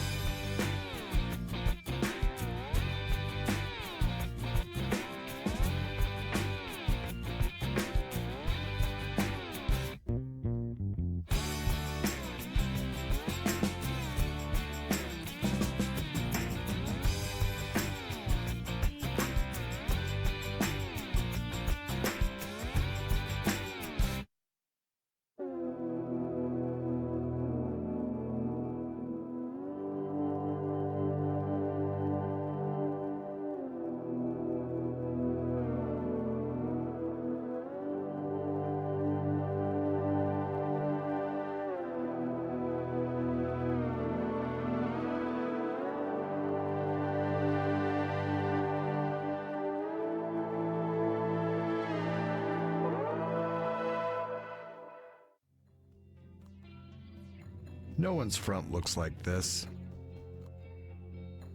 There's sensitive stuff down here. Board shorts have always opened and closed like pants. But pants weren't designed to be comfortable while lying on a surfboard. These were. Introducing the Vans Surf Trunk, a different way of looking at board shorts.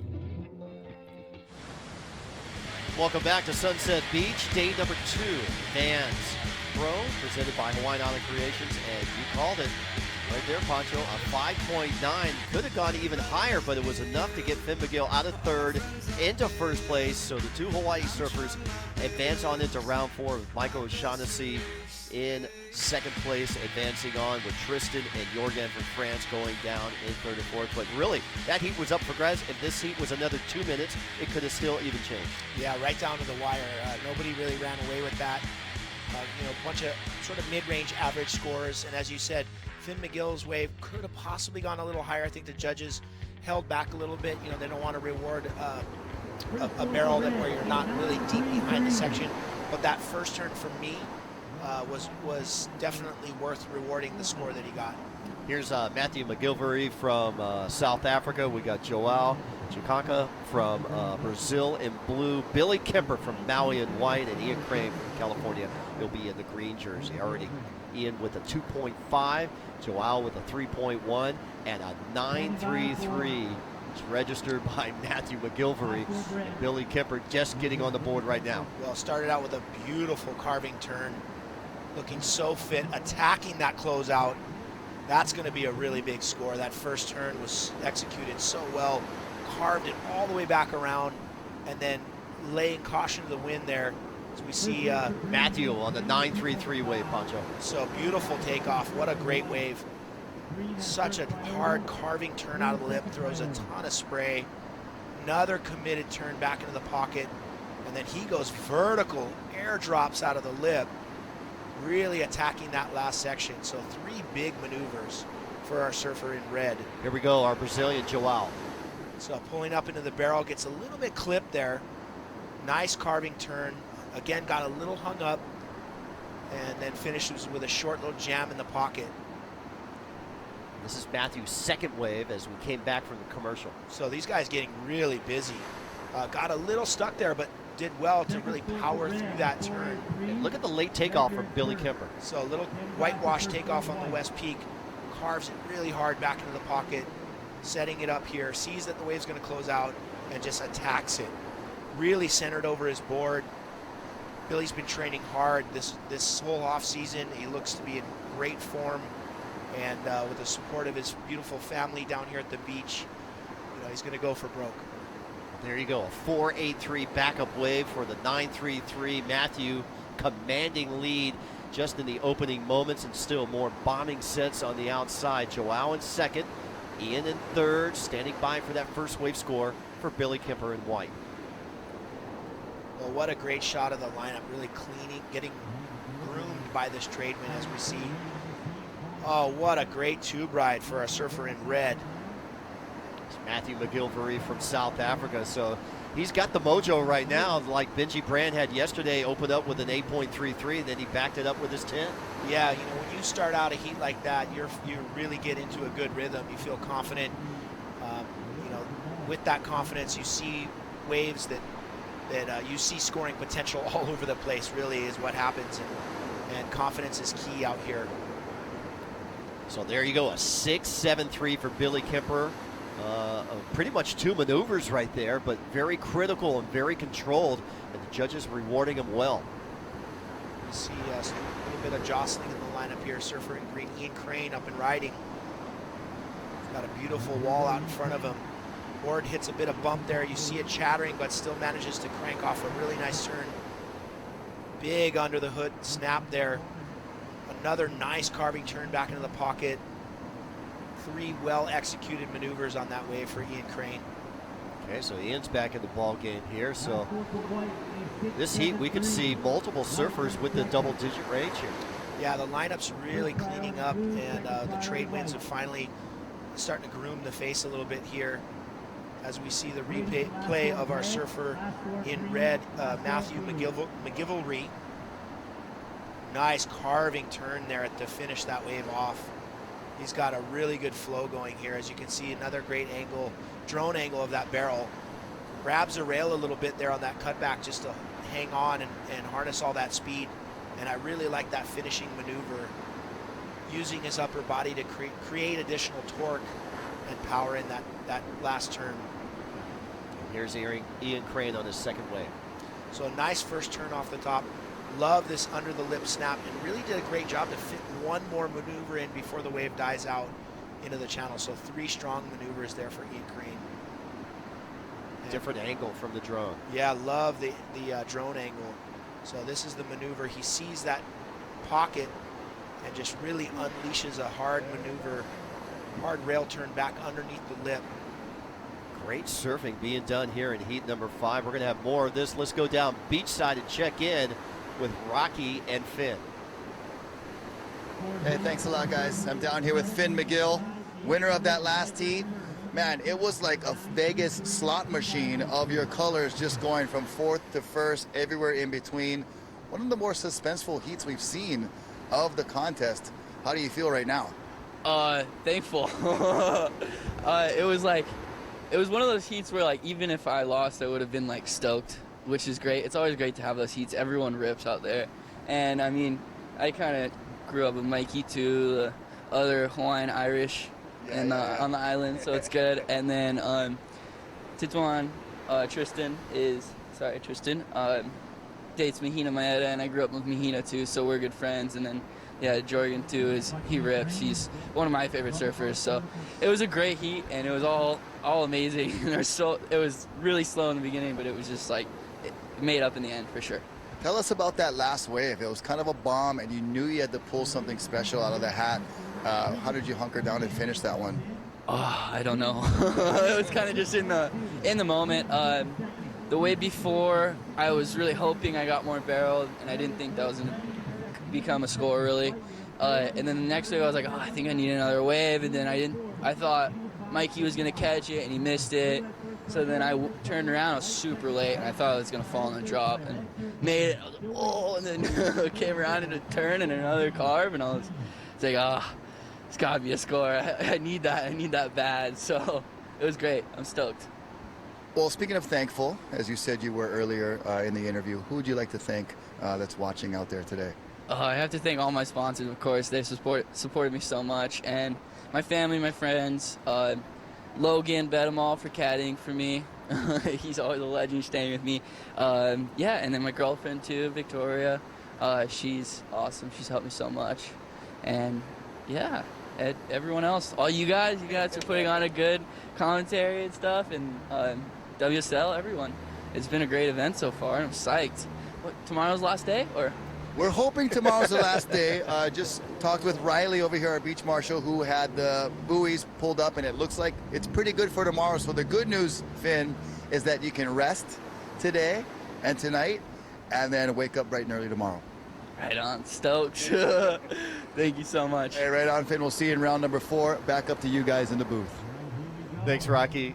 Pancho, I think Finn wants to surf for 5 or 6 more days of this contest. He's on the high. Yeah, why not? You know, Sunset Beach with 3 other guys in the water, you can't beat it. As we see João Chianca, our Brazilian competitor, huge jam in the pocket there. Just wipes out right at the end.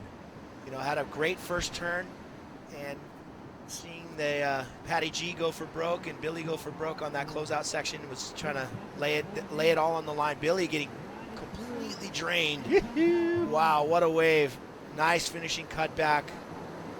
And that will definitely bump him up into advancing position, sitting on a 6.73. That weight. Matthew McGilvery drops his 4-point ride, gets a 5.83. There's your defending champion, Kieran Jabor, going out in the next heat. Billy Kemper drops an 8-point ride.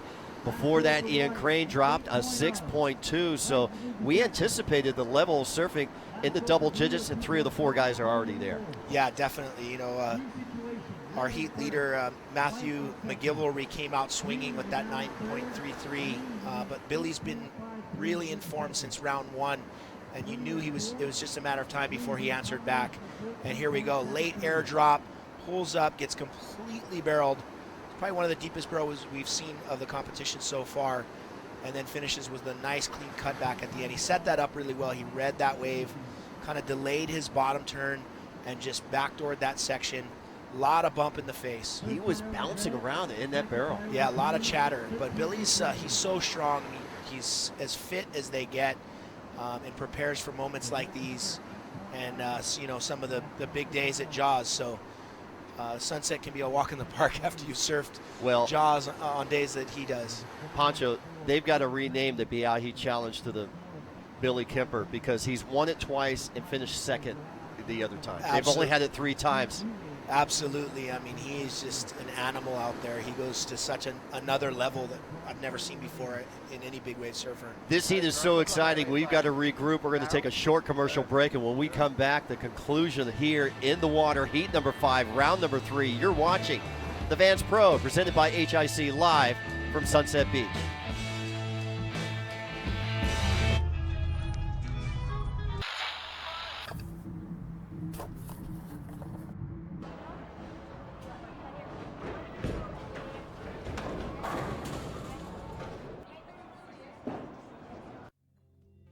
Board shorts weren't designed to be comfortable while lying on a surfboard.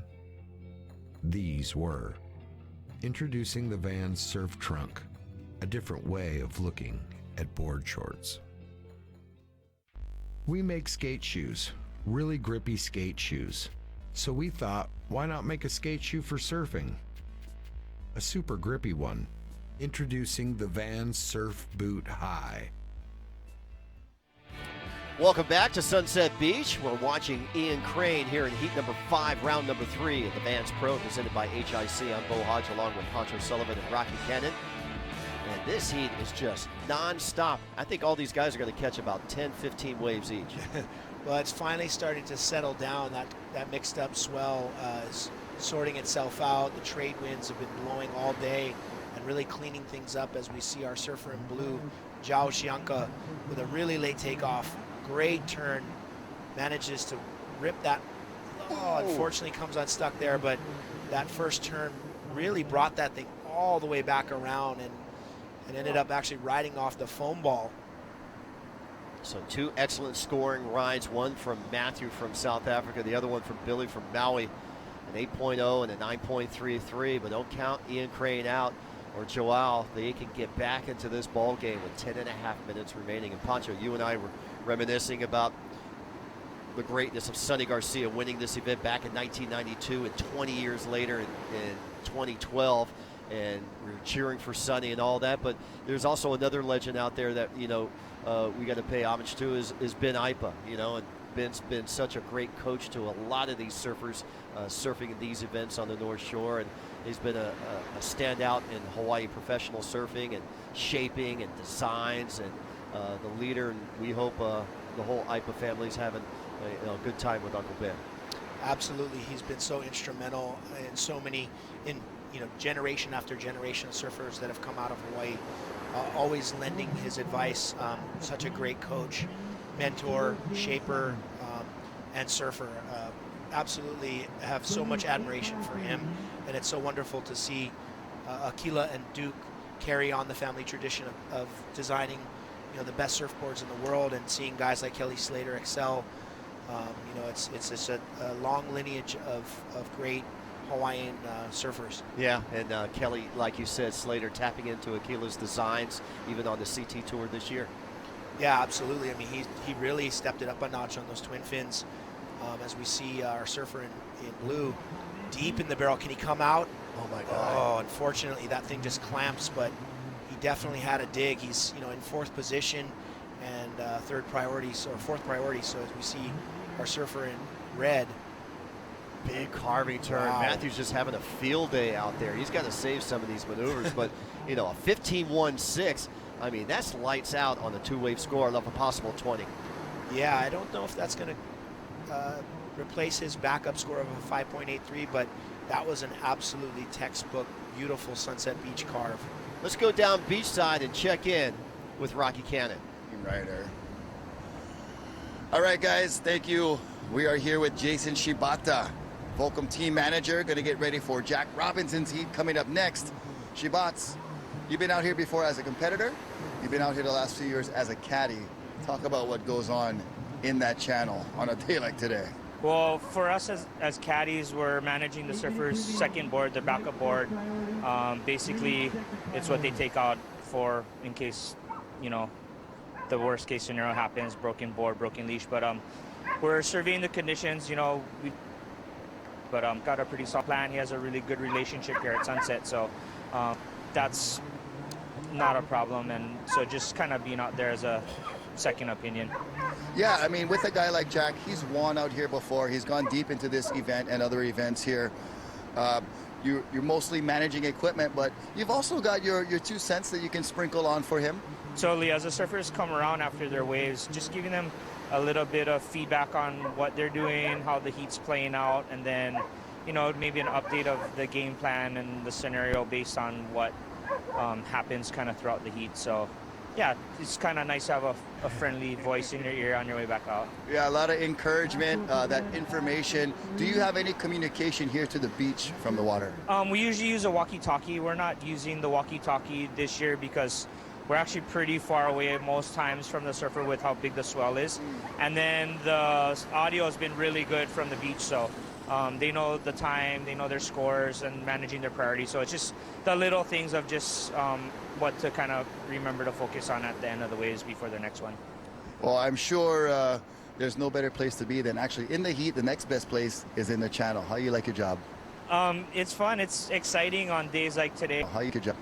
It's fun. It's exciting. Yeah, we're really earning our keep out there. It's water, but yeah, no better place to be if you're not in the jersey, just in the channel.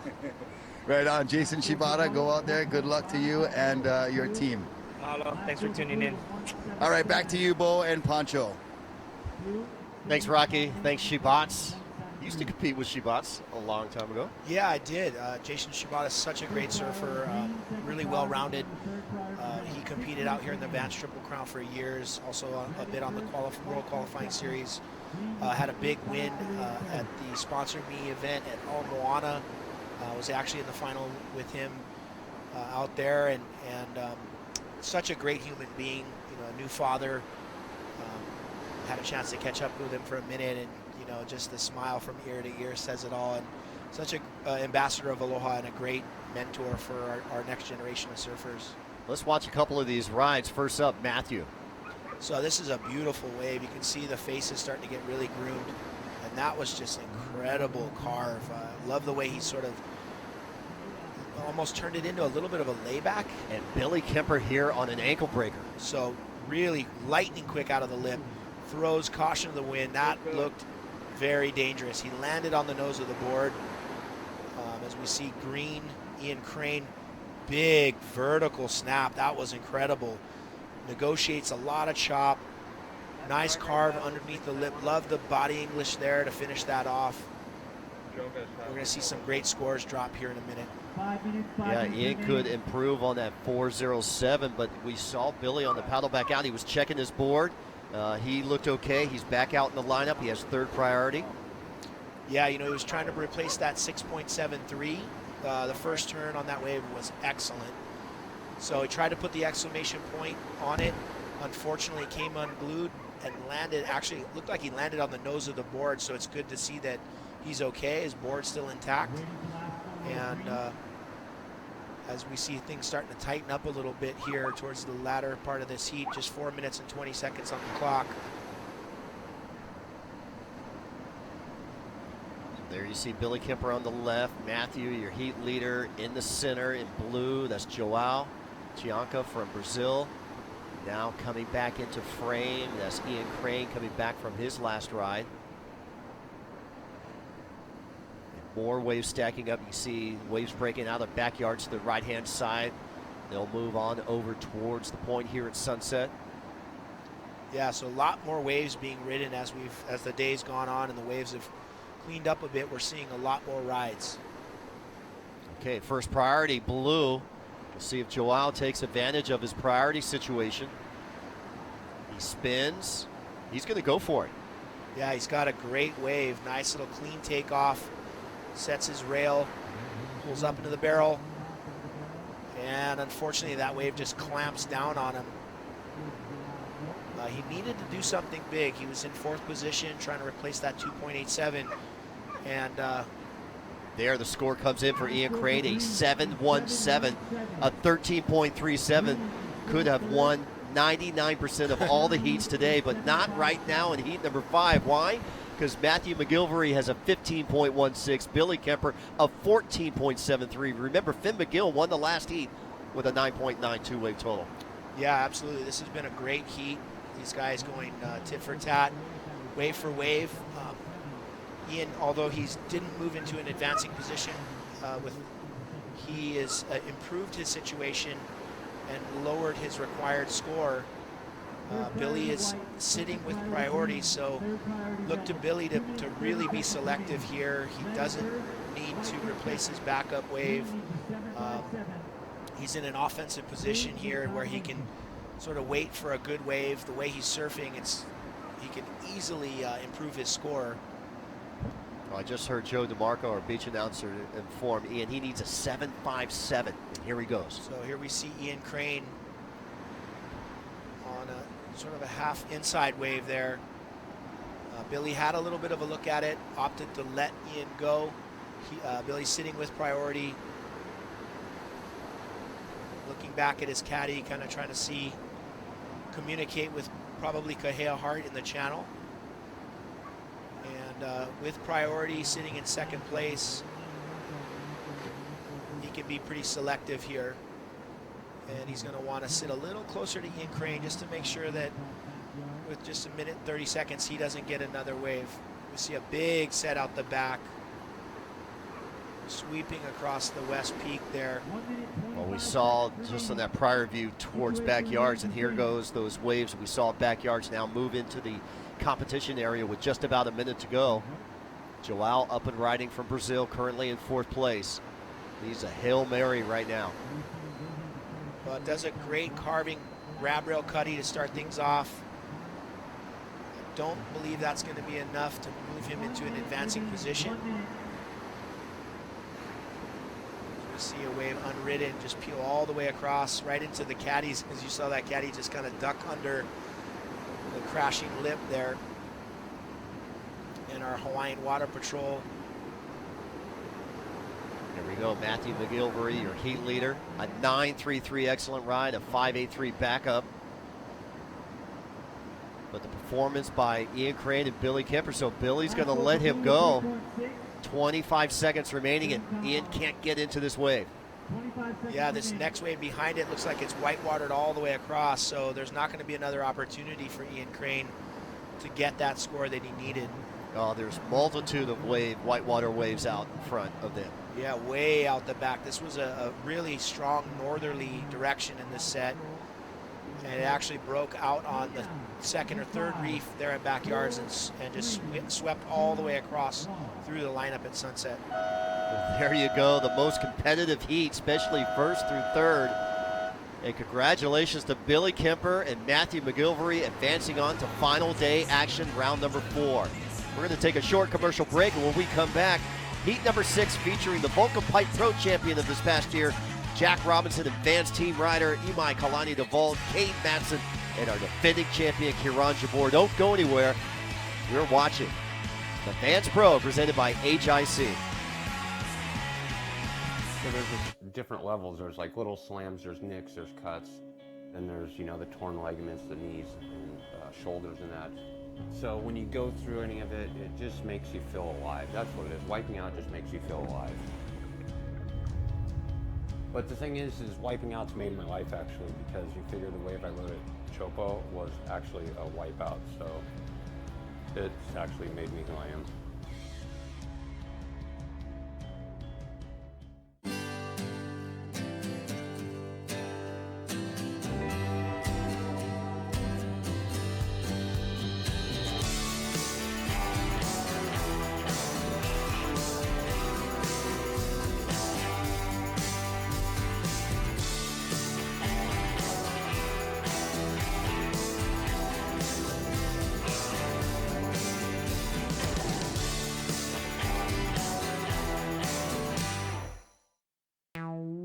We made a surf booty for wintertime warmth, but with summertime board feel.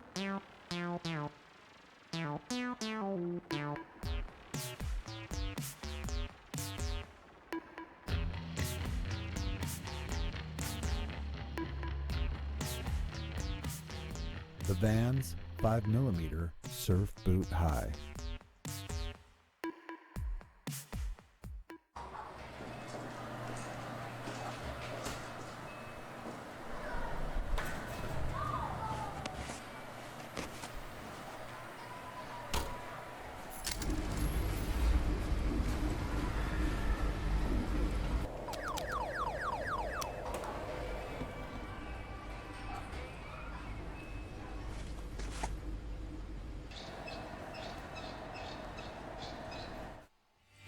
Welcome back to Sunset Beach, day 2. The Vans Pro, presented by Hawaiian Island Creations. We are in heat number 6, round number 3. Imai Kalani DeVault, Vans team rider from Maui in blue. Jack Robinson from Australia in red from Western Oz. Kieran Jabor from the North Shore, a defending champion. And Cade Matson, California, in white. Here we go in red.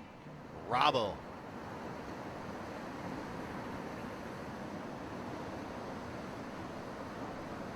Just underway, first couple of minutes of this heat, another 25-minute heat, 4-man format. Surfers will be judged on all their rides on a 0 to 10-point scale. They'll keep their best 2 rides for their final score. Top 2 advance to the round number 4 coming up tomorrow. That'll be the round of 32. There'll be 8 heats in the round of 32. Then we'll move on into the quarterfinals, 4 heats in the quarters, 2 in the semis, and our finals. And there's Papa Kemper with his 2 boys.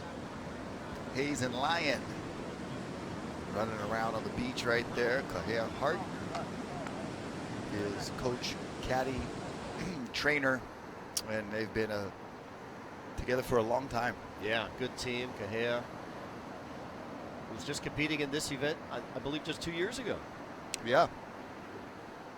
So a 3.67 for Imai Kalani DeVault in blue in the lead. We'll have a backup score for Jack Robinson in red, his opening wave score. There it comes in at a 5.33, and let's take a look at these, Rock. We've got Imai coming up here first.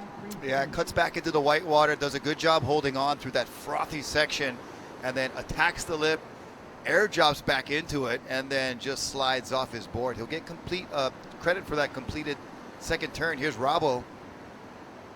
He's won the QS 1000 Sunset Open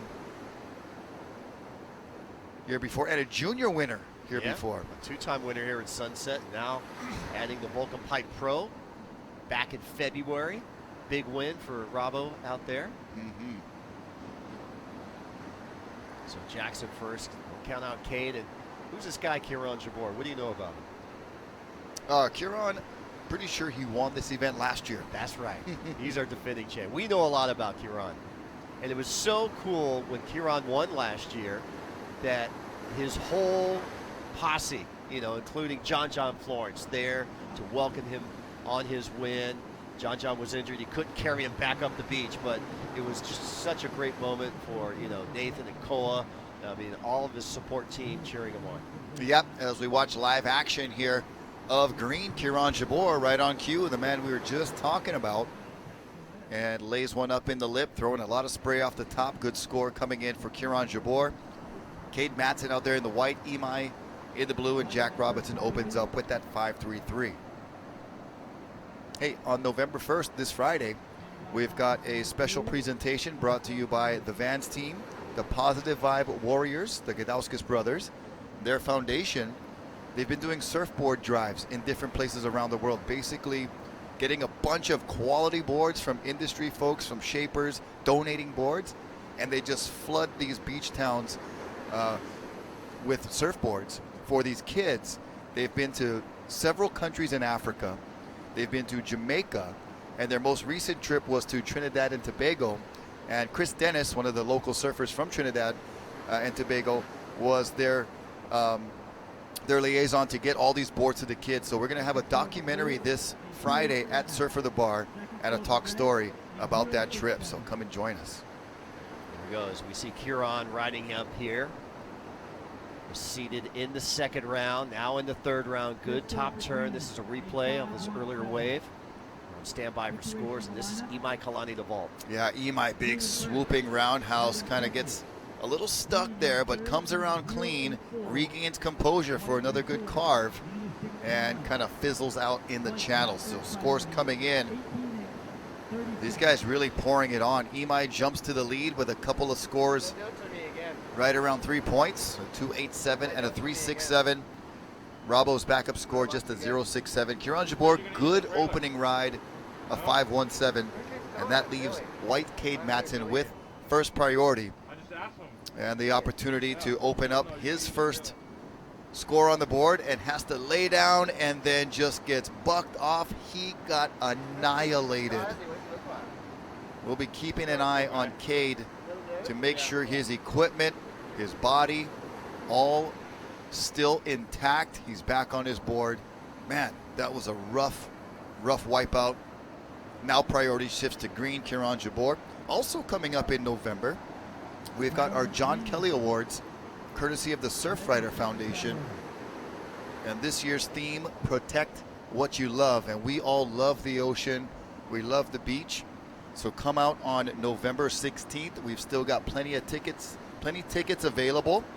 And I believe one of our entertainers that'll be there, you might know him from back in the day. I'm sure you do, but Henry Capono. Oh, yeah, Henry Capono. I got to interview Henry on the radio a couple of times when he was Sure. with C&K. And Henry's been teaming up with a lot of local artists, doing his version, and still sounding even as great and soulful as he was in the 70s. Jack Robinson following up Kieran Jabor. So Kieran and Rabo really pouring it on here. Imai and Cade are going to have to be on top of their game. They're up against the defending champ and up against a guy who has amazing success here at Sunset. All right. So just about halfway through this heat, 16:43 remaining. You see red paddling back out. Jack Robinson always has a love affair. If he could be anything other than an Australian, he'd be a Hawaiian. Yeah. He's got some good mana over here with the waves on the North Shore. Yeah, soulful guy, really a positive person and a great surfer. Kieran Jabor getting a little squiggly on the top of that wave. Not as in form as he'd like to be, but then is able to regain himself and pull off that nice carve on the inside section. And here's Rabo, just a huge, nice carve out the back, and then follows up with another, tweaks that tail, kind of swings it around for a little more drift action, a little more emphasis on that last turn. So Rabo putting together a score that will definitely surpass that 0.67. Yeah, so as we wait for scores, let's go down to the beach side and check in with Poncho Sullivan. Thanks a lot, Bo. Rocky down here with heat winner Matthew McGilvery, posting an incredible 9.33 score on that one ride. Yeah, thanks very much. I'm stoked. There's such good waves out there. The offshore wind started blowing before my heat, so it was cleaning up. And then when I was out there, I started on the inside, and that first wave came straight to me, and I knew it was going to be a good wave. And I was stoked I held on at the end there. They gave me a big score. Well, awesome. You look really comfortable out there. It looks like you have obviously spent a lot of time surfing Sunset just by watching the way you approach each section. You've got great timing. There's a great variety in your maneuvers. Tell us a little bit about like what was going through your head out there after that first wave. Okay, thank you. Yeah, Sunset Beach is one of my favorite waves to surf from the North Shore, and this is my fourth winter coming over here. So I've definitely put in a bit of time out there, and I've been working on my boards with Graham Smith. I actually got a fresh batch of boards yesterday. I picked them up from the airport, and like I wasn't sure. I took my one board out for like its first surf this morning, and then I used it in my heat now. I wasn't quite sure how it was going to feel out there. Then after my first wave, I knew straight away it was like a magic board, and I'm so stoked.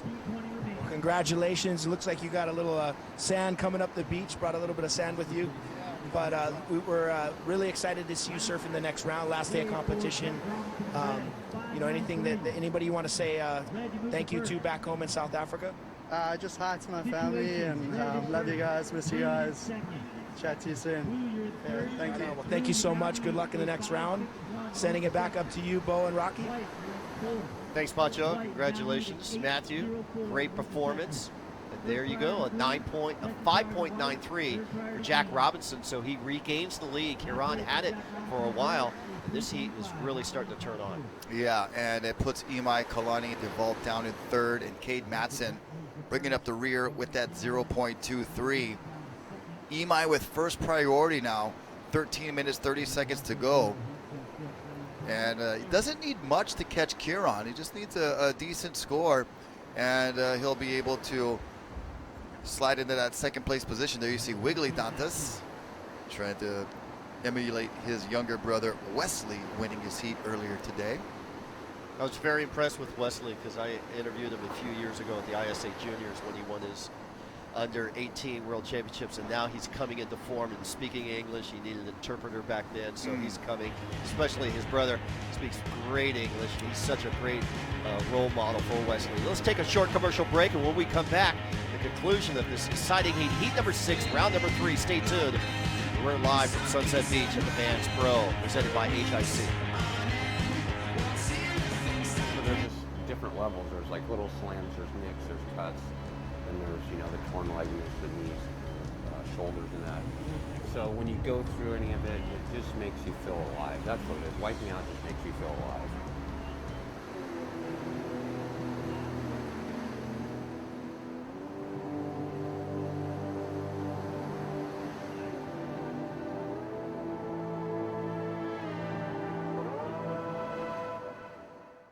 We made a surf booty for wintertime warmth, but with summertime board feel.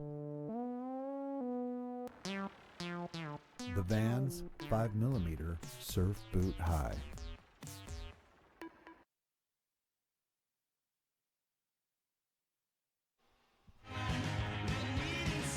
Welcome back to Sunset Beach.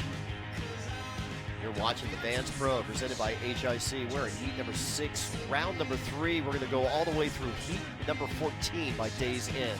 Rocky, we got some replays here. Let's watch Jack Robinson on this wave. Big late drop, comes off the bottom hard, tucks into the barrel, and finds the exit. So Jack talking about that special relationship with Sunset Beach, and he's got so much of a subtle Andy style to him that really brings back some good memories of the way Andy iron surfed this place. As we watch Imai Kalani get in the barrel, kind of got stuck on that carve coming out and then really tried to overcorrect and ended up going over the other rails. So score the barrel for Imai, score the barrel and the carve for Robbo, and we'll see those scores coming in shortly.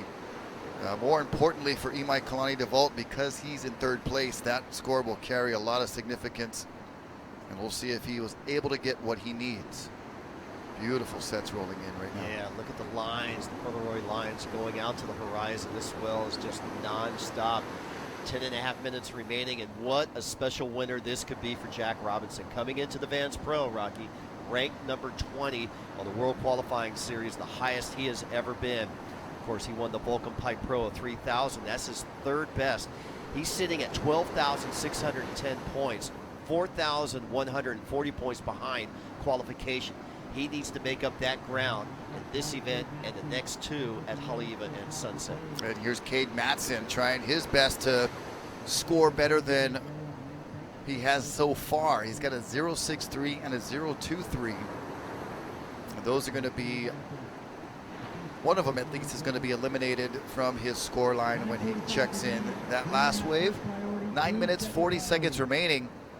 Still on standby for that Rabo barrel and the Imai Kalani last wave little barrel. Might be that 3.7, I'm not sure. He wasn't as deep as Rabo, so you know that score is going to be a bit lower than it was for Jack. But yeah, somehow Jack like just finds those nuggets and that positioning. So there it is, a 6.03 for Rabo. So he improves his margin for first. Waiting for that last score for Imai in blue. Van's team rider. Look at the perfection out here at Sunset. It just has been getting better and better, heat by heat. And now we're seeing those trade winds continue to fill in and really smooth out the surface of these waves.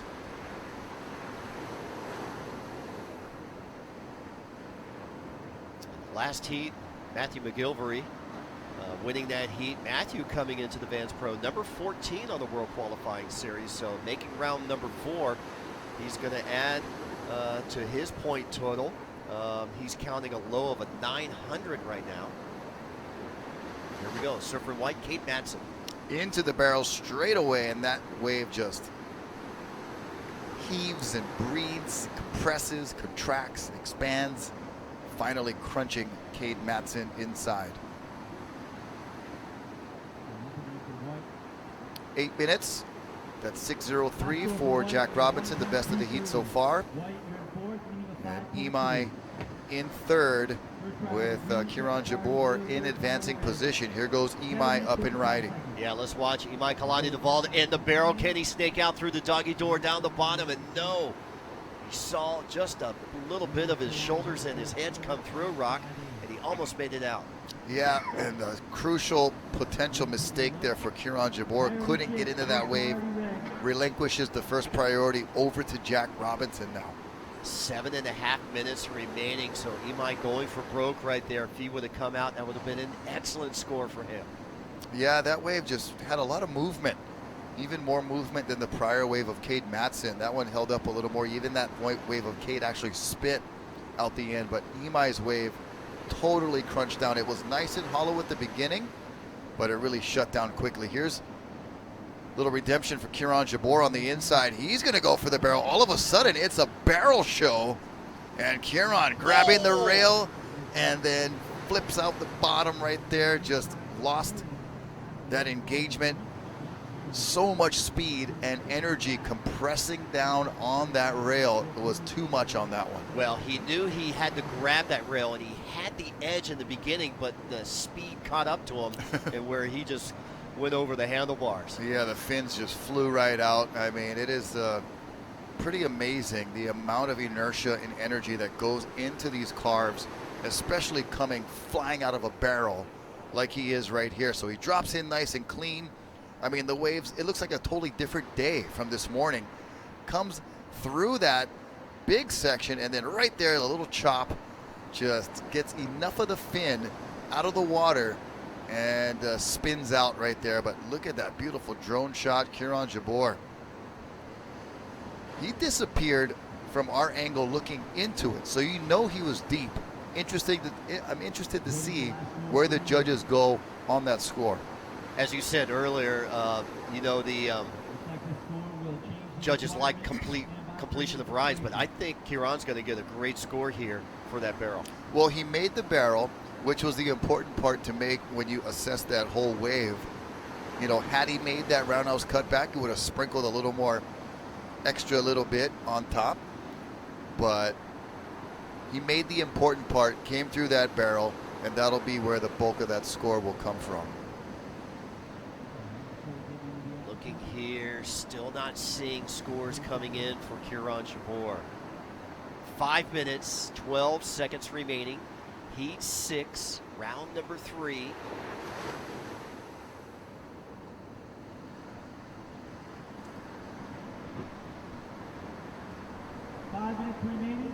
There's the 5-minute mark.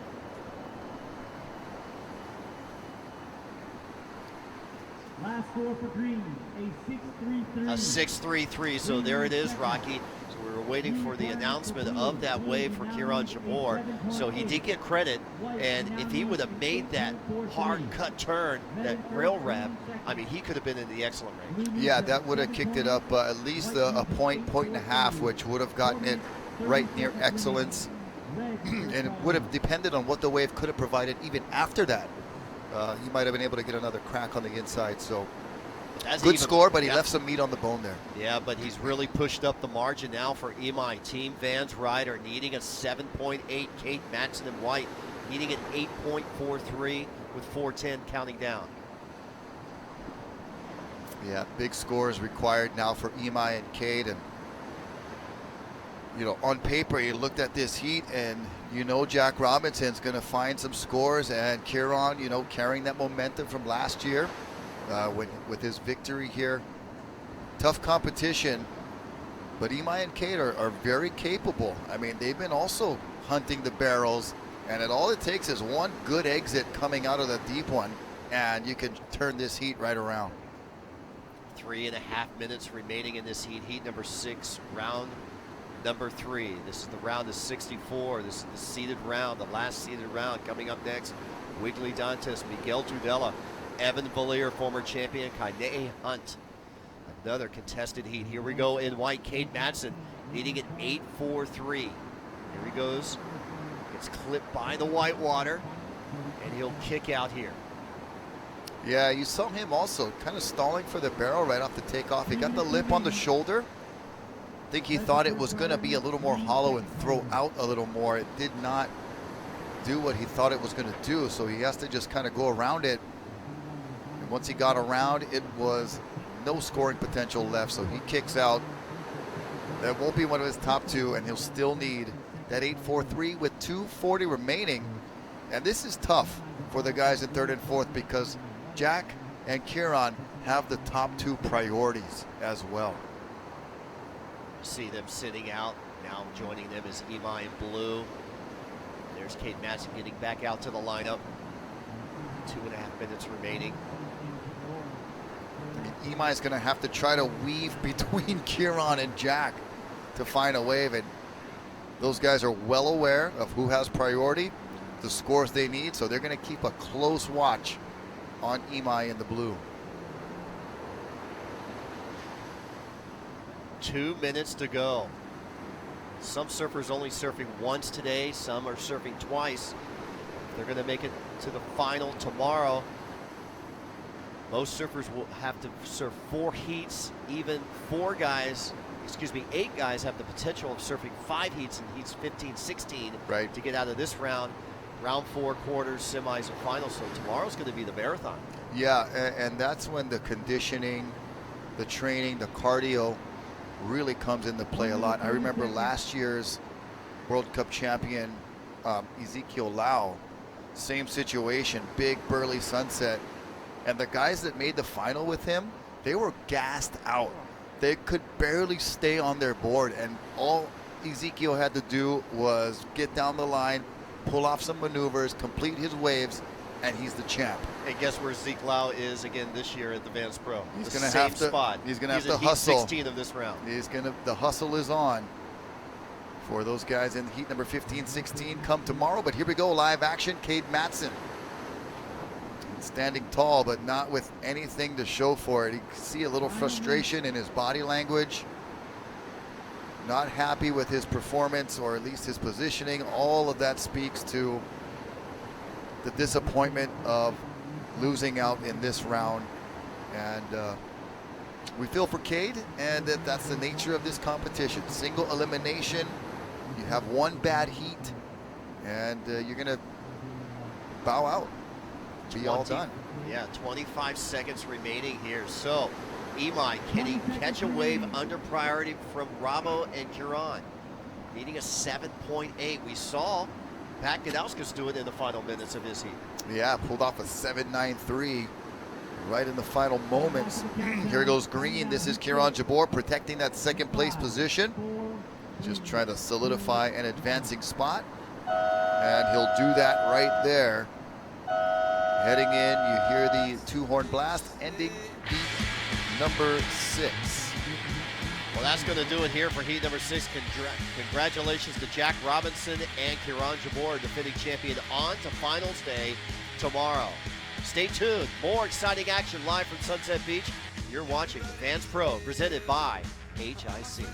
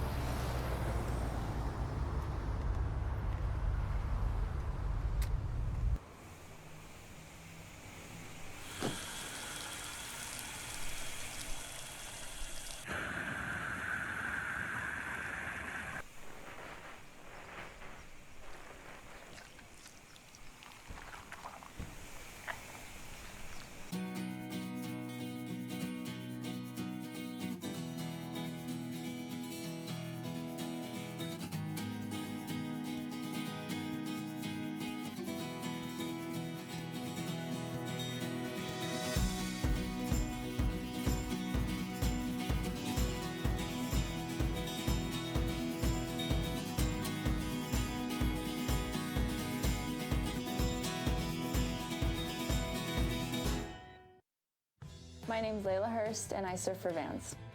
I'm Jenny Menard, and I'm a footwear designer at Vans. Getting the opportunity to work with Jenny has always been one of my favorite things. We're always really excited about creating something that we both are passionate about. I grab a lot of weird, random inspiration. I bring it to Jenny.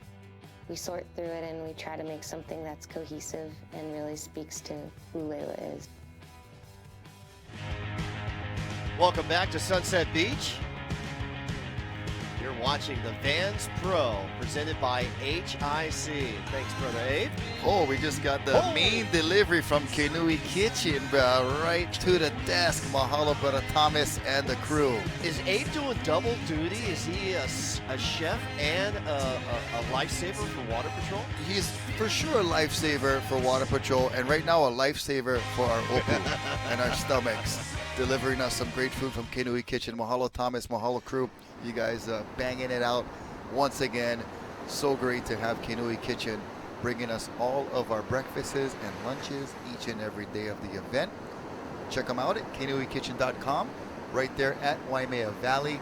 And they've got several outlets to check out, and they do a good job. Oh my God, all them grinds. Well, you saw the lineup up there, 2 South Americans. You got Wiggly Dantas in red from Brazil, and you got Miguel Tudela from Peru in blue, and 2 surfers out of Kauai, Evan Valier in white and Kanehi Hunt in green. As we're watching in blue, Miguel Tudela. Wow, Miguel has such a polished backhand technique here at Sunset. He is a joy and a pleasure to watch. I remember watching him in the juniors some years ago and really impressed with how he was able to surf this spot as a junior like a man, and now he is a man in the men's competition here at the Vans Pro and surfing it as he should. Lines out the back, big sets approaching. Score coming in for Miguel on the way. First opening ride of Evan Valier was a 3.67. Here is the long ground, the Hawaiian string bean, Kanehi Hunt, and he is approaching this next section with that wide wingspan, beautiful style, swooping turns, really uses his length to his advantage. Love his surfing style. Only 17 years old. We've been watching him for the last 3 or 4 years competing up here, different events. Yeah, he's been in the juniors quite a bit, obviously. We've seen him make some pretty good runs at the Vulcan Pipe Pro as well, and we'll see if he can harness some of his Sunset skill. He's up against some really formidable backhand surfers. He's the lone regular foot in this heat. And we're going to watch the first of, I believe, Miguel Tudela from the drone on that replay. You see his foot positioning, sliding his foot back on the bottom turn and then repositioning as he gets down the line. Those subtle adjustments, so important in tagging the lip with the perfect timing and those good steep angles that the judges like to see. What a great wave that just opened up for him to carve here. And here's Kainehe. And really signature bottom turn for Kainehe. Uses those arms to kind of balance out his footwork and little wider stance because he's about 6'4", so he can afford to move his feet around a little bit more, get a little wider, more stability, and carves it pretty well. Little shaky on some of those turns. The wave was really bumpy, but he's going to get started with a decent score. When you're up against former XL Pro champ from 2006, Evan Villiers, former WCT Championship Tour competitor Wiggly Dantas, and the prowess of Miguel Tudela, Kainehe's got his work cut out for him. He's a young guy, and he's going to learn a lot today. But if he can advance out of this heat, that would be amazingly stellar. There you go, the first of two scores we've been waiting for. 6.5 for Miguel. Stand by for Kainehe's score coming in. So first 5 minutes have flown by here really fast. No waves yet for Wiggly. He holds down first priority in red.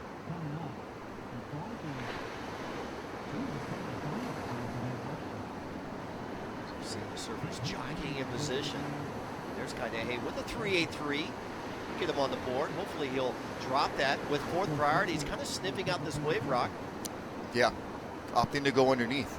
And looks like a good choice so far, and really carves one nicely there. Holds on through that steep section, gets the board high in the lip, throws some spray, and smart move. Really smart move, getting underneath.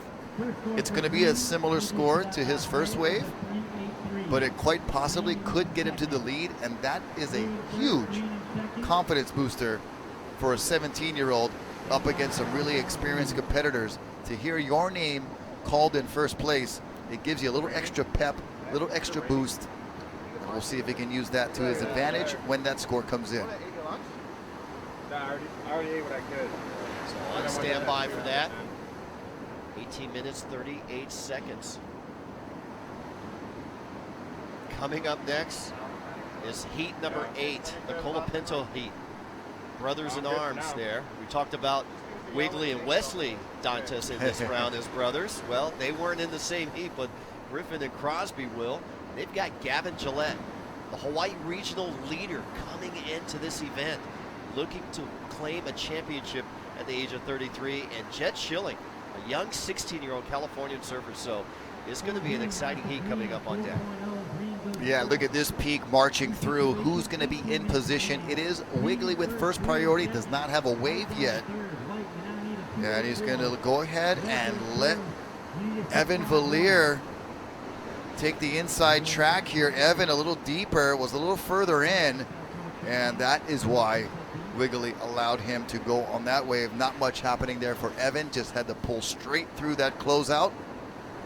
And Wiggly making sure not to paddle too hard for these waves that he might miss.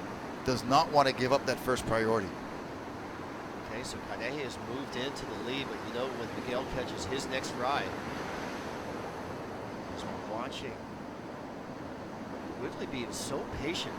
Yeah, and the last two waves, he was a little too far out and had to let Evan go on that previous one. Didn't really want to expend too much energy or risk missing the wave and losing priority. He wants to wait for something that's going to come right to him. He's not really chasing anything down right now, and a little too far in on that one. So positioning right now for Wiggly, a little bit tricky. We see Kainehe getting that 4.0. Actually outscores his first wave, and he got that underneath with fourth priority. So showing you not only the skill, but also the brains, the surfing smarts of Kainehe Hunt. All right, 16.5 minutes remaining. We saw Wiggly Dantas finish runner-up at the Vulcan Pipe Pro a few years back. Yeah, amazing pipe surfer. One of those Brazilian surfers that has been coming here over the years and really got in close with the Hawaiian crew, Sonny Garcia, Makua Rothman, And The McNamara's group. yeah, the McNamara's. It takes a lot of humility and appreciation to come from there to here and make it work like that. As we see Evan Valier really going big. I thought he was going to land that rock. That was a tough make. He got hung up by the wind right in the lip.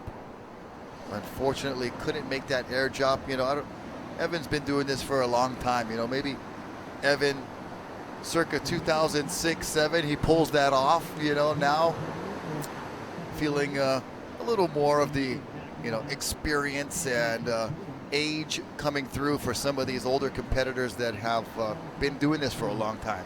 Well, Evan was 22 when he won this event back in 2006. You know, that was 13 years ago. He's 35 now. Yeah.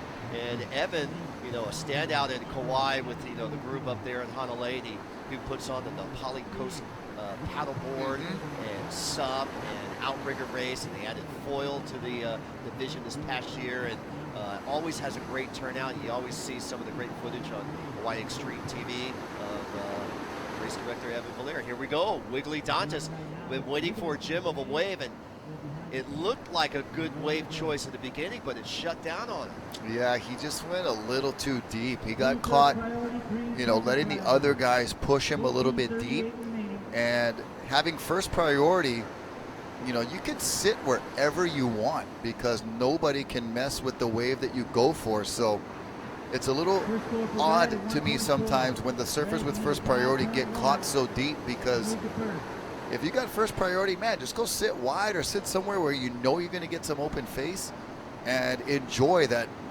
first priority and not having anybody interfere with the wave you want to catch in your positioning. It doesn't matter where you're sitting when you got first priority, the wave is yours. Yeah, just thinking when Evan won his XL Pro 13 years ago, Kainehe was 4 years old. Wow. The guy in green, who's leading this heat. Also a fellow Kauaian, so Yeah. I'm sure he's looked up to Evan many, many days in the past and knows precisely what Evan is capable of. And right now, Kainehe is sitting out in the lead. He's got to feel good about that. Another Kauaian. Yeah, there you go. Gavin Gillette looking trim there. Almost didn't recognize him. Yeah, looking fit. Got the hair trimmed down. He's usually Danny Fuller's got the buzz cut. he's usually rocking the long hair, but Gavin trimmed it down. And here's Evan Valier. He's got the long hair. Yeah. 13-13 counting down. 1.4 score for Wiggly Dantas. He's in fourth. Valier, the former champion, currently in third. Getting a score, but once Miguel Tudela catches his second ride, he's going to up the margin for both Evan and for Wiggly. Yeah, he's sitting on that solid 6.5. And anytime you open with anything in the 6s or 7s here at Sunset on a day like today, that is just a great way to start a heat. Well, we saw Matthew McGilvery open up with a 9.33 just a couple of heats ago. Even better. Yeah. That's the way you want to start a heat. For sure. All right, where's Benji Brand? Benji coming up. There he is. Heat number 10. He's got Bayrick DeFries, who was in the final last year. Reef Hazelwood always surfs good. Goofy footer out of Australia. And Manuel Selman from Chile. A charger out here at Sunset. And Benji Brand. Wow, Heat 10 stack. Yeah, and that's the name I was reaching for earlier with Slade Prestwich, David Fonsale, and Bayrick DeFries. Those were the South Africans last year that really made a hard charge, and awesome to see them do well last year. Let's go down beachside and check in with Pancho Sullivan. Thanks a lot, Bo. Thanks a lot, Rocky. Down here with heat winner Jack Robinson. First day, first heat under the belt. How do you feel? Feel good. Just kind of, pretty calm back at Sunset. It's good to be out here in some good waves, and just get the blood moving, and nice to be back. Unreal. Well, you've been incredibly consistent, not only out here at Sunset Beach, but winning the the Vulcan Pro, Pipe Pro earlier this year. Tell us a little bit about your mental preparation going into this event, and then on to the Triple Crown. Started off good at the start of the year, so just been trying to carry it, all the way through, not thinking too hard. We're at the last few events now, so I'm not really worried what's in front of me right now. Just taking one small step at a time to get to the finish line, because it's kind of a marathon these last few, and everyone starts getting a little worried, like they're right there, but I don't worry about that. It's just go out there and surf at the moment. So. Well, that's a great mindset to have and a place to be at when you're having fun. Usually you produce your best surfing. Tell us a little bit about the equipment that you're riding out there. Yeah, just normal 6'6" Arakawa. Yeah, he made a bunch, so that's my go-to size, and it's like this, and yeah, Eric's got a dial. Awesome. Well, your boards look great. Surfing's on point. Anyone else you want to thank out there that might be watching on the web back home? Yeah, parents, yeah, friends, everyone. Yeah, all the crew, all the Vulcan guys, Shibata, Riddle, everyone's here. Julia, and yeah, Eric, everyone's down here, so it's good. Well, congratulations on that heat win. We look forward to seeing you on finals day tomorrow. You get to relax and hang out and get prepared to, hopefully the swell looks like it's going to hang around and conditions are good. So looking forward to seeing you surf tomorrow. Yep, bring it on. Can't wait. Awesome. We'll back up to you, Rocky, Bo. Thanks so much, Pancho. Congratulations to Jack Robinson. Got a new sponsor. Got Volcom. I guess, Volcom liked his performance that he had this past February, winning their event. What an exciting final that was for the Volcom Pipe Pro and Jack Robinson. Yeah, and you said it earlier, he really blends well with the local crew here. Humble guy, but really good surfer. Lets his surfing do the talking, and just a great guy to be around. Looking forward to his performance tomorrow. Miguel Tudela, big snap under the hook of the wave, and it nails him right straight down, Rob. Yeah, so that score with the 6.5, it'll keep him in second. I'm not sure he's going to be able to take the lead. Maybe, possibly. Yeah, we'll see where the judges go with that. He only needs a 1.33 to go to first. So I think he's got that and more. So Miguel will go to first. And you see on your screen the brightness has tapered down a bit. We do have some cloud cover, a little bit of drizzle, nothing to be alarmed about. Just a little slight change in the weather, but still holding some very epic conditions here at Sunset Beach for day number 2 of the Vans Pro, presented by HIC. We've got to say mahalo to Vans and all the crew putting this together. And of course the HIC crew doing an excellent job as always, providing those boards down on the beach. Some of the caddies have been taking them out just in case, and we've seen competitors use them in the past and do really well having those boards down here. So thank you, HIC. Mahalo Vans, Salt Merv, and the gang down there too, representing the Haleiwa store. Kerry Kokoro's down here. Yep, he's here as well. So there's the wave that Miguel needed. The 207 gets him out of second into first. So Evan Valier now needing to play catch up along with Wiggly Dantas. Wow, look at the top of your screen. Oh my God. And those bombs that are feathering on the way outside on your top right. Those are indications of a still very healthy swell. We're going to take a short commercial break. When we come back, the conclusion of this exciting heat out of the water, heat number 7, round number 3. You're watching the Vans Pro, presented by Hawaiian Island Creations.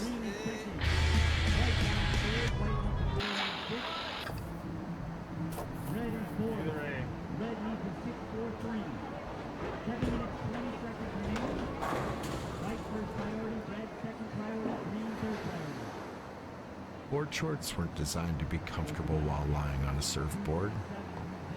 These were. Introducing the Vans Surf Trunk, a different way of looking at board shorts. We make skate shoes, really grippy skate shoes. So we thought, why not make a skate shoe for surfing? A super grippy one. Introducing the Vans Surf Boot High. Welcome back to Sunset Beach and Rocky right on cue. These were the bombs we were looking at over at Backyards, and it took about a minute and a half for those waves to come over here. Yep. And just riding that one through, that was surfer in white Evan Valier.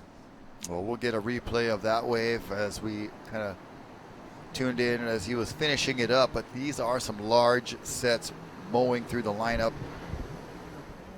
First priority is Wiggly Dantas. You see him there paddling over that wave, and we'll see if the next one offers any opportunity. 6 minutes now remaining. So getting down to crunch time, Wiggly only with the one single score of a 1.4. And it needs quite a bit to catch Kainehe Hunt. Evan Valier nipping on the heels of his fellow Kauaian. And Miguel Tudela holding on the first with that solid 6.5. And the backup 207. So here's Evan with that lay down takeoff. Somehow manages to stay on his feet at the bottom. That's so hard to do. And then grabs the rail and comes through. That's what we didn't see. I mean, and we saw this portion right here. And I didn't see him right there for a while because he was in the barrel. Oh my God, what a late takeoff. And look at the size of this wave. And he hooks it, and he gets under the hook, and he comes out clean. Well done, Mr. Valier. You are a champion for that wave right there. That was incredible. My God, I just love watching Evan surf. He is just, you know, he's a master out here. Yeah, he's got it wired. Whether it's barrels like that, which is so difficult on your backhand. I mean, it is literally going on your blind side and just going a lot by feel on one of the hardest waves to get barreled on in the world, and then coming out. Great job for Evan. That's going to be a big score. That'll catapult him possibly to the lead. Oh, totally, totally. And you know what Evan reminds me of? A different version of Jerry Lopez. He's very zenful. He's very quiet spoken like Jerry, and he lets his surfing do the talking. For like sure. Jerry. Yeah, and you know, anything he does say, he does, you know, put some thought into it. Yeah. He's very, you know, good guy all around, very well-rounded, and a good head on his shoulders. Great talent, obviously, with that wave. It's going to be a good score. Well, there you go, a 9.57, a near perfect ride, and he goes from third to first. So that puts Kainehe Hunt from second to third, needing a 4.85. Wiggly Dantas in fourth, needing a 7.17, and Miguel Tudela sitting comfortably in second at this stage. But don't count out Kainehe. He's been kind of quiet. He charged those waves early, and let's watch this wave again. So that lay down takeoff, I mean, to get to your feet at the bottom is a lot harder than it looks. And look at the lean, and he had to put on the wall with his back. And then to regain your composure when you're sitting at the bottom of a 10-footer on your belly to get to your feet, get a snap in there, and then that grab, the lean, the line he drew was perfect. The wave held up just fine. And Evan, 9.57, right back in form. Well, the 9.57 is the second best one-wave score of the event. Of course, Benji Brand, another goofy footer with a 10-point ride yesterday. Not a barrel ride, but 3 monster hacks on his backhand. Well, now we're starting to see some of that weather impacting at least the visuals on your screen. You do see the rain coming down. Doesn't really affect our surfers too much at the moment. There's so much spray coming off the wave, and it can be a nice sunny clear day. You're still taking off with your eyes closed sometimes at sunset because of that wind blowing the water up the face. So the rain not affected him too much. Kainehe Hunt needs to get around that section, but needs to bring his board with him. He was almost going to hurdle that section over there. And poor Wiggly Dantas, he had priority for a long time, both on his first and second wave, and both wave selections that he's taken off on have been closeouts. Well, and you know, another indicator, possibly he might be going too deep. And when you have the first priority, you can sit anywhere in the lineup you want because nobody can interfere in your way.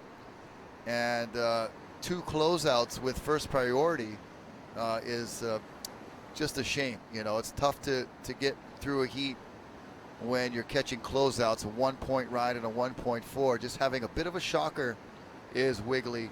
He's got a minute 40, but it's going to be a tough road to get out of this heat with that little bit amount of time remaining.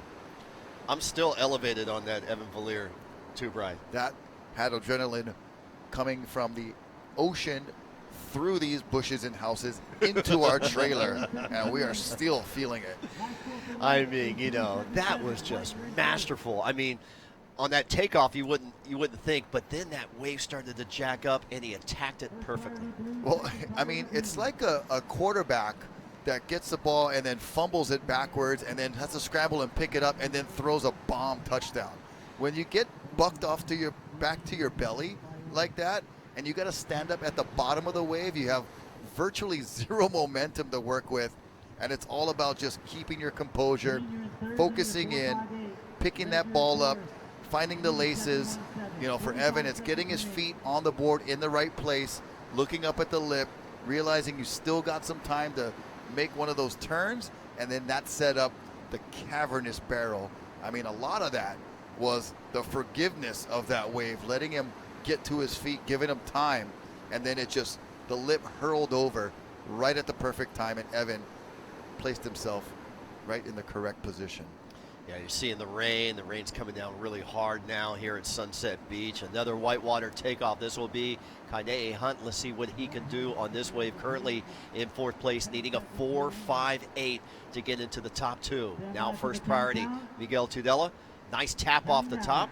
And here's the final countdown. So, Rock, was that a 4.58? It's going to be tough. He caught that wave really far on the inside and didn't really have anything super critical, as Evan just still fighting barrels and then gets annihilated. Gets a little payback from Sunset Beach. It says, yep, you're on top of the world one moment, and then you're hitting the bottom on the next. All right, when we return, coming up, heat number 8, the Colapinto heat, up against Jet Schilling and Gavin Gillette. And here's another vision of Evan Bolier's 9.57. Stick around. You're watching the Vans Pro, presented by HIC. We make skate shoes, really grippy skate shoes. So we thought, why not make a skate shoe for surfing? A super grippy one. A surf booty so grippy, you'll want to wear them all the time. Introducing the Vans Surf Boot High.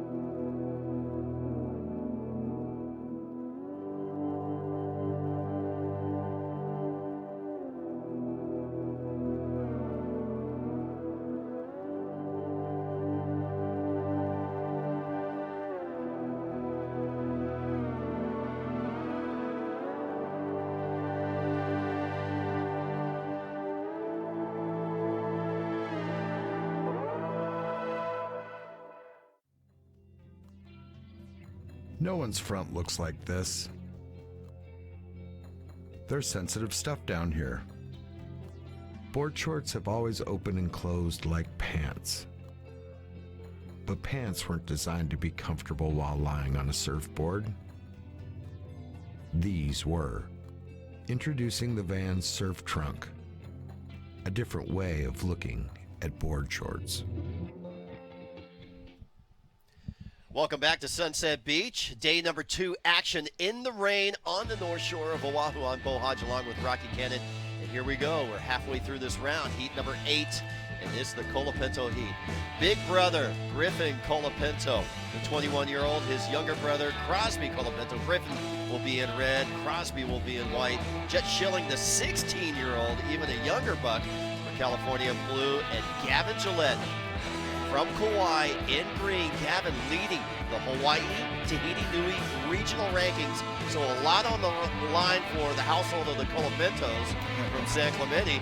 But even more important for Gavin Gillette, he's leading with a bunch of other guys bowing out. Cody Young lost out in this round. So Gavin's controlling his own destiny. As long as he can keep moving on further in the Vans Pro, he'll be the regional champion, that $5,000 extra prize for travel fund and great seating into the Vans Triple Crown. He's just got to stay alive, and he can control his own destiny. Losing in this round would mean he'd have to kind of rely on other existential factors, and you never want to leave it up to that. You want to try to just keep that control of your destiny by winning, advancing on, keeping the momentum going.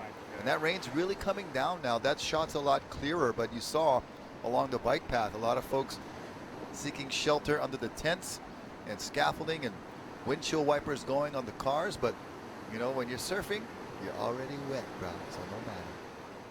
So Griffin Colapinto winning the Vans Triple Crown of Surfing 2 years ago as a young QS surfer trying to make the tour, making not one but 2 finals at Haleiwa and Sunset at 2 10,000 QS events, which qualified him in the top 10, which actually won him the QS 2 years ago. Yeah, he went right to the top of the rankings with those 2 amazing performances at the Hawaiian Pro and here at the Vans World Cup.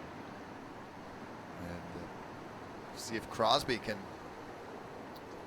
pull some more Colapinto magic out of his hat. They've been sure surfing together quite a lot at home, around the world. Now they're here on the North Shore together and in the same heat at the Vans Pro. And Griffin's been battling that injury. Remember the injury last year that held him out on some of the events of the Triple Crown? He couldn't really defend his Triple Crown title last year. Those injuries are still nagging him this year. He had to pull out of a couple of the Aussie events on the CT Tour, but a great showing on the European leg. He's moved on up to number 20 on the World Championship Tour. His QS ranking right now coming in to this event is number 37. So still has some work to do at pipe, and he's an excellent pipe surfer. Yeah, he'll have to get some good results at the Hawaiian Pro and the Vans World Cup, kind of a just-in-case type of thing, and then really comes down to him performing well at pipe. Yeah, to solidify his 20th ranking. Remember, they take the top 22 of the men's CT to requalify for 2020. So yeah, a lot of guys in his position, you know, when they come down to this part of the year, they want to have that little insurance of, you know, possibly like double qualifying. It wouldn't be a bad thing to do well in the 10,000s and get that little cushion, and just in case something happens at pipe, you still got a chance to qualify. So it's all about setting up your job for the next year. You want to be rehired. Yeah, and there's guys like Barra Mamiya. Yeah, Griff, I want you to double qualify. Right. Give me the extra chance of absolutely of me jumping on tour with you. Yeah, such an exciting winter on tap. We talked about the implications of this event. Our regional leader in the heat right now could quite possibly, you know, get one step closer to clinching that title. And of course, the Vans Triple Crown qualifications, top 8 get into those events, and it all comes down to how they do in this final event of the Hawaiian regional season here at the Vans Pro. And then the 2 10,000s at Haleiwa. So much shuffling and moving of the rankings are going to take place. Dreams are going to be achieved. Hearts are going to be broken. There's going to be a lot of drama when the qualification time comes at the end of the Vans World Cup. And then, of course, still got 5 guys vying for the world title coming down to pipe. You don't need a chamois. Your TV's not out of focus. Your computer's not out of focus. That is rain, ladies and gentlemen. We've been having just nothing but beautiful blue skies for a day and a half up here on the North Shore on the Vans Pro. But with these light and variable winds, the interior has got some clouds. Now they're starting to come out here on the shoreline. Pancho was telling us there's some Kona winds coming out of Haleiwa's side. And usually that happens on light and variables here on the North Shore. Yeah, we're hoping those winds stay away. We like the trade winds here for Sunset Beach. But a west wind is a devil wind over here. Well, and right now the waves still looking really prime time. So as far as we're concerned, these conditions are still really great. We'll see what's on tap as the day goes on. We're almost through our day number 2, but here we go. Big outside takeoff for Crosby Colapinto. Okay. His uncle Matt was worried about if he was sitting too deep, but he makes it around the section and he kicks out right here. So one maneuver for Crosby, and he is on the board. The whole Colapinto clan in San Clemente is watching. His mom and dad, Mitch and Camille, and the uncle. He's got Matt and Denise. Even Grandpa, Don, is watching his 2 grandsons surfing out in this event. Oh, what a special time to be able to watch and cheer on your family members as they compete together Here we go, the replay. Nice takeoff. Got a little hung up on that bottom turn. You saw the little skip in his step, but was able to regather himself for that first turn and cranked it around good, nice and hard. Got a little held up by the wind. The wave shouldered off immediately, so only offered that one section. And he'll take the lead with 16:20 remaining with that 2.5. And nobody else really with anything too significant on the board. Nothing yet for Jet Schilling or Gavin Gillette.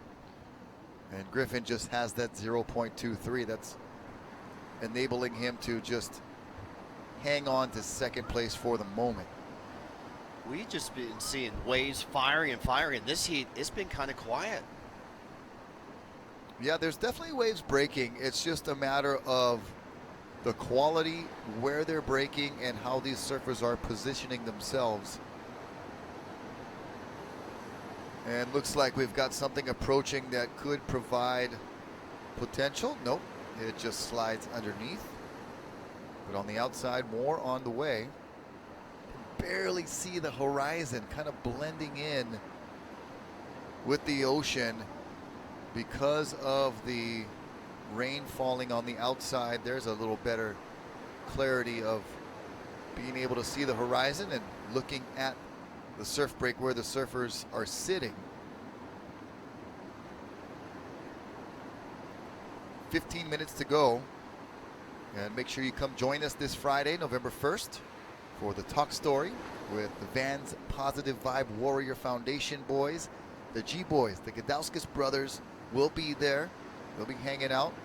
All the other Vans team riders will be there as well. And also, we'll be talking story with Chris Dennis, our Vans representative over in Trinidad and Tobago. Surfboard drive. They did about 200 surfboards to the local community there. Chris said before that, there weren't that many surfers around. Now it's the lineups are getting a little crowded, but he doesn't mind it because it's all kids and they're all getting into surfing and enjoying that healthy, positive lifestyle that we've all been blessed with here in Hawaii, but spreading the love down there in Trinidad and Tobago. Very special getting boards to those kids. Here we go, Jet Schilling in blue, out the back, big carving turn. That'll give Gavin Gillette in green first priority. Nice hook off the top. Here he goes on the attack again. Well, this might be the first time we're seeing this gentleman in this Vans Pro. Don't recognize his name from years before. You would remember a name like Jet. Of course, the great Paul McCartney and Wings song Jet from Band on the Run. Jet Schilling, a young 16-year-old, ranked number 174 in the World Qualifying Series. So we'll be on standby for his score. He looked really polished. He looked much more mature than 16 years old, surfing here at Sunset on his backhand in his first Vans Pro. Well, Crosby Colapinto, winner of a QS event earlier this year, back in March at Huntington Beach at a 1500 QS event. And Crosby holding down a 2.5, standing by for that wave score last of blue. Jet could go into the lead on this last wave. 13 minutes remaining. And there he goes, a 4.17. So 3 Californians with score, Griffin with a 0.23 on the opening, up and down. Gavin Gillette yet without a wave, patiently waiting. So at this stage with no surfers with their two-way priority. Here we go, Crosby with third priority is going to take the attack here. Nice bottom turn, hooks it off the top. Down the line, fast breaking wave, he'll stay with it. One more wrap, look at the rooster spray on that last turn. Hooks it back into the whitewater section. Good scoring wave for Crosby Colapinto. Yeah, that wave was further on the inside, but I like the way he stayed busy on it. Didn't really let anything go to waste. And he also mixed up his maneuvers. The variety, the variation. We talked about that quite a bit. You see a little clapping from the channel. It looked like might have been Bam Bam Bacalso, but a Kikoa out there cheering him on. Yeah, he's got a rip curl on his board, so that was Bam cheering on Crosby. And yeah, laid nicely into that top turn, tail drift just a little bit, and finished up with the roundhouse cutback and 3 completed maneuvers. We should see a decent score in this heat so far. Nobody's got really anything going, so that's going to be a good score. Actually, Jet Schilling, that backhand wave, the 417, but Crosby should regain the lead right after the score drops. Yeah, he's the only surfer with 2 waves. We saw heat number 5, 3 surfers in the double digits. You know, this could be a sleeper of a heat where, you know, single digits is going to get you through on 2 wave scores. And there it is, Rock. A 5-point ride. Combo that with a 2.5. Crosby in the lead. The young 18-year-old younger brother of Triple Crown champion Griffin Colapinto in the water in the red. So coming into this event, this could be a game breaker for Crosby. He's 102 on the World Qualifying Series. Has a good showing here at the Vans Pro. Could set him up for the Prime events and the 10,000 events coming up next year. Yeah, you want to, you know, try to crack that top 100 to get the good seeds in the events as you travel around. All right, we're going to take a short commercial break. When we come back, the second half of this heat, heat number 8 of the 3rd round. You're watching the Vans Pro live from Sunset Beach, presented by HIC, Hawaiian Island Creations. So there's just different levels. There's like little slams, there's nicks, there's cuts, and there's, you know, the torn ligaments, the knees, shoulders and that. So when you go through any of it, it just makes you feel alive. That's what it is. Wiping out just makes you feel alive.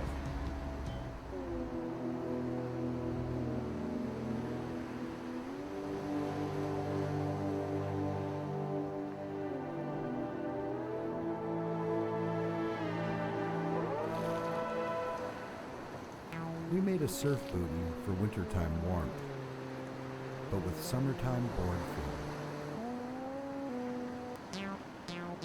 The Vans 5mm Surf Boot High. Welcome back to Sunset Beach, day number 2 action.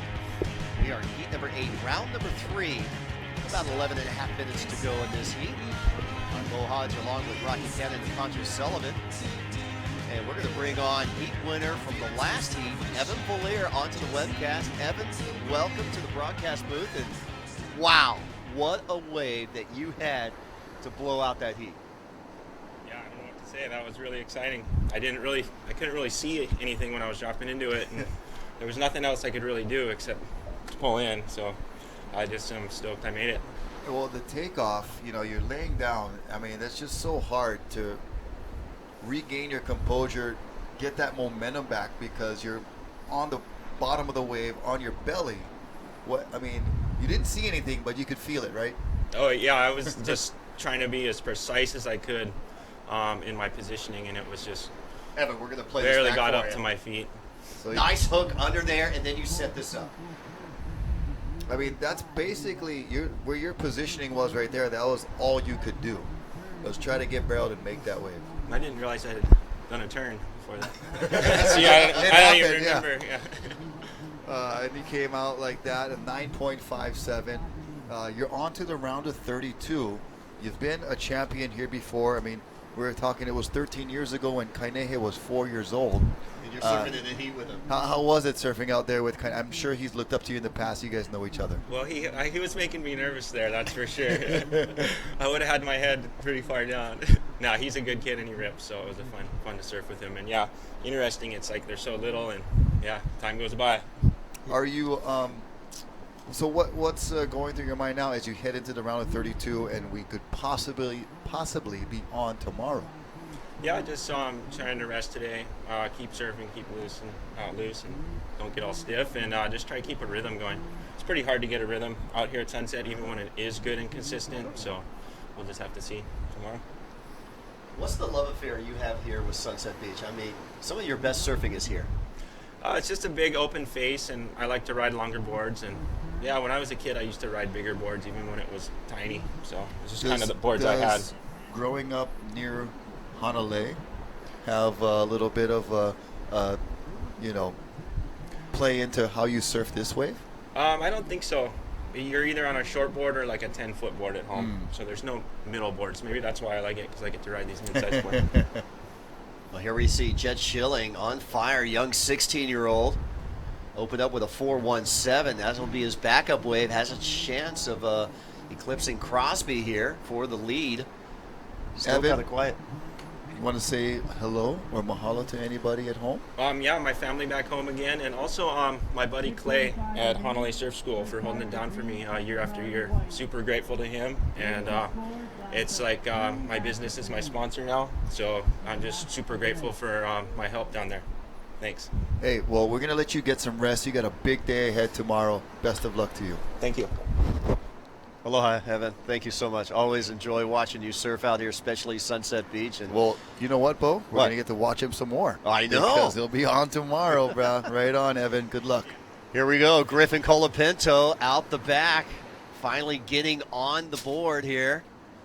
He opened up with a 0.23. Big bottom turn, hacks it off the top, and then loses the rails here. And look at this wave from Jet Schilling. Nice carving turn, big bottom turn. Wraps it one more time around. This kid is really impressing me. Yeah. 16 years old, not from here, doesn't really get to surf this break that much, and he looks like he's fitting right in like a glove. You know, you rarely hear this. A 16-year-old ranked on the QS at 174. I mean, he is really proving himself here today at Sunset Beach. Here we go. Triple Crown champion, Griffin Colapinto. One turn under the lip. Can he pull it off? No. Jet Schilling has moved into the lead. A 5.73, a 4.17. Crosby Colapinto. So the two teenagers, the 16 and the 18-year-old, are taking our Hawaii Regional and Triple Crown champion down to possibly being eliminated with 5 minutes to go. Well, Gavin's got that 1.07. He's got first priority, and this is the kind of heat where it can turn on a dime, and it looks like Jet Schilling, part of that young crew that doesn't like to wear watches in the lineup and keeps waving for the time. And I can't tell you how many times I'm scolding these juniors at the events when they're asking me for time. It's like, dude, time to buy a watch. It's so easy to get a watch and have it right on your wrist. I saw a competitor miss a wave because he was too busy looking back and waving for the time. When you have it on your wrist, you know it, and he would have got this wave. It was at the Turtle Bay Junior last year. But anyway, Jet, you're a ripper. Get a watch. 9.92 wave total. What's up with Gavin Gillette? He's being quite patient, you know, maybe a little too patient.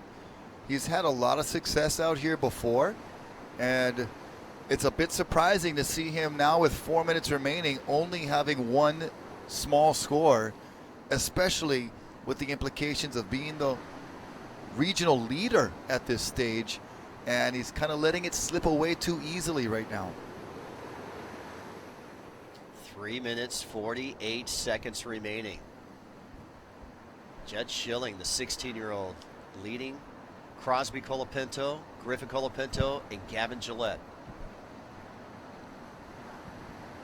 See Gavin with first priority. He's far to the right there in the green jersey. Yeah, a little bit of a lull right now, but there may be something creeping on the outside. Surfers posturing up, others paddling. They see the potential we're also looking at here on our screen, and there a couple of them on the move. Gavin kind of holding his ground there. Like we said, when you have first priority, you don't need to go deep. You don't need that positioning on the deep side. Just want to make sure you get a wave that you can make and have some open face to work with. The last thing you want to do is take off on closeouts when you have first priority. Okay, Griffins has a pair of threes, a 3.3 and a 3.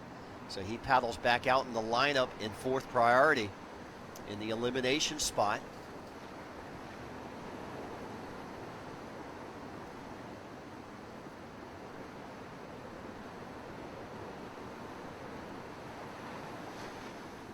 So 2.5 minutes remaining. Still raining out in the lineup on the outside. A passing squall coming through here. Kind of cleaning up the lineup, but also the surf has kind of gotten a little sleepy here in this heat. It's been so steady and so consistent for the past 2 days.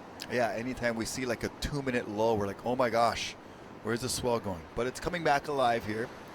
And the surfers that went a little deeper found this wave. Here's Crosby Colapinto trying to eliminate that 2.5. Pretty good choice of wave here, but just couldn't hold on that last maneuver. Back foot slipped off. Oh, Now some cleanup sets out the back. Crosby had second priority on that wave. Yeah, and Gavin let the young boys go deep right there, and we'll see if his veteran surf sunset IQ pays off, because he hung out to the channel side of the break and didn't follow them in, as we see Griffin Colapinto deal with a lot of rough whitewater. Gets a carving cut back in there, looks for more down the line, and throws the tail nicely. That'll score good with the judges. Sits down and just puts those fins right out the back. Now motoring back to the lineup. Here's Blue on the inside, Jet Schilling. Yeah, Griffin needs a 4-2-1 to get into second place. Here we go. Bam! Nice carving turn off the top. A little bit of a stall there. Holds on. And there's your heat leader right now. Under a minute to go, Jet Schilling. Waiting for scores. So they're on standby for scores. Last of red, last of white, last of blue. Let's watch a series of these replays, Rocky. Oh, and all of these exchanges, as we watch Griffin Colapinto carve that nice cut back there, and this was the money turn here. Held his composure all the way to the inside and then really attacked that lip. Got the tail and the fins free. And judges will like that. And here's Jet Schilling.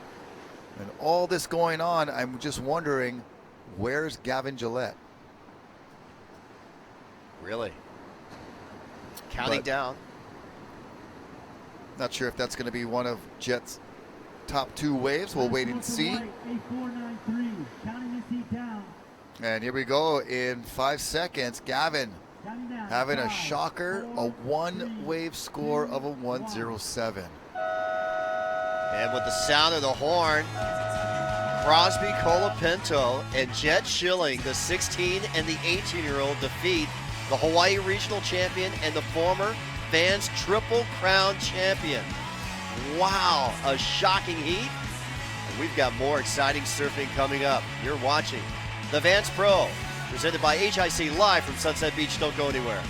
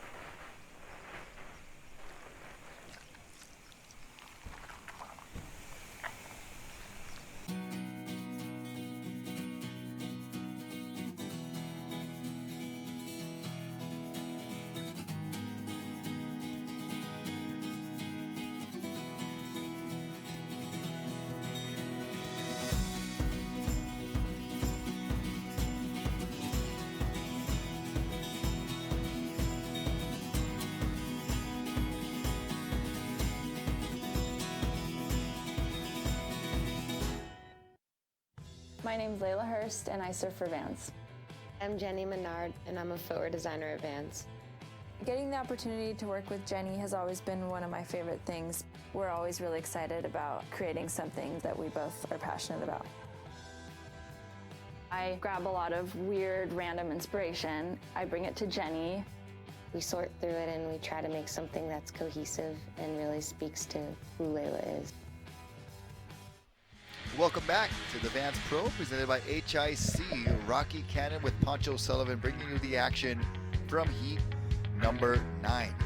Sebastian Zietz, championship tour competitor, out there in the red. Jackson Butler is in the blue. We also have Te Kehu Butler from New Zealand. So we got a pair of Butlers in here. And not to mention our 2014 Vans Pro champion, Danny Fuller. Definitely going to be an action-packed heat. We had a nice little rain squall come through, as you saw the flags there all blowing directly offshore. So we've got a nice sort of east-northeast wind going. Swell is still holding in. Seeing the action heat up as these as the swell kind of drops into a more manageable range. And we're going to check out a replay from the first wave ridden of this heat by Sebastian Zietz. So really nice carve, tight in the pocket there. Goes out on the open face, big layback turn. Let's see if he can pull this out. Ooh, unfortunately that was just way too much energy in white water, and it just gobbled him up there. We see another replay wave of our surfer in blue. That's Jackson Butler. Yeah, Jackson looking pretty solid on those first couple of turns and finishes on the inside. We'll see how those scores come in. There we go, the 3.1 for Butler and the 3.83 for Seabass. Yeah, we're being really treated to the great conditions. Now the rain has passed. We'll probably see a couple of more sprinkles before the day is over.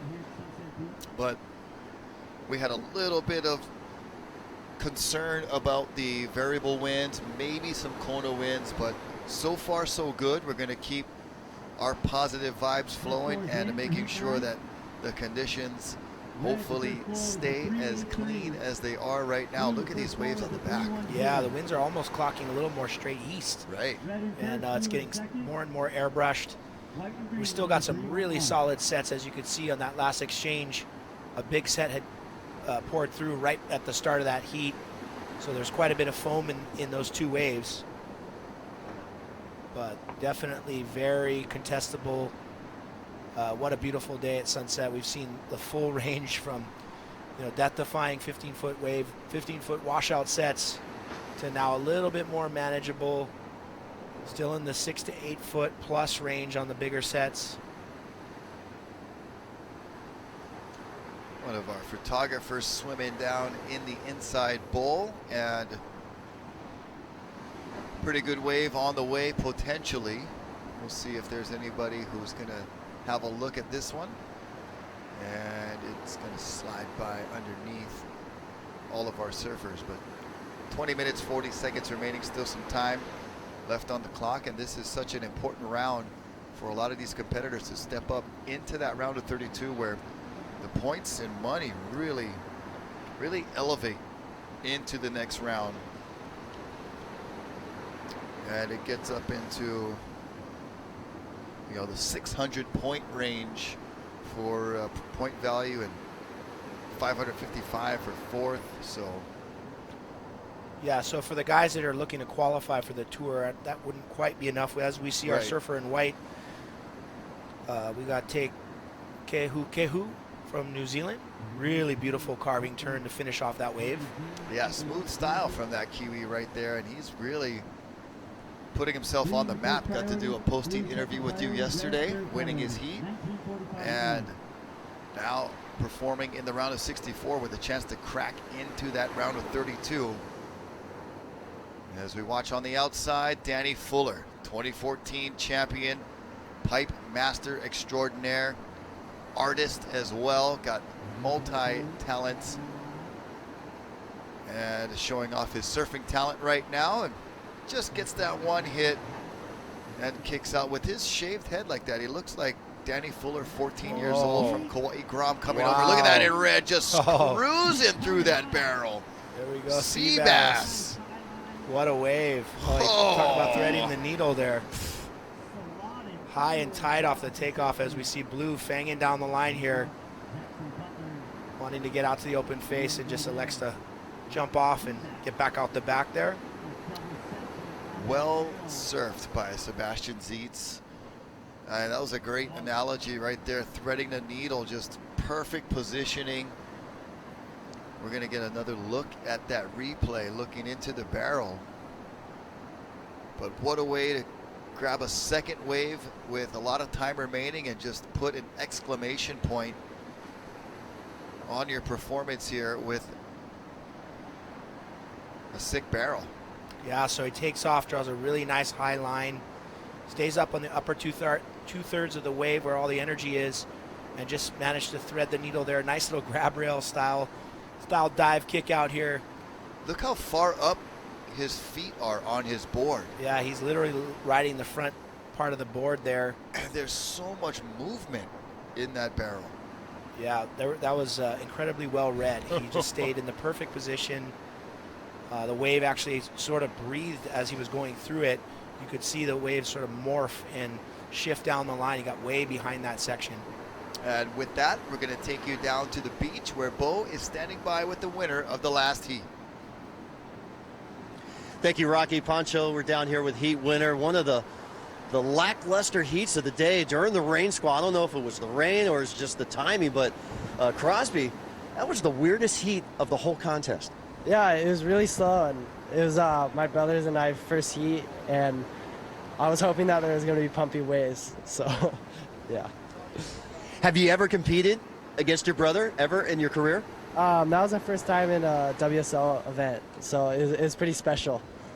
Maybe in your amateur time that you competed against him? Yeah, I surfed against him in like a couple NSSAs and WSA primes and stuff, but first time competing with him at Sunset is just like such a spot to do it. But I wish that heat was kind of pumping out waves. It would have been really fun exchanging scores with him. Were you nervous out there with all the pressure? I mean, Gavin is leading the Hawaii Nui, Tahiti Nui rankings coming into this heat. Your brother is a Triple Crown champion. I mean, you and Jet were the unknowns in this heat. Yeah, Chet and I have been hanging out every day. He was at my house right before this. We walked down together, and it was pretty stoked if me or it was guaranteed one San Clemente guy to make it. So to have two make it, it's pretty special. Well, I know that your whole family's watching back home. You want to say hi to everybody? What's up, Mom, Dad? Kind of Griffin had a shocker. Well, at least one Colapinto made it through, and it was Crosby. Good luck to you on finals day. Thank you. All right, back up to you guys. All right, thanks, Bo. And great to see the Colapintos mixing it up together for their first time actually competing against each other in a World Surf League event. And I'm sure, the family is kind of a nail biter. They must have been pacing the living room. Absolutely, but I doubt that'll be, and it's the first, but I doubt it'll be the last. Right. As Crosby's on an absolute tear and on his way, to the next level. I've been watching his development over the years. I've actually had a chance to surf with him a little bit in the past here on the North Shore, and just a very dynamic surfer. Comes from a great supportive family. Obviously, he's got his brother to look up to, who has made it to the biggest stage in surfing on the championship tour. So he's got a great blueprint roadmap of how to get there. Well, right now it's the Butlers sitting 1 and 2, Tekehu Butler and Jackson Butler, but that could change when we see that score come in. The barrel's still being assessed by our judges because any of those scores on the board do not reflect what it's going to be. And there it is, just dropping now for Sebastian Zietz, a 9.0 for that epic barrel. Yeah, that was a great score. I mean, he read that so well. You could see him, as soon as he took off, he stalled and immediately went high on the wall. Sunset typically is a little high and tight, so his positioning was absolutely perfect and just threaded the needle all the way across that barrel. Yeah, that was great. Hi, guys. Rocky Cannon, Pancho Sullivan in the booth. We're nice and dry, although Evan did get me a little wet when he was in here because he just came in from getting his own epic barrel. Yeah, you want a little bit of that mojo after that barrel he got. I like some. We can. But we're so happy to be here. Thank you to Vans. Thank you to HIC. Mahalo to the Fresh Air broadcast crew. Doing an excellent job. Rain or shine, they've got it going on. We're live. We're here at Sunset Beach. And here we go. This is Tekehu Butler. And flying over that second section really nicely, kind of landing on the cushion of that wave. And sometimes you're afraid of getting that explosion at the bottom, but that wave was really forgiving for him. Yeah, he stayed really centered over his board there, and that allowed him to regain his composure. Sort of drifted the tail a bit, like the fins released, and slid the tail just a little bit. Stayed over the board, rode out of it, really controlled, and was able to actually get in one more maneuver. 13 minutes, 20 seconds remaining, and check out a replay of Tekehu Butler. So yeah, he gets a nice medium-sized wave, goes vertical into the lip, kind of drifts the tail a little bit there, and then does a beautiful wrapping carve, kind of actually even pushed the tail a little bit there at the end, accentuating that maneuver. Well, we're going to take a short break from heat number 9. We'll be back with the conclusion of this exciting heat when we return to the Vans Pro presented by HIC.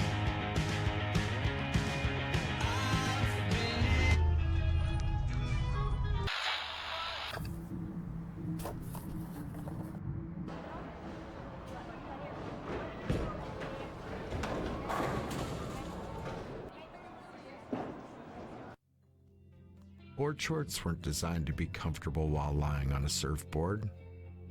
These were. Introducing the Vans Surf Trunk, a different way of looking at board shorts. We make skate shoes, really grippy skate shoes. So we thought, why not make a skate shoe for surfing? A super grippy one. Introducing the Vans Surf. Aloha, welcome back to the Vans Pro presented by HIC. Just seeing one of our surfers get closed out right there. A beautiful pulled back shot of the conditions here at Sunset Beach. Jackson Butler, foot on the gas pedal, but cannot speed through that barrel. Has to get shut down and does not make it out. He is currently in third place. Story of the heat so far, Sebastian Zietz, the 9.0. Nice barrel. Yeah, what a wave. Started out with that 3.83. He did a pretty decent turn, really jammed a hard sort of layback turn in the pocket and fell, and just immediately went straight back out in the lineup and got himself a 9. Yeah. Well, that's the professional composure of Seabass, who's another member of that surfing's highest and most prestigious stage on the championship tour. He's been there quite a while now. Yeah, he's also a former Vans Triple Crown champion. That's correct. 2012, that's what catapulted him onto that championship tour. Some folks sticking through the rain squalls. Glad to have you here and hanging out with us even through some of the wet weather. It keeps all of our nice vegetation beautiful and green, so we like the little sprinkles of ua every now and again. Hawaiian blessing. Yeah. 10:40 remaining. Everybody chasing Seabass. Tekehu Butler, 617 and a 403. Pretty solid performance right there.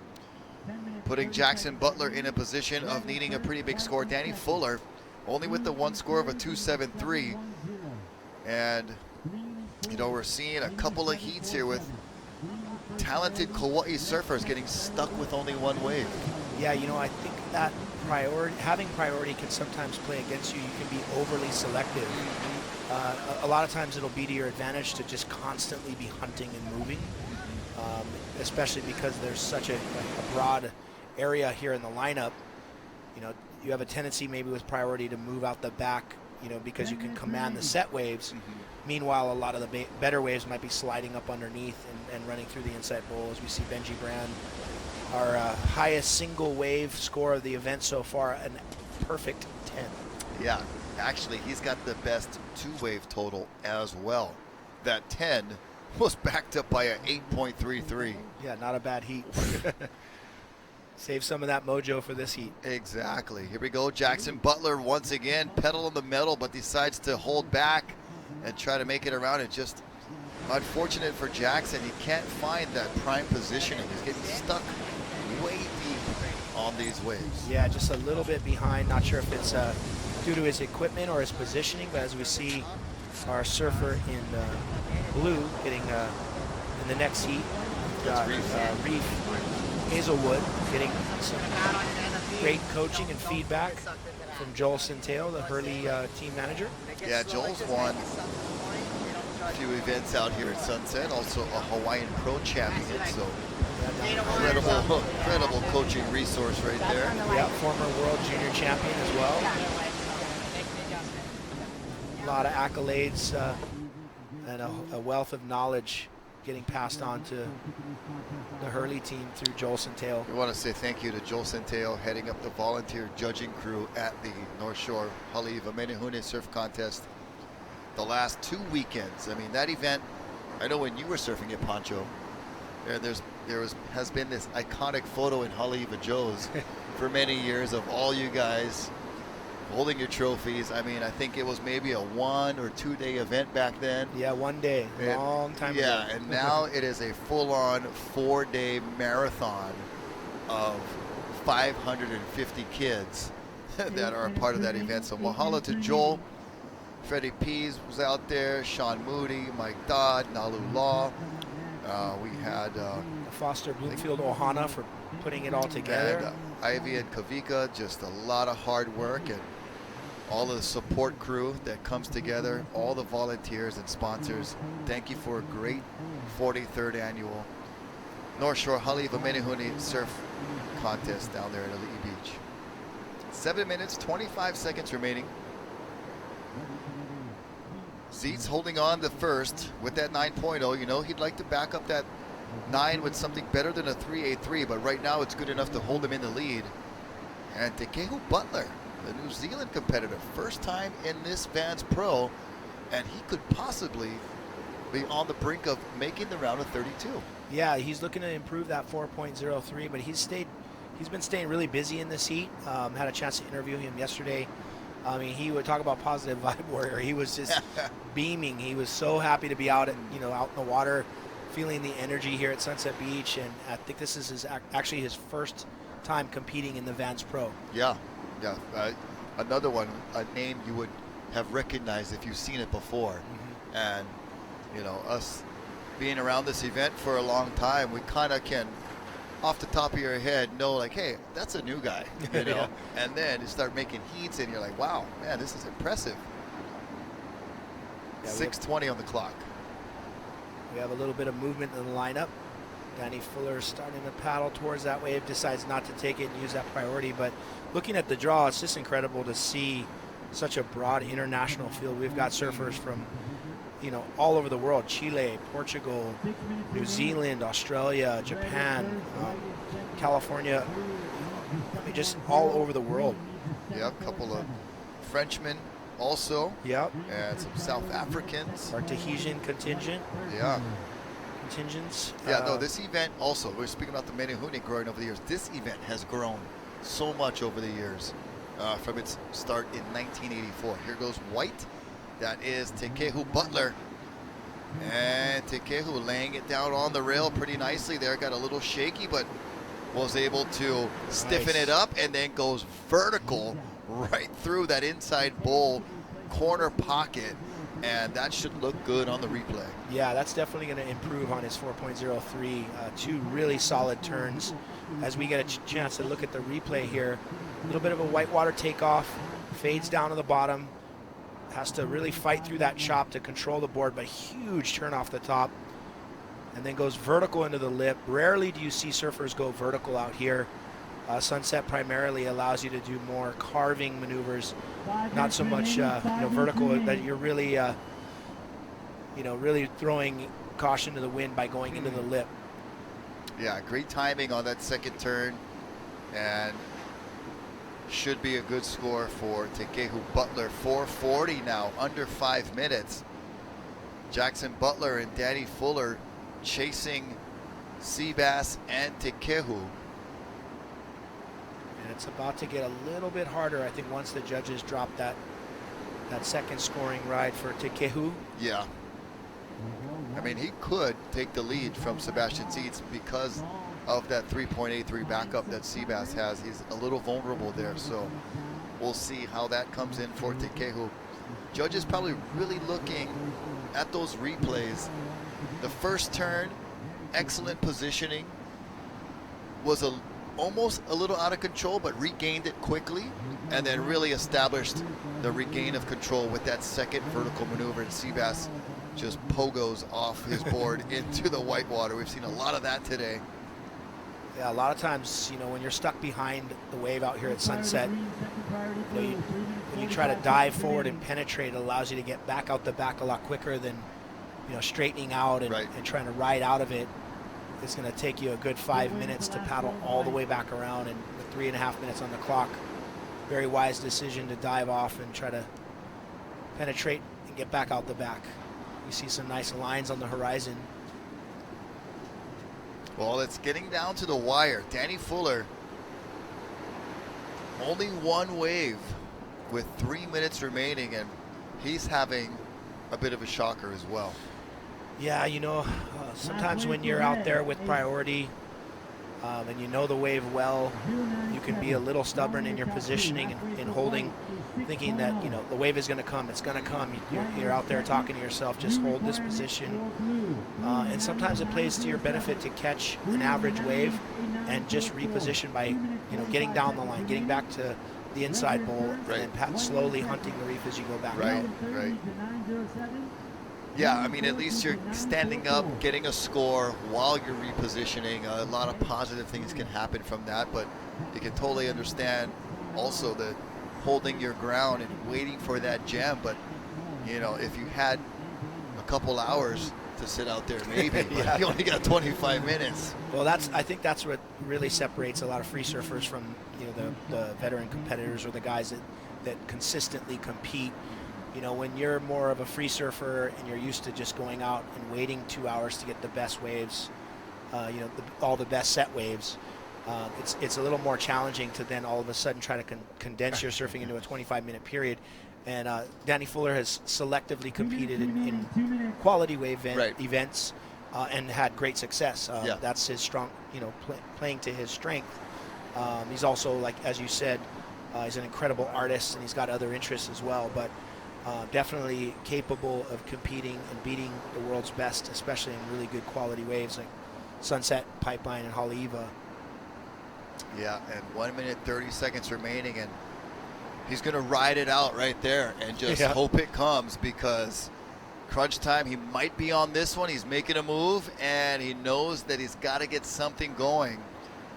As still looking at the scores, Tekehu Butler does throw down another 6.0, so that puts Danny Fuller needing a 9.44, Jackson Butler needing a 9.07. So our third and fourth place surfers right now with 1 minute need scores over 9 points. Yeah, really tall order, and with just a minute on the clock, Butler needing that 9, but also with third priority is really going to have his work cut out for him. Well, now it has shifted, so Jackson Butler in the blue now does have first priority. And I know it is hard to, there's like a couple Butlers up there. Yeah. But Jackson is the man in fourth in the blue. He's got the priority, 20 seconds, but a 9.07. I mean, we've already seen a 9 in this heat, so we know it's out there. Yeah, it just doesn't look like there's enough on the horizon. He's making a move towards the point, and I'm not sure that that's going to offer up the potential to score a 9 over there. Yeah, had he even caught that wave, it would have been hard to squeeze a 9 out of that wave so far on the inside. But that heat ends, and it looks like our Maori surfer, our surfer from New Zealand, is going to be moving on, along with our Championship Tour competitor Sebastian Zietz. We'll be right back with more action from the Vans HIC right here at Sunset Beach. Heat number 10 up next. So there's just different levels. There's like little slams, there's nicks, there's cuts. Then there's, you know, the torn ligaments, the knees and shoulders and that. So when you go through any of it, it just makes you feel alive. That's what it is. Wiping out just makes you feel alive. But the thing is wiping out's made my life actually, because you figure the wave I rode at Chopo was actually a wipeout. So it's actually made me who I am.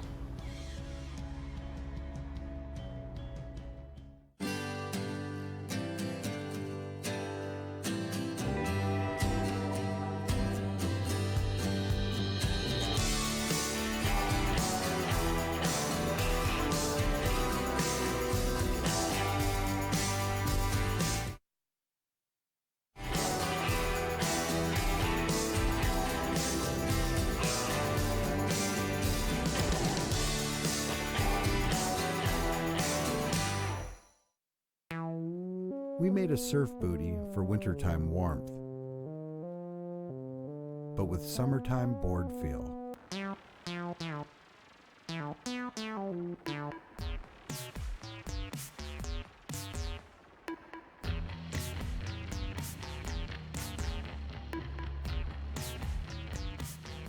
The Vans 5mm Surf Boot High.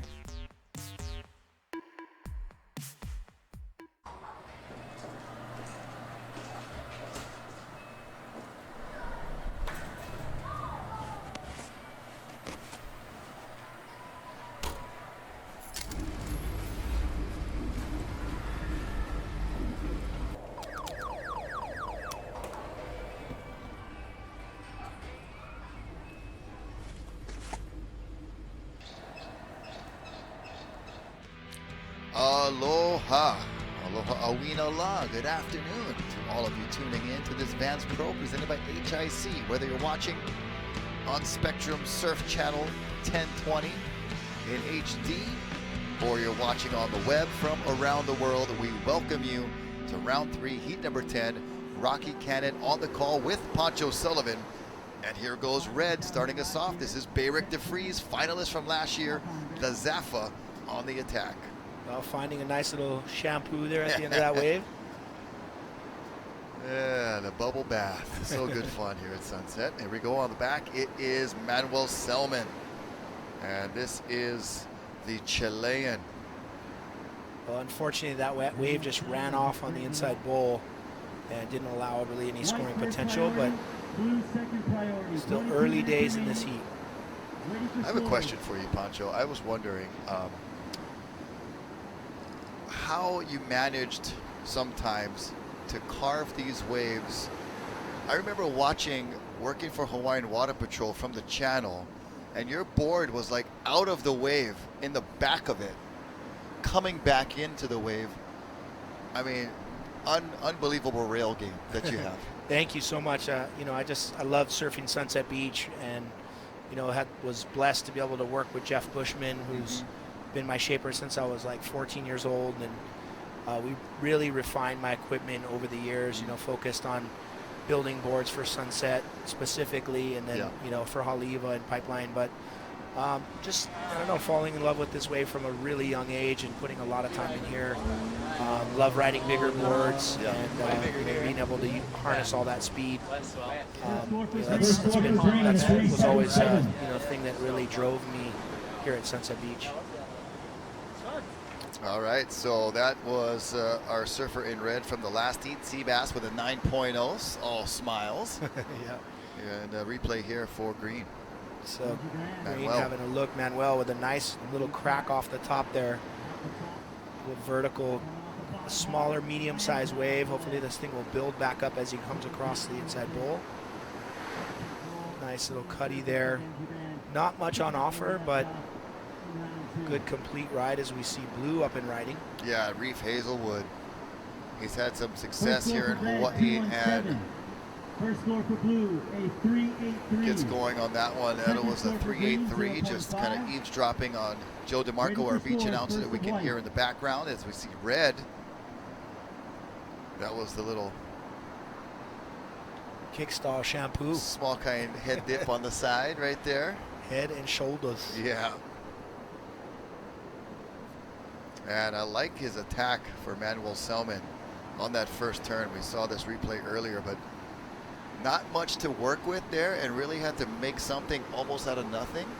And the angle, the verticalness of that turn, that'll be the bulk of his score there. 3.77, enough to get him in second right now. Benji Brandt caught a wave as we see a huge macker from the outside. That's a good sign that we'll still have waves hopefully for the rest of the day into tomorrow. But Benji got a 7.5 somewhere. As we watch a replay of Benji Brandt, this is the 7.5, picking up right where he left off yesterday. Yeah, he's got a magic board under his feet, and he'll be very dangerous. Nice big vertical snap there. Almost went a little airborne, dropping back into it, but he's just looking really composed, very patient, attacking each section, and really pushing his board out of the lip. We're going to take you down to the beach where Bo is standing by with the winner of the last heat, Sebastian Zietz. Go ahead, Bo. Thanks, Rocky. Pancho, we're down here with heat winner from Kauai, Sebastian Zietz. Seabass, is it good to be back home? Oh, yeah, definitely. Being warm water and beautiful waves, beautiful, weather, and close to family. It's always nice coming back. What an amazing heat. Let's talk about that 9-point barrel ride. Set that up for us. I think Blue had priority, but he's a little deep, and I took off, and I just was kind of no-brainer, just pull right in, and then it actually had like a little bonus section, so I just hit in there as long as I could, and I came out. I had so much speed. I wanted to do a huge cutty, but I was just going way too fast, and I was just on top of the water, so I did like a grab rail high line kind of. But yeah, I was stoked on the barrel, and it's pumping out there. It's all you could ask for really with Sunset. Evan Valier had a beautiful barrel. Did you see his barrel ride earlier? Yeah, I thought that was a 10. That was a huge cave, compared to mine. I was like kind of, tucked. He could have probably just stood there 3 times over his head, and yeah, that was insane. And I'm staying with him and Gavin Gillette and Tyler Newton, and it's fun having the Kauai crew over here. Yeah, they're doing this so well, this event. Yeah, I know. It's, Sunset's a really fun waves. We have a lot of bigger waves at home, so I'm glad we're all doing everyone at home proud. Are we going to see at all 3 Triple Crown events this year? Yes, I'll be doing the whole Triple Crown and looking forward to it. I need to do a little work at Pipeline to stay on tour, so I'll be focusing mostly on that, but definitely excited for the whole Triple Crown. Want to say hi back to the family at home? Hey guys, hey mama, hey Millie, hey Millie, Millie! Well, there you go, Seabass on to final day, and that should be tomorrow. So good luck to you. Thank you. All right. Right on, thanks, Bo. And Seabass, pleasure to watch. Can't wait to watch him at Haleiwa, Sunset, and then at Pipe. Just a great, well-rounded surfer. Yeah, definitely one of the most underrated guys on tour, in my opinion. Looking for him to really put on a good performance at Pipe and solidify his place on tour. That was Beric DeFries live action. Right now in 4th with a 2:17. So that score going to be crucial for him. Still quite a bit of time remaining, 16 minutes and 15 seconds. And we'll check out the replay of Manuel Selman. So again, really nice vertical backhand snap, but unfortunately pushed that a little too far out the back and couldn't bring the board back into the wave. And it didn't complete that. And Beric, the Zaffa DeFries. Another little head and shoulder shampoo. He's on the barrel Hanta. Yeah, he wants to try to get a little deeper for those big scores, but still nice positioning there. And well, when you see Evan getting barreled and Seabass getting barreled, you want to join the party. Well, for a while there, it kind of turned into just this little barrel show with guys pulling in wave after wave. As he's like sitting in the room, so you didn't even know he was see there. our surfer in red getting ready for the next heat. That is Liam O'Brien hanging out with the crew. Reynolds Hayes, the super caddy for Team Billabong, coach and caddy, and quite a formidable competitor in his own right out here at Sunset and all breaks on the North Shore. It's so great what he's been able to do with the youth teams, the world teams traveling around. You know, they let their surfing do the talking, but they also go down to the beaches every morning, pick up trash, you know, caring for other communities, not only our community here, and just spreading that real, authentic aloha around the world. Yeah, absolutely. And, you know, I think Reynolds is cut from a real similar cloth to Ben Ipa. You know, really a well-respected, you know, Hawaiian waterman, somebody who, you know, naturally feels in their heart, in their spirit to give back to the next generation and be ambassadors of aloha around the world.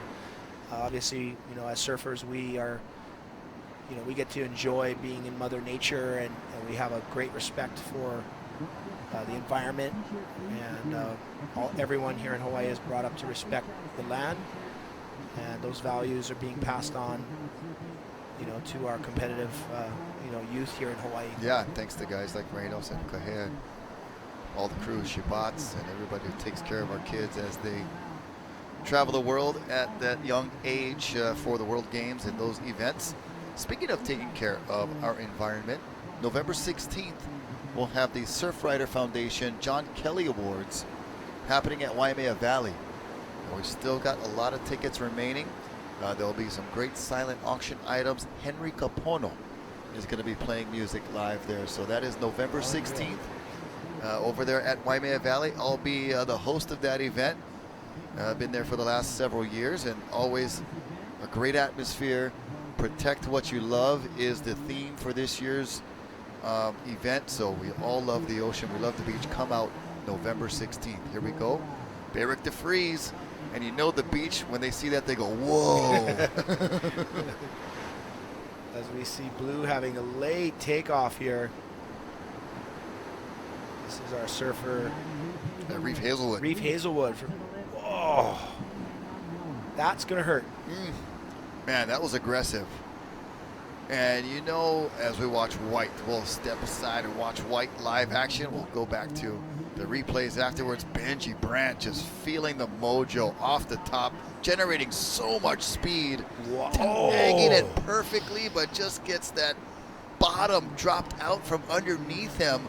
And we're going to hope he's okay. That was a wicked wipeout. Very vicious wipeout there. Everybody paying a little bit of dues to the Sunset payback box. Yeah. Yeah, here we go. Take Reef Hazelwood's wave here. So he does a really quick snap there. Knew it was going to close out. Tried to jam it up there one last hit, but just way too much water coming down and converging on his head. Yeah, you know, that's one of those cases where you're just trying to squeeze as much in as you can. And then here's Benji's. So Benji does a nice little fade here. Love how quick he snaps out of the top there, and he's just flying down the line. Goes for the Hail Mary, and just a cartwheel over the nose of the board there. Hopefully he's okay, but that was a very vicious attempt. Yeah, that was a hard fall, and he's back on his board, duck diving. You know, all these guys are so well conditioned and in shape, and even them are getting their heads rattled. Yeah, you know, a lot of times you don't really feel that till this evening. Yeah. You know, the adrenaline's flowing, and you're just thinking about getting back out there and getting another wave, and all of a sudden, you know, that you're like, I feel that wipeout now. Why does my shoulder hurt? Yeah. My neck and right. 10 minutes, 50 seconds remaining. Benji Brandt still gets a 4.6 for that first turn, and basically a single maneuver wave that gets him right in that mid-range, so a great backup to a 7.5. Beric de Vries climbing from 4th into 2nd with that 3.43. And our goofy footers, Manuel Selman and Reef Hazelwood, playing catch-up right now. But still some time for them to perform. Manuel Selman does have first priority.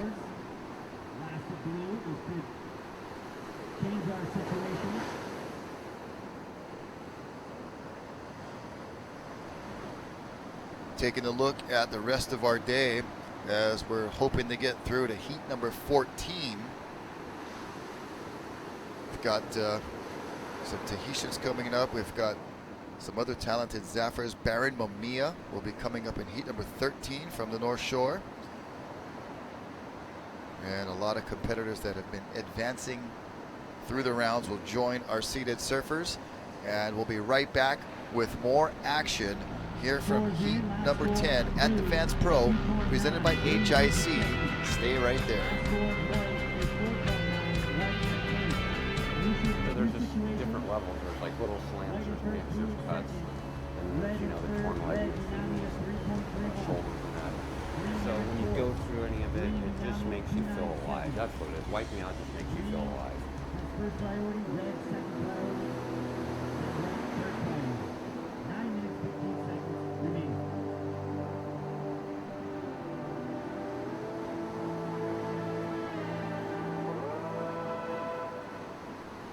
We made a surf booty for wintertime warmth, but with summertime board feel. The Vans 5mm Surf Boot Hub.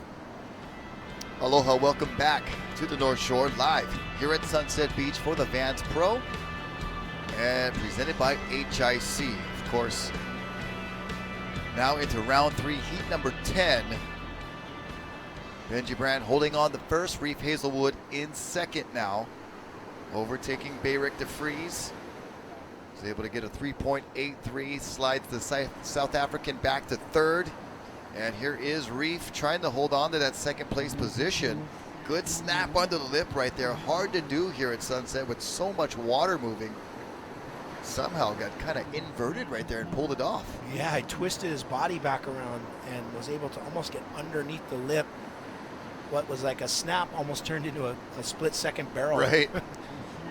kind of getting barreled on the way back down. 8 minutes remaining. 7:50 remaining for surfers in heat number 10.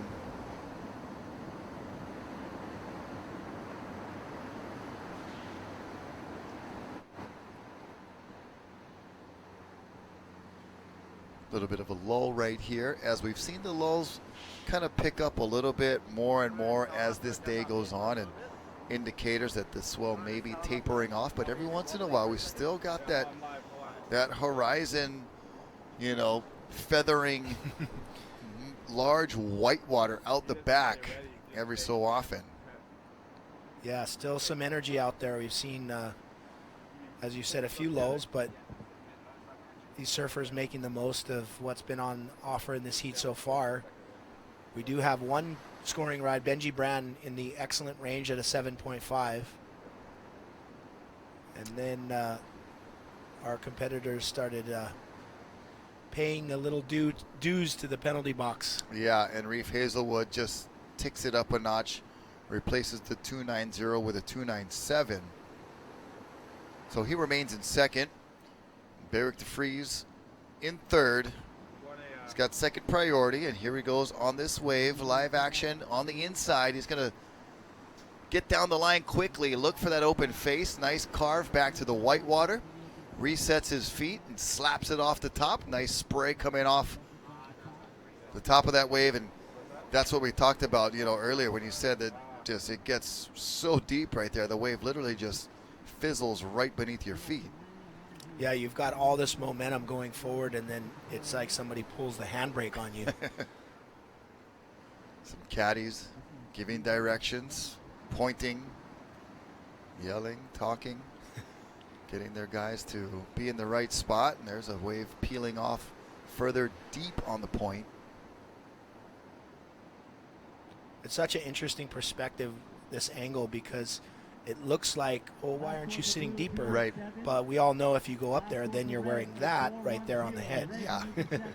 Yeah, and potentially breaking a leash, breaking a board, costing a lot of time. So it's very delicate positioning out here, where you want to be, where you don't want to be, and easy to play like armchair quarterback from up here. And we're going to take a little trip down to the beach again with Bo, and he's standing by with one of our super caddy fragilistic espialidocious. Go, Bo. Thank you, Rocky. Pancho, we're down here with coach extraordinaire from Team Billabong, Reynos Hayes. Reynos, congratulations with the success of Seth Moniz this year and your new crew here for the new winter season. Thank you so much. Really excited to start the new season, and the surf's incredible. I mean, yesterday was extra phenomenal, and today is no less challenging, and the guys have been putting together some incredible performances. What do you tell your crew about the big surf here at Sunset? Myself, I have a little bit of local knowledge, and there's some thought processes we'll run through, but mostly it's getting the guys to believe in themselves, you know, and make the right decisions. When you're out there and it's this big, you're kind of on your own anyway. So you know, there's an idea what they want to perform like, and their best opportunities present themselves, and if they can take advantage of that, that's the job at hand. We've seen a lot in these last 2 days, from the swell coming from the west, wrapping around to the northwest, and even these north bombs cleaning it up through. I mean, it's a learning experience for every surfer, even an experienced surfer out there. It's about as difficult today as it could be. And yesterday was a little more clear on what was happening, and it was so large the guys didn't have an opportunity to move out of position too much. Today there's a lot of choices, and not all of them are all that good, you know. So as we've seen this afternoon, even though the conditions are real clean, it's real hard to be in the right place at the right time for the right wave. And when the guys produce good quality maneuvers, they're getting rewarded. So the judges have made the adjustment to reward good quality surfing, even if the wave itself doesn't present the way it could. And you see Benji Brown in this heat, you know, 2 good turns, you know, maybe even on a subpar wave, but the quality is so high, they're separating him from the other competitors. Yeah, and we're seeing priorities sometimes as your friend and as your ally forcing you to go off on the wave you didn't want to go on, too. Yeah, priority is super difficult. And, you know, if you come from an older generation, there was no priority. You know, biggest, strongest guy or best positioning type surfer could win on a regular basis, you know. And this time it's not always your turn.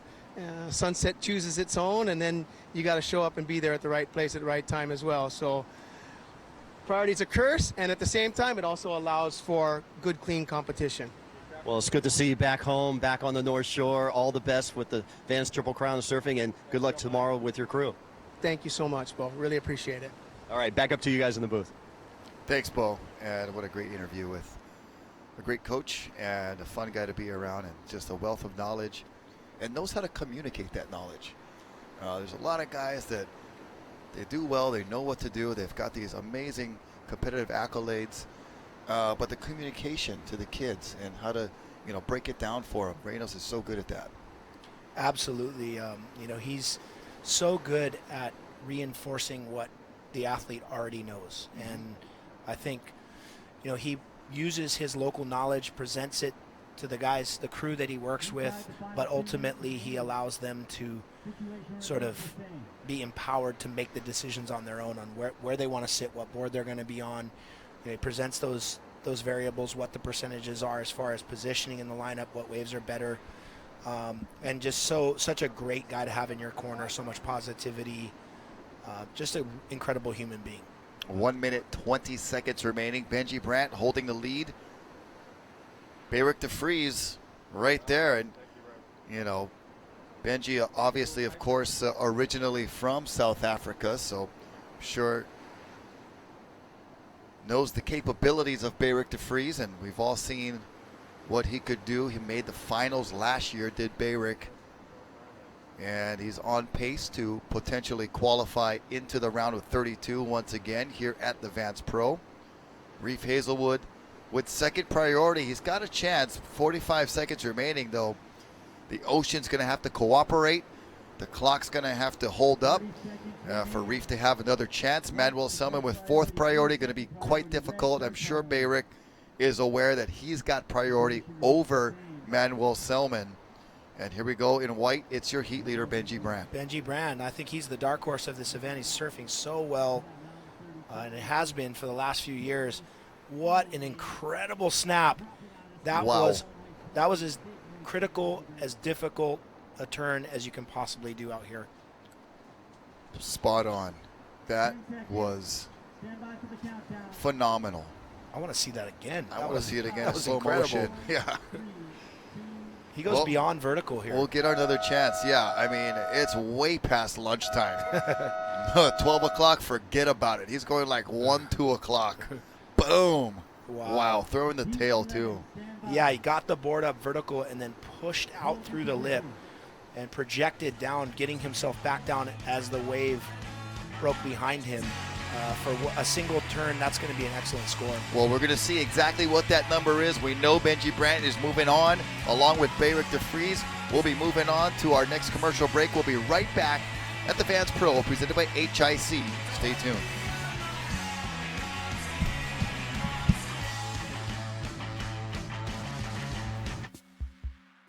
We make skate shoes, really grippy skate shoes. So we thought, why not make a skate shoe for surfing? A super grippy one. A surf booty so grippy, you'll want to wear them all the time. Introducing the Vans Surf Boot High.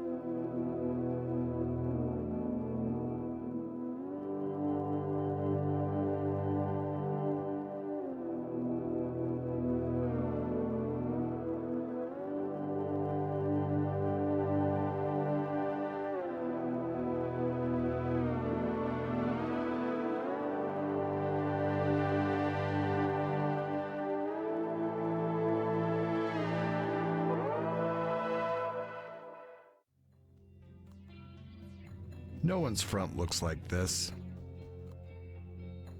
There's sensitive stuff down here.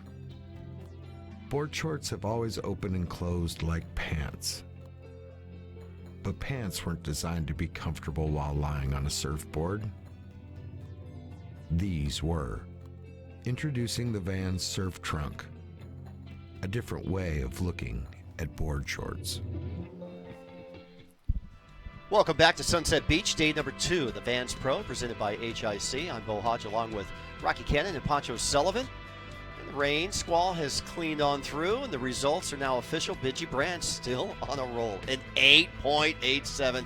I'm not shocked. A 7.5. I mean, you know, if he doesn't make it to the final, he's going to be kicking himself. And Bayrick also passing his way through into final day. And here we go. The lineup on the outside. Liam O'Brien will be in red from Australia. Dylan Lightfoot from South Africa in blue. Another Aussie, Sheldon Simkus, will be in white. And Giorgio Gomez. There he is. California in green, up and running, coming in as an alternate and making his way through the third round.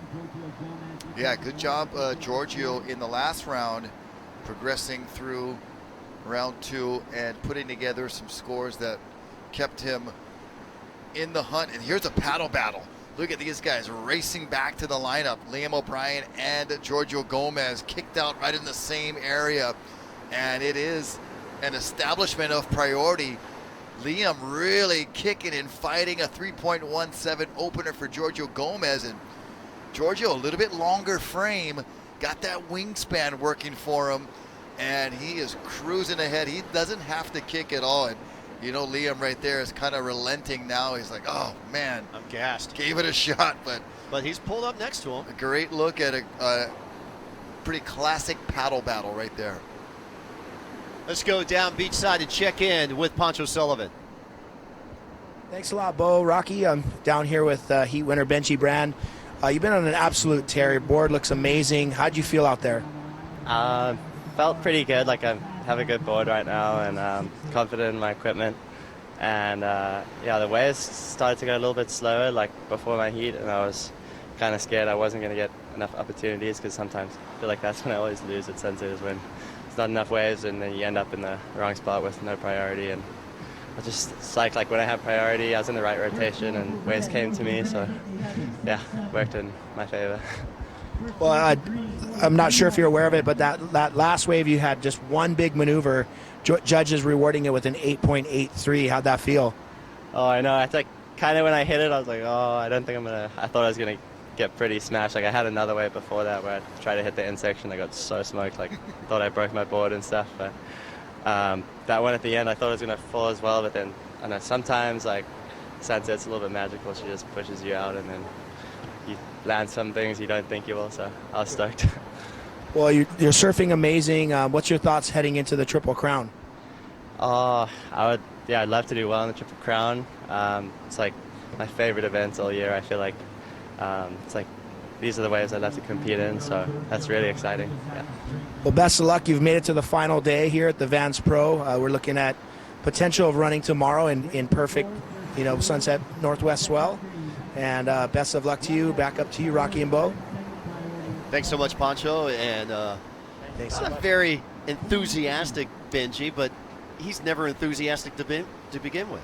He doesn't get overly excited. He's very good at controlling his composure and harnessing his adrenaline and excitement.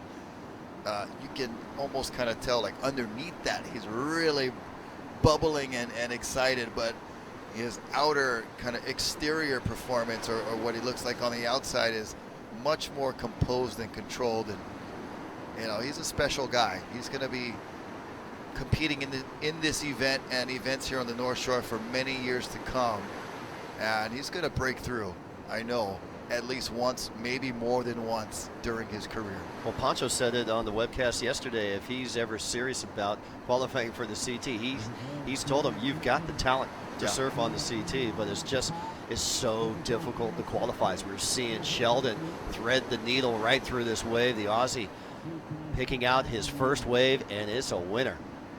Yeah, nice positioning there. Wasn't probably as deep as he wanted to be, and won't get the huge score like we've seen for waves like Evan Valier and Sebastian Zietz, but with a couple of 6-point rides posted by Dylan Lightfoot and Liam O'Brien. He's going to be shuffling it up and mixing it up with those guys after this score comes in. Well, check this out, Rocky. The best 10 waves, Benji Brand has 3 of them. Of course, with that perfect 10. The best 2 wave scores, he has the best 2 out of the top 10, and he's only served twice. An 18.33 in this last heat, a 16.37. So there you go, the top 5 scores. You know, there's that perfect 10. Evan Valier today with a 9.57. Matthew McGilvery today with a 9.33. Sebastian Zietz earlier today, and Finn McGill yesterday with that 9.0. But the best 2-way Todos, he's top gun right now. Yeah, with that 18.33 yesterday and a 16.37. Only man behind him with the next best highest combo is O'Neal Massine with a 6.33.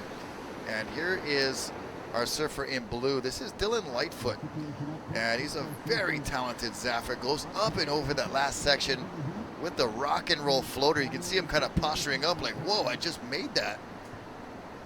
And here's White. This is Sheldon Simkis. And Sheldon kind of sliding through that hollow section. The wave held up very nicely. Just like I said earlier, didn't get quite as deep as he wanted to be, but sometimes you just gotta deal with what Sunset Beach is gonna offer you and take advantage of that. And he'll chalk that up as a nice completed ride and have a decent score on the way. Yeah, 5.17 for Sheldon on his first opening wave. Dylan, as you said, a 6.27. Liam with the best one of the exchange at a 6.67. And Giorgio Gomez, a 3.17, a 0.93. So the scale has been up by the Aussies and the South Africans. So Giorgio needing to boost up his game plan right here if he's going to compete and work his way into final day competition. Well, he is a goofy footer like Benji Brandt, and if he was watching anything that was happening before his heat, from the heat before, he could have been taking some notes from Benji on how to get it through the lip here at Sunset on your backhand. And Giorgio needs to take a page out of Benji's book if he's going to advance here in round 3 on to round 4. Cole Alves getting his jersey, preparing for his heat coming up, the outstanding Hawaii junior competitor. Boy, what a heat. 2-time champion Ian Walsh in that next heat, along with Rio Inaba and Mihimana Bray. Love to watch Mihimana out here. Oh, beautiful takeoff drone shot. Just magical Sunset Beach right now. Liam O'Brien on the attack on his second wave. He's leading in this heat with a 6.67. Good fluid transition of his maneuvers. Combination, variety. Judges want to see variety. They want to see the same maneuver over and over, and he really mixed it up there.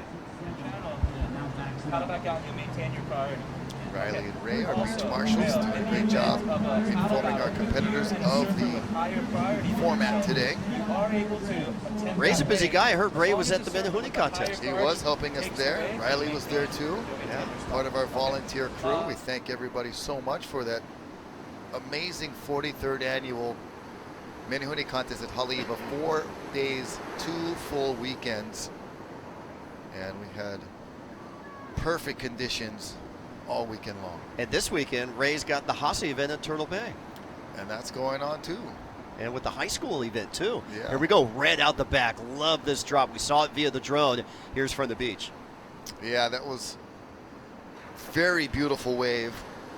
Just kind of shouldered off a little more than I think what Liam was hoping it would do. He was wanting it to stand up with a bit more wall, but the way the wave looked on the takeoff, really surprised it didn't hold up and give him that wall to work with. Here we go, surfer in white up and riding. Sheldon Simkis from Australia. Nice carving turn on the open face, right as that closeout was merging towards him. And sometimes, you know, these surfers, they see that and they say, I only have a matter of seconds to do this next maneuver. Yeah, we saw Reef Hazelwood in the last heat really force one up into the lip and paid the price, but right there, it was Simkis able to complete 2 maneuvers and a nice snapping turn off the top, throwing that tail for Dylan Lightfoot, looking very light-footed. All right, score back up for Liam O'Brien, a 3.1. We're on standby for Sheldon And now Dylan's backup wave score as they just finished their rides. Let's watch Sheldon on this ride, Rock. Yeah, Sheldon fast down the line, gets that one half carve right there, and then goes right back for another snap in the lip right before the closeout. So a good job fitting 2 maneuvers in right there. And then Dylan Lightfoot really opens up, extends his body in that carve, and then smacks it right in the pocket. Throwing some tail, releasing the fins, looking good.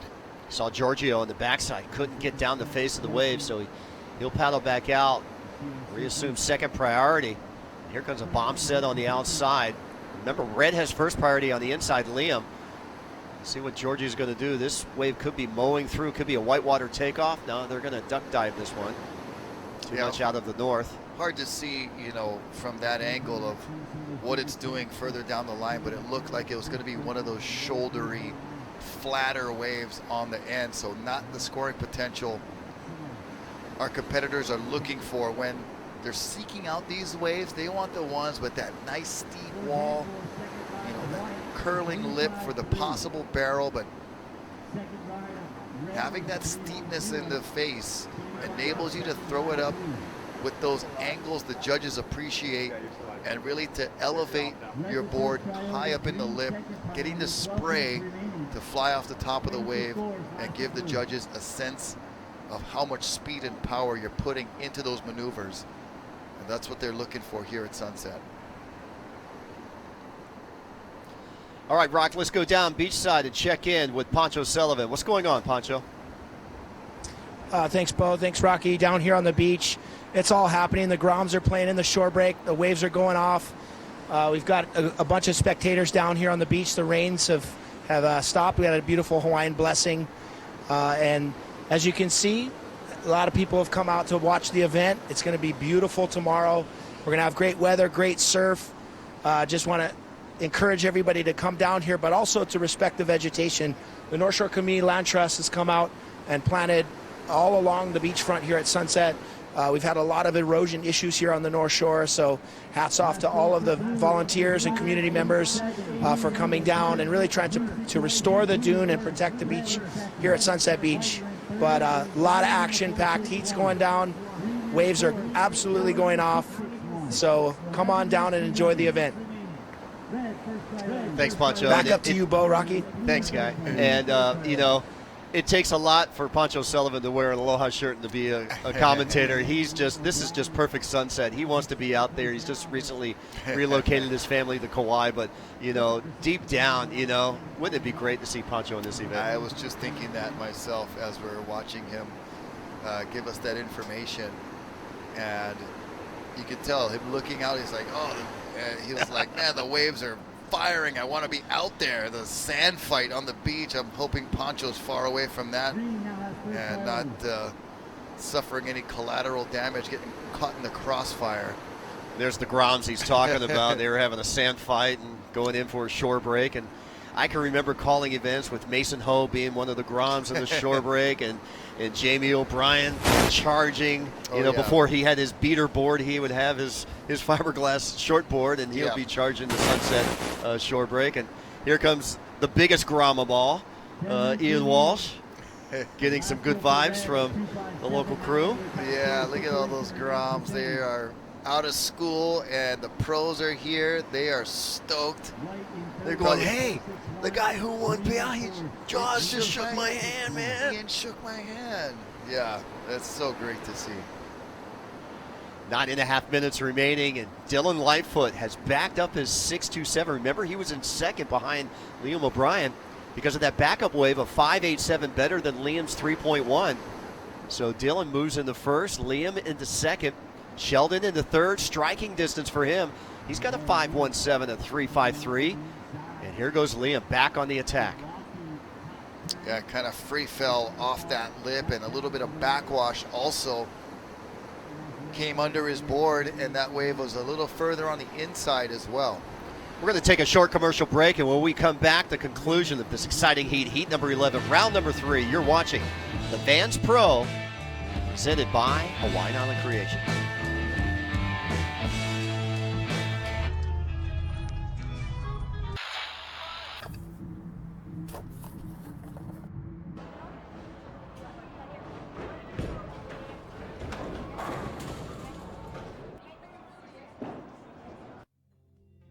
Board shorts weren't designed to be comfortable while lying on a surfboard. These were. Introducing the Vans Surf Trunk, a different way of looking at board shorts. We make skate shoes, really grippy skate shoes. So we thought, why not make a skate shoe for surfing? A super grippy one. Introducing the Vans Surf Boot High. Welcome back to Sunset Beach, day number 2 competition. We are well into round number 3, a round of 64 surfers. We're in heat number 11. Dylan Lightfoot has now taken charge and control of this heat. Liam O'Brien in second, Sheldon Simkus in third, and Giorgio Gomez has been a little bit out of sync. He started out good, strong, but everybody else has stepped up their game here in this heat, Rocky. Yeah, he's only got 2 waves, and had that one wave where he stood up out the back and got held up by the wind and couldn't really get into it. And you know, I know those kinds of things can be frustrating to a competitor when you have these certain expectations of yourself and it's not going the way you planned it. You can get a little bit caught out of your game and be a little out of sync, out of rhythm, like you said. Giorgio coming off the APP World Tour and the professional SUP surfing events, really focusing on his shortboard. There's going to be a transition for Giorgio, and it's good. Hey, making the 3rd round, the rank and bank for Rocky. This is your time. Yeah, man. He's going to either take home $450 or $550 at the least. If he can find a way to harness some scores and advance out of this round, he's going to make even more money. So pretty good showing all around for Giorgio Gomez, but I know he holds himself to a high standard and does want to progress through. But seeing these waves out the back, there may be some opportunities with 6:20 remaining this heat, long from over. Seeing the ocean, a little bit gray, overcast skies. We had nothing but blue sky yesterday. Beautiful winds. Direction of the swell in the morning yesterday from the west, clocking around to the northwest. We've seen some north bombs yesterday afternoon and into today. And right around heat number 8 of this round, when we had the Crosby Griffin Colapinto heat, the waves kind of fell asleep during that exchange. Yeah, that was kind of the landmark heat where we noticed it was slowing down a little bit, but then Sunset comes alive again, and these waves are cracking far on the outside, potentially catching our surfers off guard. Look at the beauty of that wave on the outside. Man, that is just like the kinds of waves you would draw on your notebook sitting in math class, you know, or at least I would. Thank God for calculators today, but it is just, some of these waves are so beautiful to look at, and our surfers are looking for those waves, like we said, with that nice wall, but you can't help but admire the beauty of some of these breaking waves on the outside. And we've been spared those Kona winds. We only got a couple more heats, so I think we're in the clear, because Pancho said he did look down the coast, and getting kind of some of the reports from down on Haleiwa side, it was blowing a little bit Kona onshore over there. But you know the strange thing about the North Shore, Waimea Bay seems to be like this cutoff point where there are some days the Kona winds either get funneled into the bay, or the offshore winds coming out of Waimea sometimes kind of set up a invisible wall, if you will. Because you could be driving here at Sunset, it'll be offshore, clean looking, drive by pipe, same thing. You take a peekaboo at rock piles, it is blowing offshore and breezy, great conditions. Come around Waimea Bay, and the first place you see is leftovers, and it's choppy and onshore and Kona winds, and it's just this weird vortex. You know, Waimea Valley obviously has this mana, this spiritual power, and it really does kind of break up the winds right there. And it could be one of those days today where it's offshore here and onshore down there. Well, you know what it is, Rocky? It's What? Eddie Aikau. It is Uncle Eddie. Eddie is over there. Eddie won the Duka Hanamoku surfing contest here at Sunset Beach in '77. A lifeguard, the very first professional lifeguard on the total North Shore without any lifeguard towers. He worked out of his truck. His brother Clyde was the second lifeguard on the North Shore. And I bet Eddie's over there saying, you know what? I'm holding the winds back. I'll take care of you guys. My fellow surfers are having a contest. It's been beautiful, and I don't want you to ruin it. Yeah, and I feel Eddie doing that. What a great human being and awesome ambassador that we have to remember and look up to. 3 minutes remaining, getting down to crunch time here for Giorgio Gomez and Sheldon Simkis. All right, Giorgio's sitting with fourth priority. He's got to take a sneaker wave. He's got to at least push the envelope here. And for Sheldon, he's in striking distance, an 8.7 for two-wave total. That's pretty good to get you through, but not this heat because you need double digits. Liam O'Brien, a 10.8. Dylan Lightfoot, a 12.14. Well, he's got priority, and he's eyeing up this wave right here. And it's going to catch everybody inside. They're a little too deep. Giorgio might have a fighting chance, but he saw Sheldon up and riding in the whitewater. And Giorgio actually probably could have pulled the trigger and been okay because Sheldon got stuck so far behind. But don't want to risk that. And smart move by Giorgio to just go under and now slide up into third priority. Just about at the 2-minute mark, and still more big waves looming on the horizon, rolling through the competition area. And just last sec kind of cleaned up our competitors. Here we go in blue. Dylan taking a look here. No, this is Giorgio in green. So with third priority, making the strike here. First maneuver off the back. Here he goes on the open face. The wave kind of flattens out, so not going to do much there for his game plan. Yeah, he needs somewhere in the 6.5 to 7 point range if he's going to go from fourth to second. And for getting a score like that here today, you need to be on those waves that are producing a little further out, that nice steep wall where you can really go to work attacking on your backhand. Here goes Dylan Lightfoot. There he goes, your heat leader right now with just over a minute to go. Nice turn off the top to bottom.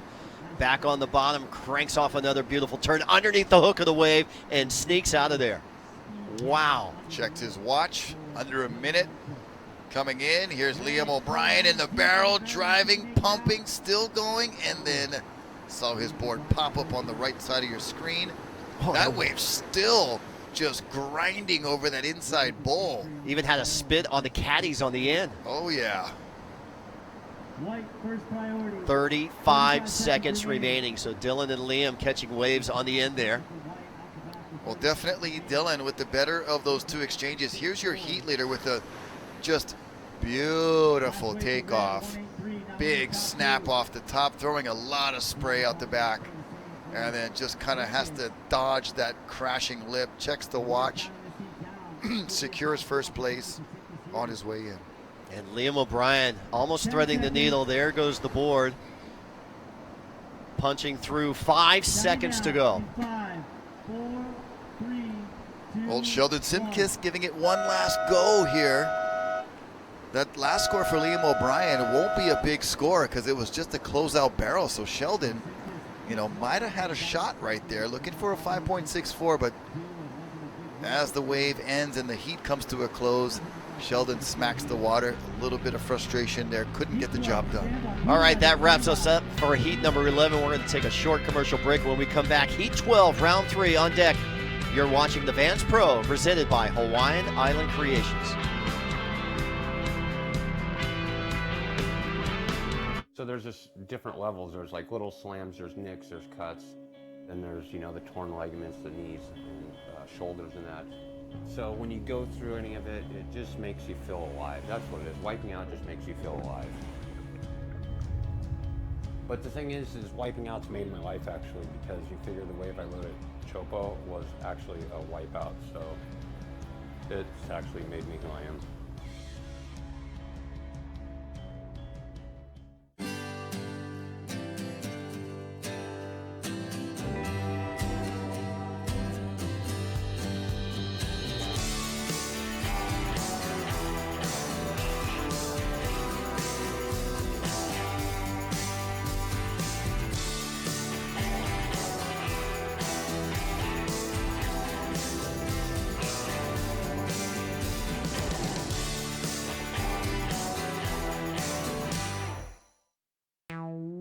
We made a surf booty for wintertime warmth, but with summertime board feel.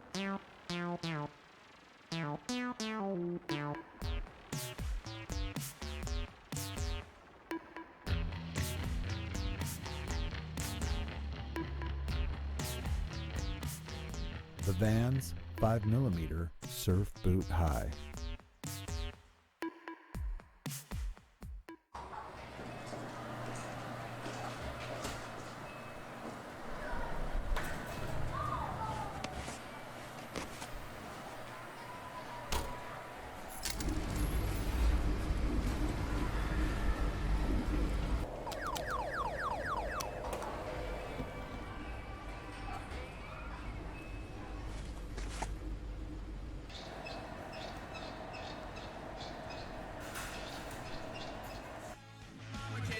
Welcome back to Sunset Beach, day number 2 action, round number 3, the round of 96. We are in heat number 12 now.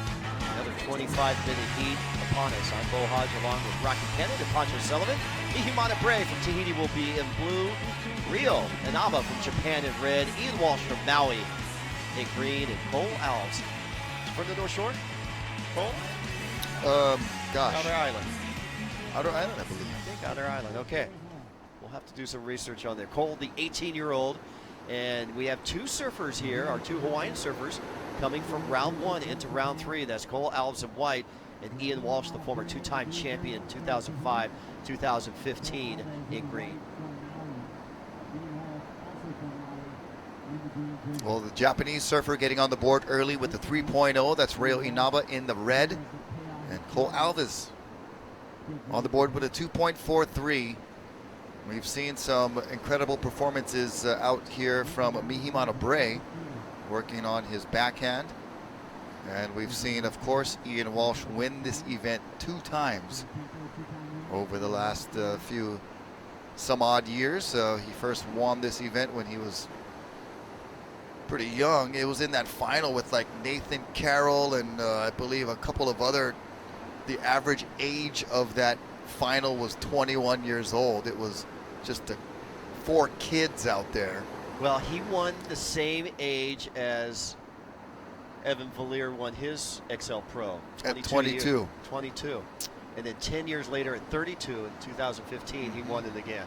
And remarkable, one of his sponsors, Red Bull, he was doing a film documentary of his whole year travel on the Big Wave Tour and things like this. And he says, oh guys, I have to surf this event over at Sunset. You know, it'll only take a couple of days. You might want to film it. And then it was part of the documentary inside, and I saw it, and it was great. And Ian even says, you know, hey, I was so focused on traveling the world, chasing the waves, and going for the big wave and the WSL Tour and this and that, I forgot about how much I love Sunset, and I go and win it for a second time, and I just love this wave. He talked about his relationship with here at Sunset. Yeah, and you know, he's not done yet. Speaking of, he's up and riding here. He still has a lot of game, a lot of talent to win this event again.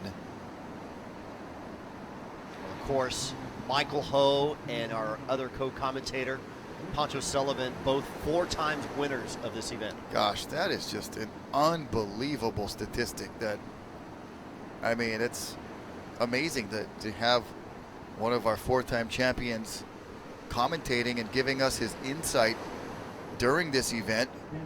You couldn't ask for a more credible source. Yeah, and Pancho looked up to Michael. Of course, everybody looks up to Mike. Michael's still charging and getting some shots in the mags, too, isn't he? I know, man. Still surfing like a young buck. Here we go. Ian Walsh getting around that section. A little bit tricky to make it around, but he does get a couple of maneuvers off. Nice layback jam right there that sets up a finishing cutback. So probably the second turn, the best turn of that wave as we watch the first score of Reo Inaba. And he taps it off the top on his backhand. Well, we talked about Jack Robinson earlier coming into the Vans Pro, ranked number 20. Rio is right behind Rabo at number 21 on the QS entering the Vans Pro as we're watching Surfer in Blue, Mihimana Bray. Mihimana, part of that Tahitian power surfing contingency, along with O'Neil Masin, Tereva David, Taumata Puhetini, a lot of talented Polynesian Tahitian surfers always making their way here to the North Shore each and every winter. Here's a replay.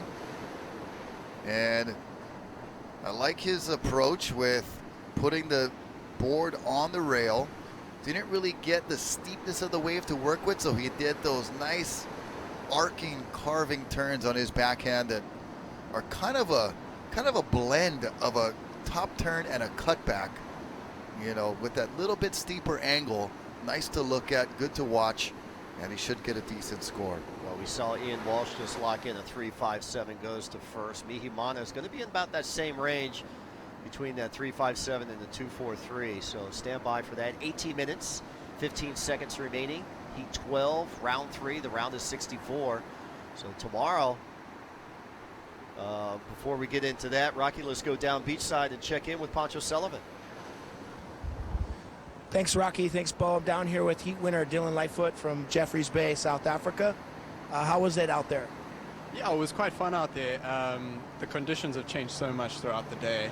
And yeah, with that bit of rain and offshore wind, it's just cleaned up so perfectly. So yeah, and just stoked to get a few waves out there. It's really difficult to get waves in the free surf. So yeah, it was an awesome experience to catch a few waves.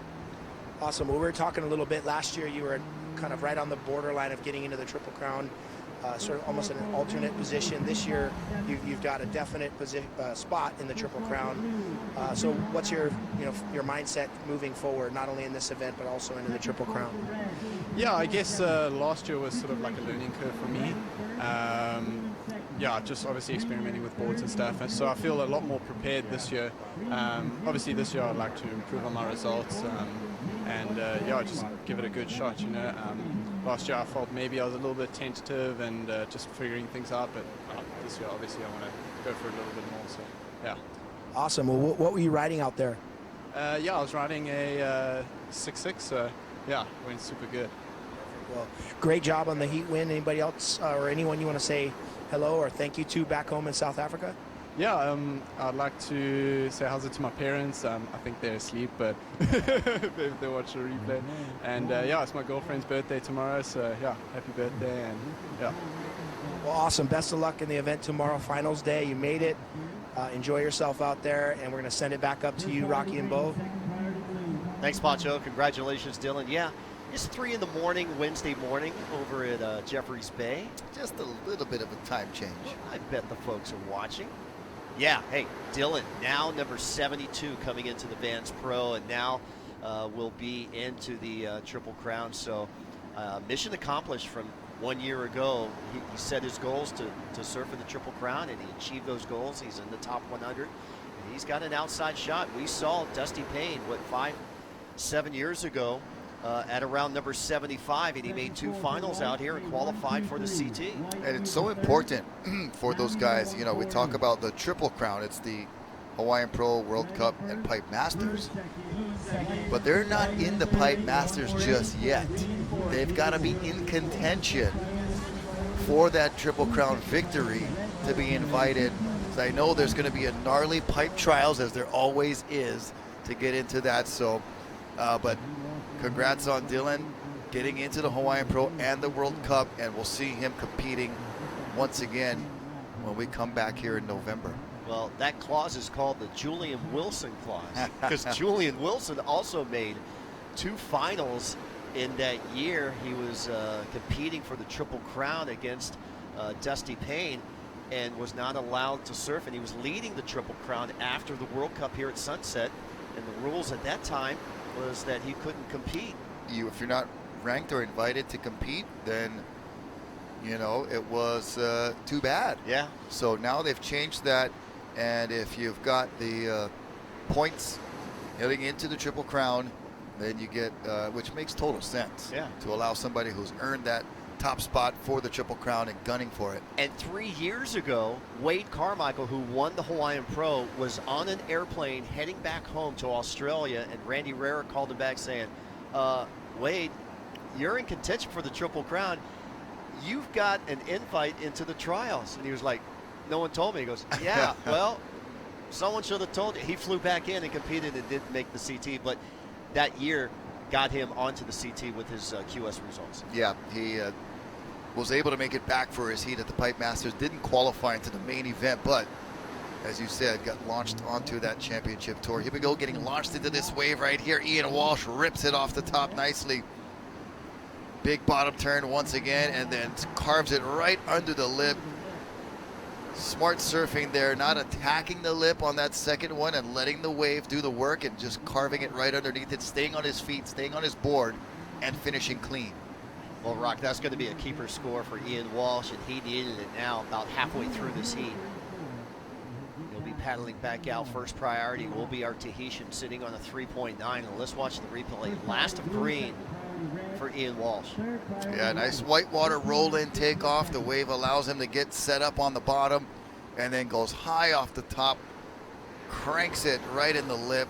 And then this one right here, just underneath the lip, and finishes with a carving cutback right in that corner pocket. So 3 quality, varied maneuvers and a good combination showing his different repertoire on that wave. And he goes straight to first place with a 7.73. So Ian Walsh from 4th to 1st on that last wave score. As Mihimana finishes up his second wave, he opened up with a 3.9. First priority now to Rio Inaba in red. Second priority, Cole Alves in white, currently in 4th.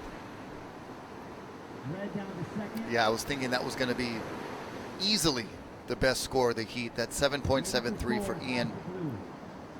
Well, he had combination variety of maneuvers in critical sections of the wave. Yeah. The judges rewarded him for that. And it was a beautiful wave. It just was textbook Sunset Beach surfing. And you know, Ian's got support from his brothers, DK, and his other brothers. You know, they're great water safety. Usually the prime guys out there at Pe'ahi during every swell, whether it's, you know, a paddle-in swell, a tow-in swell, or, you know, guys are out there kiting now. Kai Lenny's out there foiling Pe'ahi. But yeah, Ian's brothers are out there on duty for water patrol, giving advice, helping out guys, you know, and that's part of the whole synopsis of this big wave tour. You know, started with Greg Long, you know, getting the life-saving crew together on some of his private missions and working with Abe Lerner and Terry Ahui and the whole crew from the North Shore and expanding their knowledge to all the guys around the world. Yeah, definitely a lot of ocean safety knowledge to be shared and gained from the experiences here on the North Shore, and taking that around the world and even to our outer islands here in Hawaii. 11 minutes remaining. Ian Walsh in the lead. Mihimana Bray holding on to second, but he's got a couple of eager, talented athletes chasing him, with Rio Inaba needing a 3.37. The young Cole Alves needing a 4.4. And some waves on the way. All right, as we watch this North Set roll in through the lineup, we're going to take a short commercial break. When we come back, the tail end here on heat number 12, round number 3. You're watching the Vans Pro, presented by Hawaiian Island Creation. Stay tuned.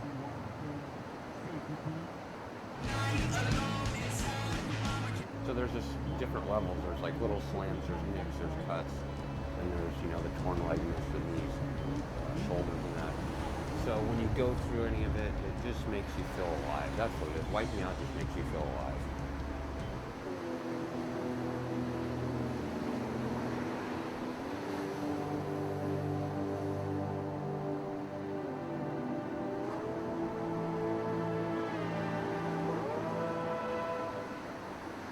We made a surf booty for wintertime warmth, but with summertime board feel. The Vans 5mm Surf Boot High. They're going to wire it straight to your account. Welcome back to Sunset Beach. Day number 2 action as we're rounding out the last 3 heats of the day. Heat number 12 in the water. As we see in green, Shaded Carl getting ready for his heat. He's been surfing all the way through day 1, round 1. Bro, that's one Hawaiian right there. He looks like he got the Hawaiian Ikaika helmet haircut. He's a warrior. He's a warrior, and he's going for a regional championship. He's number 7 heading into the next heat. And we saw Gavin Gillette, Cody Young go down. So Eli Hanneman went down. Number All 3. those guys in the top are no longer in the event. So for Shayna Baccaro, it could be his day and his chance this week. That's very important. He's got to get through this heat, focus in on the task at hand, not really try to think about the regional standings and the implications. Got to focus, like Pancho said yesterday, turn by turn. Just get the job done right in front of your face. Don't worry about everything else. If you do your job, what you got to do right now, everything else will fall into place. Third wave there, ridden by Ian Walsh, your heat leader. On screen, you can see red and blue paddling back out. That's Rio on the right, Mihimana on the left. There's white, Cole right in the center there. Pretty good beach crowd for the little bit of rain that we had. It's dried up now. Everybody's back out on the beach and enjoying this lovely scene here at Sunset Beach. A lot of space for our surf fans to sit now that we've downsized our footprint on the beach. And Rio Inaba, good wave selection, just couldn't really get around that one. A weird hump at the end of the wave just held him back from attaining the open face, and a long way to go for a 1-point ride. So Rocky, back in June, my wife was celebrating her birthday, and I said, what do you want to do for your birthday? She goes, I want to go up to the North Shore and watch the sunset and have a cold beverage. I said, okay, let's do that. So we did that. And I couldn't believe all the international tourists that were on the beach. They weren't bussed up here, but this beach was crowded. There were like 300 people coming to watch the sunset in the middle of summer. Just hanging out at Sunset Beach. Yeah. A lot of Chinese tourists, a lot of international tourists. It was quite interesting.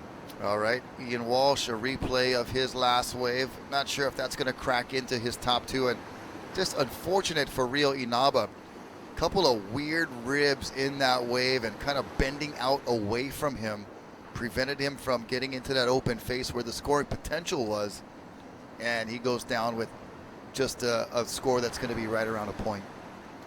So Ian Walsh still in command here. 2-wave total 11.3, solid from the former champion, looking to make final day performance in round number 4, the round of 32. We'll finish up tomorrow's beginnings with the end of this round, the round of 64. We have heats number 15 and 16 to wrap up tomorrow morning at 8 and 8:30. Then we'll move on into 8 heats of the round of 4, the round of 32, 4 quarterfinal heats, 2 semifinal heats, and then our final 4. The winner of this year's Vans Pro takes home $15,000. Pretty nice payday for our winner, and we're going to hopefully crown that person tomorrow. We're going to obviously always reacting and adapting to what the ocean provides, and we know this particular area of the Pacific Ocean can throw you some curveballs, and even when you think you got the forecast down to a T, the buoys are reading this and they're saying that,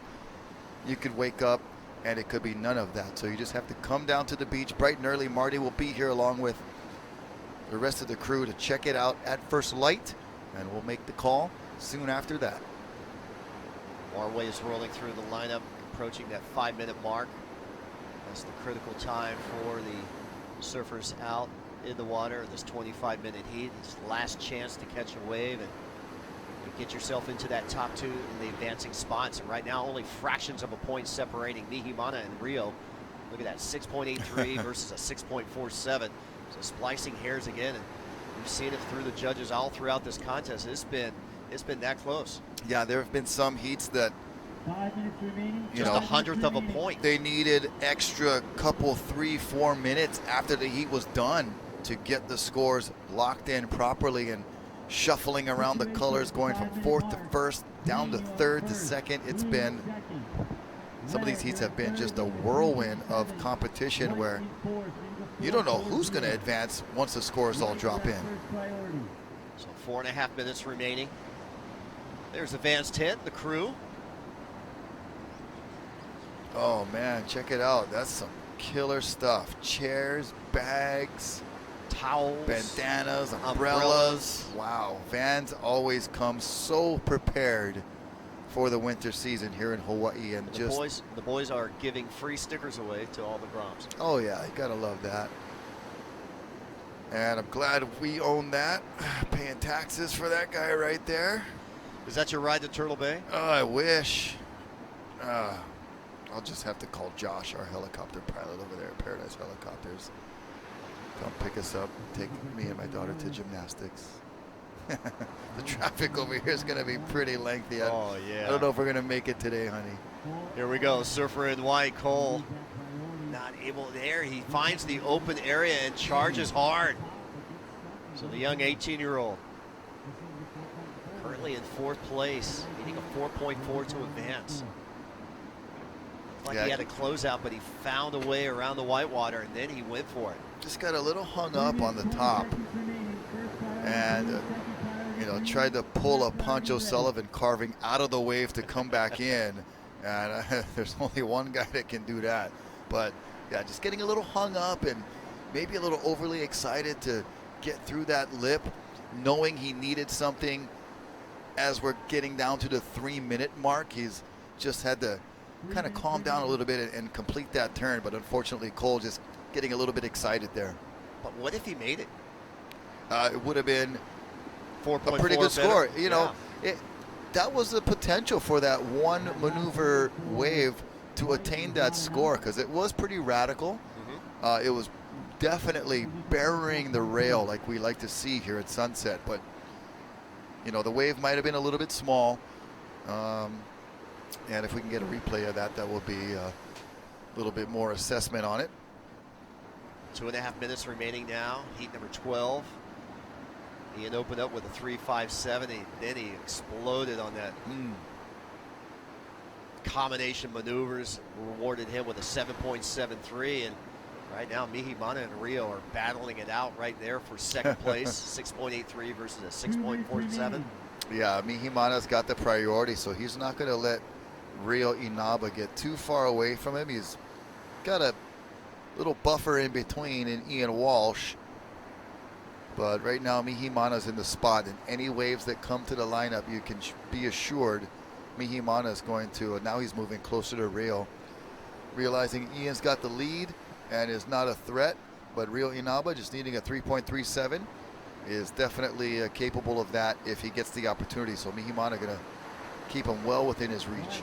Yeah, 0.36 separating Mihimana and Rio at this stage right now. Minute 22, counting down. Still more waves rolling through. Yeah, there's a stack of sets. We'll see if it beats the clock. 1 minute, 10 seconds. Those waves are still quite far out. And they might come in like just in time. You see the caddy there telling his surfers, hold your position, stay where you are, and giving them the symbol that there's waves coming. Doing the kind of curling his arm over his head. I was wondering if he was telling him, look for the barrel. Yeah, the other guys are pointing outside, 45 seconds. I think these waves are going to cause a factor here, Rock. We hope so. This would be a great finish to heat number 12. Okay, down to 35 seconds, and here we go. The first set, anyone's going to go. Mihimana with first priority. He's going to charge. Yeah, holding off Rio Inaba and see if he can get any work done there. Nice attack going through the lip on his backhand. All right, 20 seconds to go. First priority, Ian Walsh. Second priority, Rio. So Mihimana's looking back, and here on the wave with priority is Ian Walsh. 10 seconds on the clock. So can Rio get a wave? Remember, he only needs a 3.37. And there's the countdown from Joe DeMarco. Time just ran out for Rio. Unfortunately for Mihimana break, maybe he should have stuck around and kept Rio off even more, but lucky for Mihimana, the time ran out. And here's a replay of that wave as he just bottom turned and stuck it right in the lip and bashed it pretty hard. Cuts back into the white water, trying to milk it all the way back to shore. But man, he's so lucky the clock ran out and Rio didn't get another chance. This was Ian Walsh, your heat leader, utilizing his priority. little bit out of control in that first maneuver. Probably not be a keeper wave. Remember, he had that 7.73 to boost him into the lead. And that'll stand tall right there for Ian and for Mihimana advancing on through. We're going to take a short commercial break, and when we come back, we'll get you underway with heat number 13, round number 3, featuring Hawaii's own Baron Mamiya, Ian Gentile, Nathan Florence, and Shayna Baccaro. Stay tuned. You're watching the Vans Pro, presented by HIC.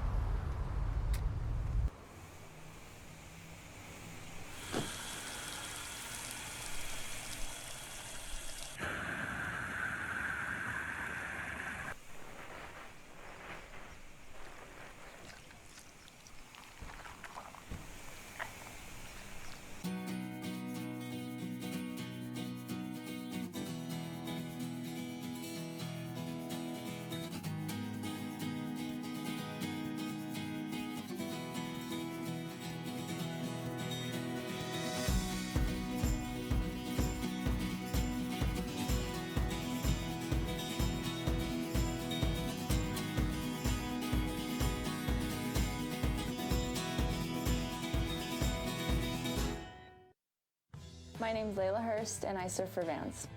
I'm Jenny Menard, and I'm a footwear designer at Vans.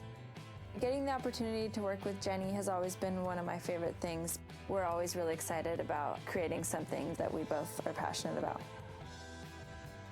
I grab a lot of weird, random inspiration. I bring it to Jenny. We sort through it and we try to make something that's cohesive and really speaks to who Layla is. Welcome back to Sunset Beach. Day number 2 wrapping up. We have 2 more heats before the end of the day, and we're going to get to them. This is it, the round of 64, round 3, heat number 13, Ian Gentile from Maui in blue, Baron Mamiya from the North Shore in red, Shayna Baccaro from the Big Island in green, Nathan Florence from the North Shore in white. I'm Bo Hodge along with Pancho Sullivan, 4-time winner of this event, and Rocky Cannon. And we got a bomb set out the back, Pancho. Who is this? This is Ian Gentile on the injection. Smart move, get out the back right away. Those are always a risky move, jumping out the back like that. Easy to break your leash. As we see red, I believe this is Baron Mamiya. Really nice opening carve out of the lip there. Oh, nice variety with a little bit of a layback snap. And then a big grab rail cut back. Very cleanly executed ride for Baron Mamiya. All right, so score that for Baron, score that for Ian. A 7-1-7 for the man in red, Baron Mamiya, coming into the Vans Pro, ranked number 12 on the World Qualifying Series. Nathan Florence a 2.9 on his opening exchange. Ian Gentile a 1.0, and Shayna Baccaro coming into this heat, ranked number 7 on the Hawaii, Tahiti, Nui regions. And Nathan Florence made it out of his second round into round 3, and after his surf session here at Sunset Beach, Pancho, he went down the pipe. Of course, him and his brothers had a field day over at Aokai. You want to see some of the footage? Absolutely. Well, let's check this out.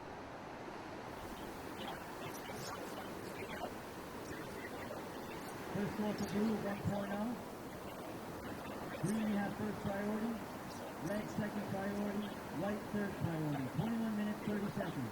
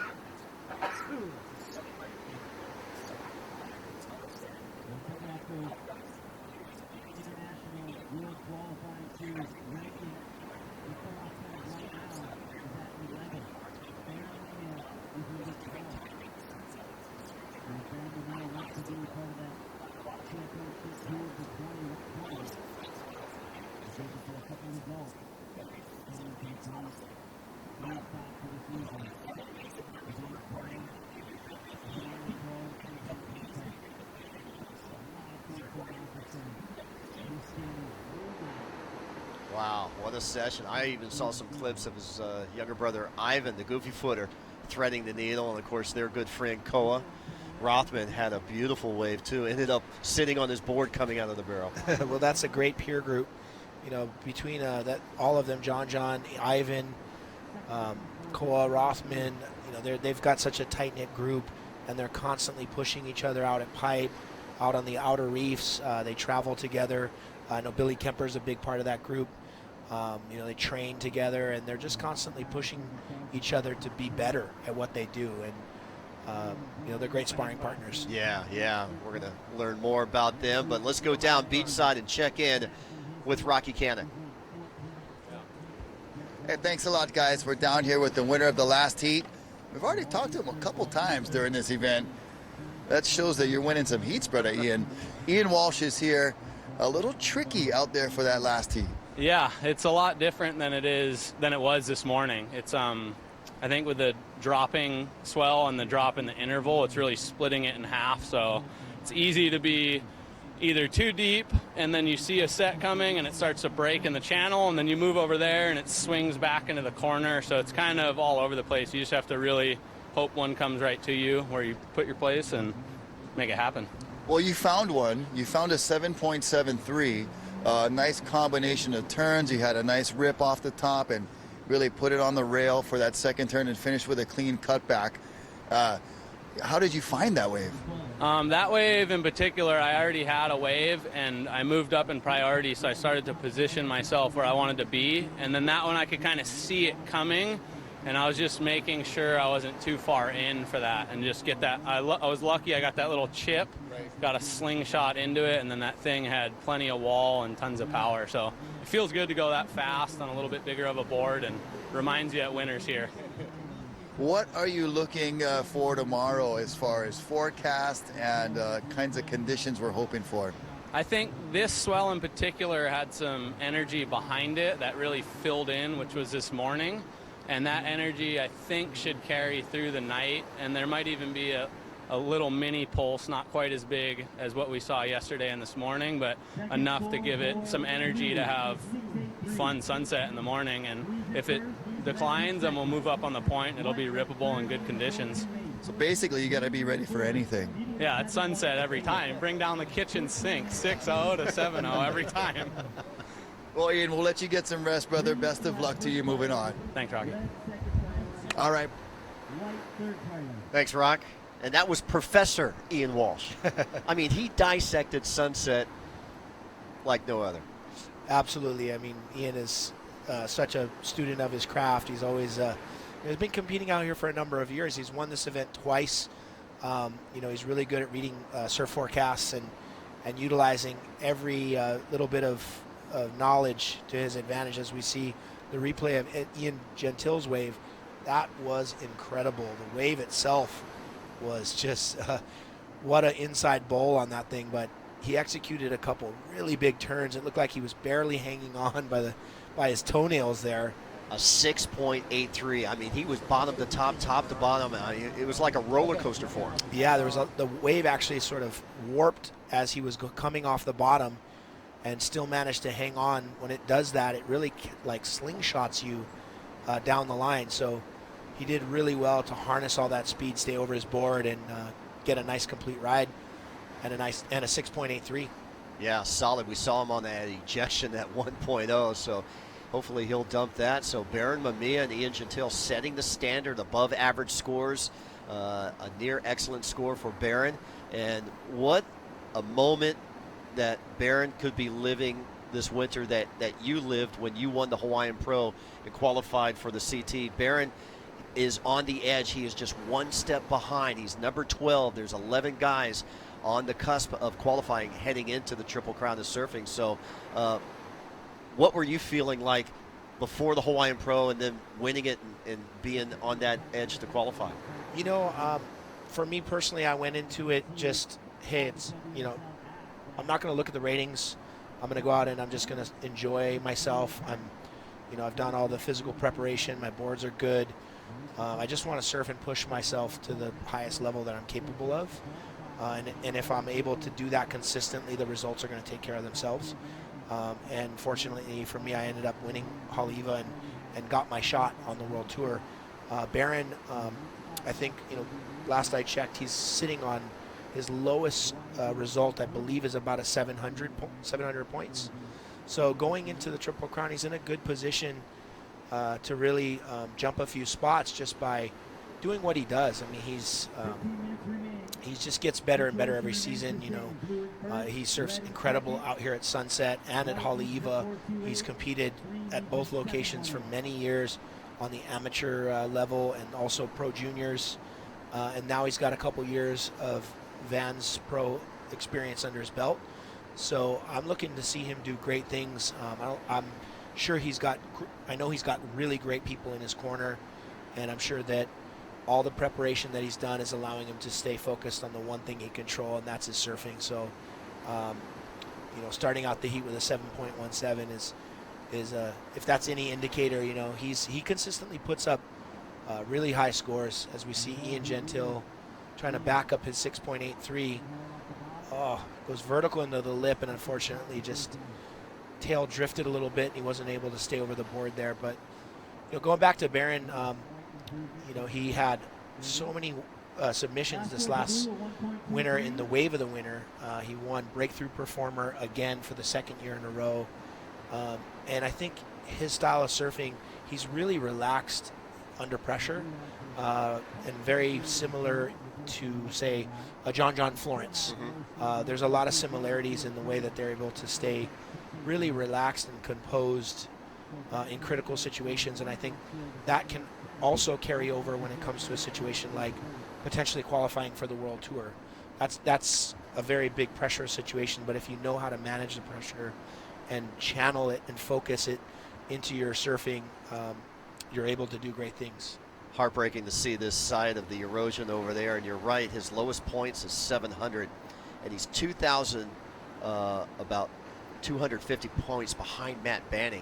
If he were just to put it out on the table to win this event, a 3,000 event, he would drop that 700 there, and that could put him over the hump heading into Haleiwa. Yeah, absolutely. And then with two primes, Haleiwa and Sunset.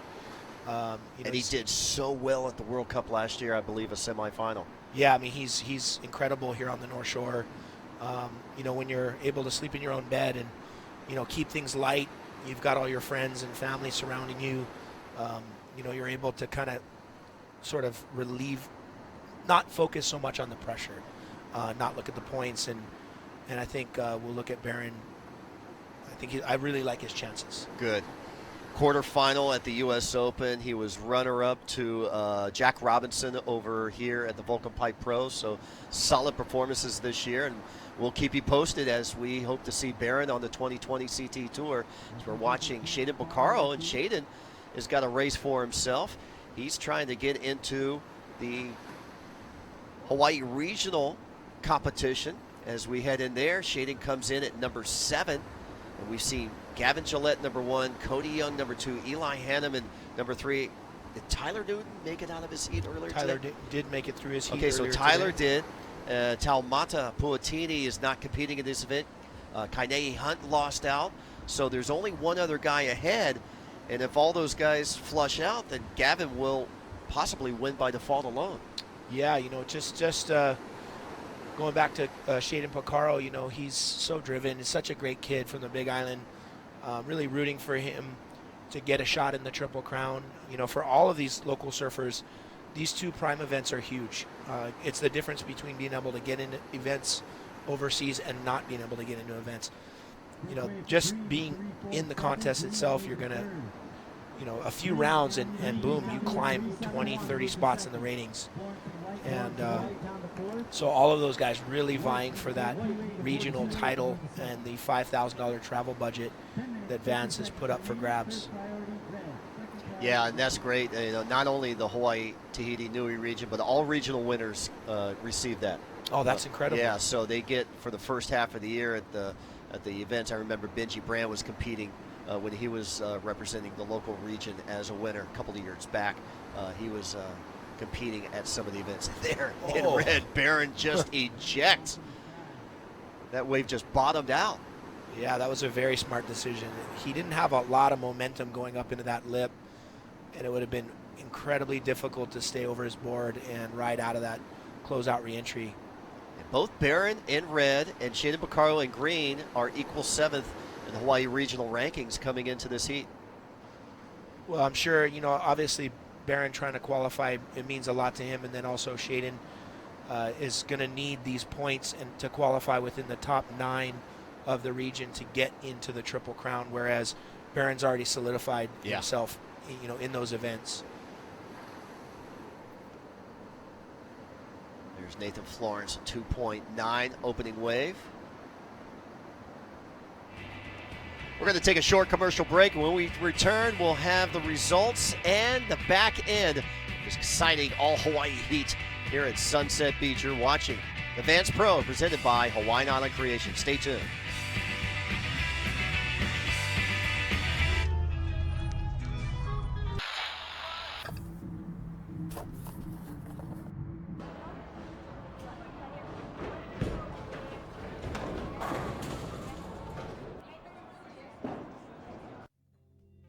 Board shorts weren't designed to be comfortable while lying on a surfboard. These were. Introducing the Vans Surf Trunk, a different way of looking at board shorts. We make skate shoes, really grippy skate shoes. So we thought, why not make a skate shoe for surfing? A super grippy one. Introducing the Vans Surf Boot High. Welcome back to Sunset Beach. Beautiful view of Sunset Beach Point here.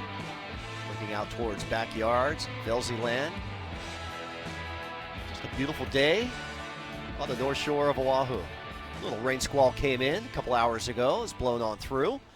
Sunset Beach still producing beautiful, magical waves here for the Vans Pro presented by HIC. I'm Bo Hodge along with Pancho Sullivan. We have 8 minutes remaining here in our heat number 13, round number 3, and up and riding, Barron Mamiya. So Barron kind of stalling on the takeoff, hunting that barrel, decides to go out on the face, huge wrapping carve, and goes for the little, went for a little re-entry there on the end, and his board got a little sideways underneath him, couldn't pull that off. But needing to replace a 2.27. He got one really good turn out, you know, to start, but an incomplete ride. But we have seen the judges rewarding that one single big maneuver.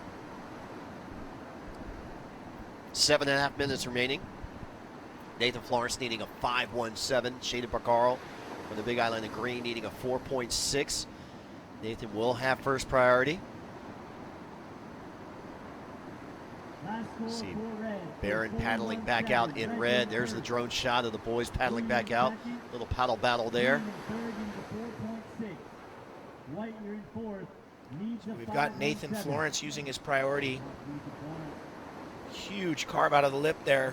Projects down the line, goes vertical, and then finishes off with a nice little cut back there. Not going to be a huge score, but he'll definitely replace that 2.90. So 6:45 remaining on the clock here in heat number 13.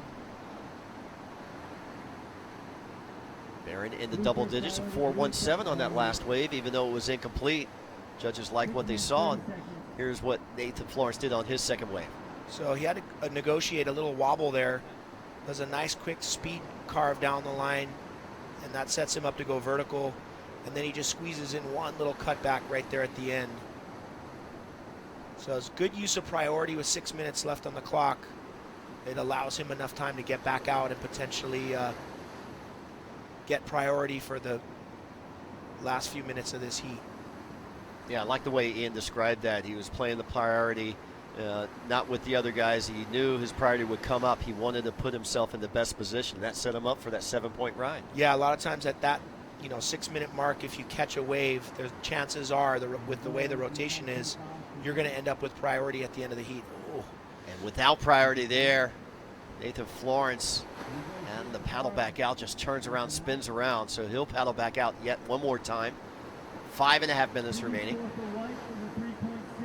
So 3.6 moves Nathan Florence from 4th to 3rd, needing a 4.47 now.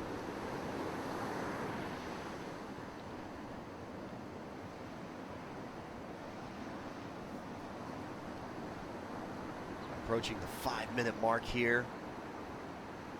One more heat to be run right after this heat, heat number 13, heat 14. We're looking at Ethan Ewing from Australia, Sean Burns, Cole Hauschman from California, and Gaëtan Delahaye from France coming up in the next heat.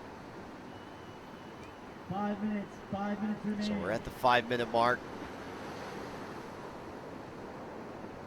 More waves approaching. First priority will be blue, Ian Gentile.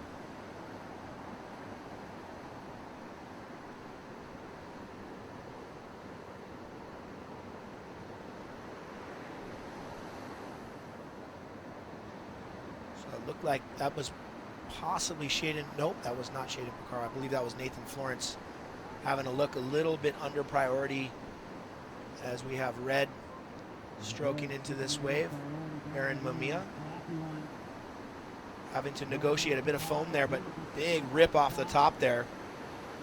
Little layback, half layback carve there. So that'd be a good score, possibly replacing his 4.17. He had second priority, and obviously Ian didn't want to go on that wave. We saw Ian and Shaden paddle over that wave. We'll watch a replay last of Aaron Mamiya from a different angle. So wave had a little bit of foam on it, but the face got clean there, and he just rips it off the top, throws a ton of spray, and then does a nice drawn out cutback. And the wave sort of dies out, hits the trough there, and he's out. So we're on standby for scores. Last of red, that was Barron's 5th wave of this heat. 3.5 minutes counting down. Still, more waves still rolling through, Pancho. Yeah, the swell, like, it was interesting to hear Ian. He's obviously been studying the map just to see what to expect, and knowing that you got to bring the kitchen sink here to Sunset Beach, you know, it's important to look at. Sometimes those low pressures will actually, before they fizzle out, they'll sort of spurt out a little more energy, and especially when we get these sort of overlapping west-northwest swells, oftentimes they will do that, and the swells tend to stick around a little bit longer, and so we'll expect to see Ian well prepared with this 6.0 to 7.0 like he said, but at this direction, if the waves were to drop significantly, it's a really good direction for Sunset Point, so we'll see really high performance surfing on the point. No, it will be no shortage of action.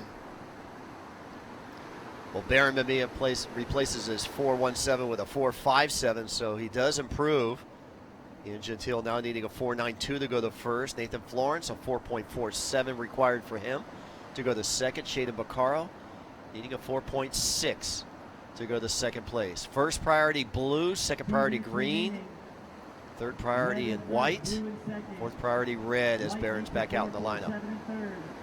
So 2 minutes on the clock. So with time winding down, it looks like Shaden Picaro has made a move towards the point. He is sitting with second priority, and as you see him moving deeper and deeper towards the point, we've seen a lot of great waves start from up there, but the surfers have opted to sit a little wider, more on the west peak, which gives you the opportunity to ride through the inside bowl.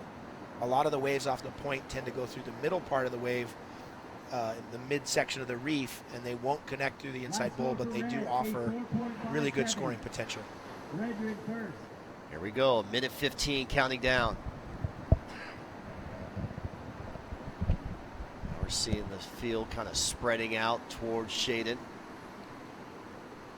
Little bit of scrambling going on here. And I wonder if Shaden gets an opportunity, if Ian will tag that wave off him because he has priority.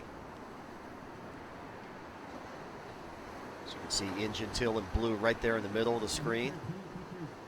Nathan Florence to his right. There's Shaden on the outside. Set approaching. Shaden paddling out. He's going to swing around here, Pancho. Well, let's watch what blue does too. Yeah, it looks like Ian's getting into position to use a little bit of a defensive move here. He has priority, so he can drop in and use that priority preventing Shaden from getting the score, and which was a very smart defensive move, holding that second position in the heat. Now about 5-10 years ago, you couldn't do that. No, that would have been a drop in. Whoever paddles up your inside, if they're deeper, they've got priority. Well, with the sound of the horn, the results will stay. Baron Mamiya and Ian Chantil will advance to final day competition, and there's a happy Baron Mamiya. Wow. We're going to take a short commercial break. When we come back, the final heat of day number 2, heat number 14, on standby. And you stay tuned with us. We'll be right back after this. You're watching the Vans Pro, presented by HIC.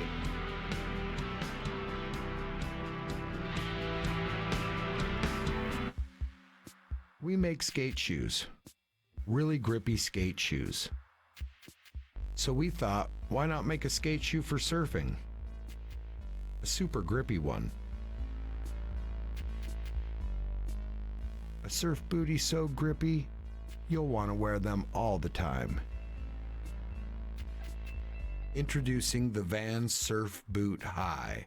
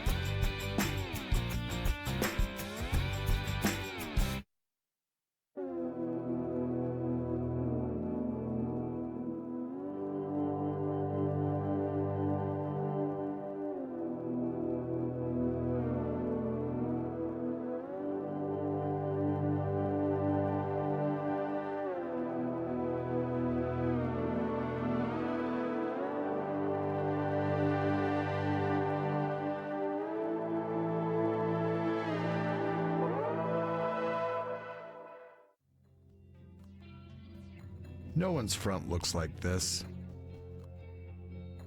There's sensitive stuff down here. Board shorts have always opened and closed like pants. But pants weren't designed to be comfortable while lying on a surfboard. These were.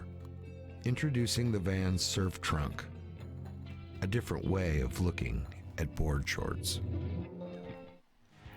Welcome back to Sunset Beach. We're in our final heat of day number 2 competition, heat number 14, round number 3. The round is 64.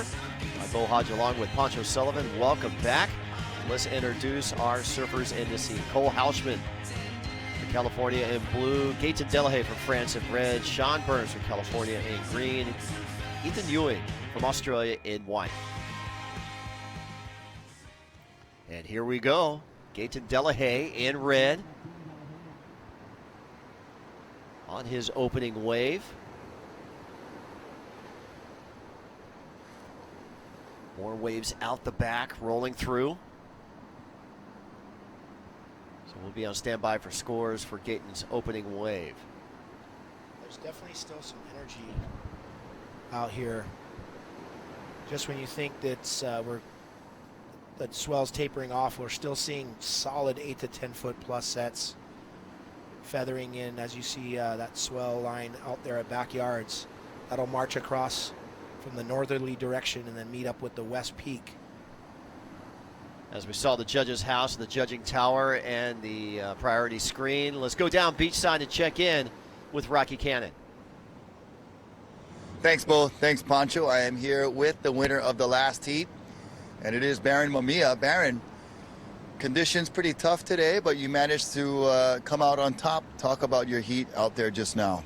This morning was really big and a lot of wash-throughs, but it looks like it cleaned up a lot. It's like straight south winds and waves are firing now, so I'm super stoked. I had fun and stoked. What size board are you on today? I was riding a 6'4". I've had a Magic 6'4" the last couple years. It's a little small for me, but it's still really good. But Jason Bennett shaped me another really good one in my new dimensions, so I'm super stoked. And you've had a pretty good year traveling around the world. What's it been like so far for you?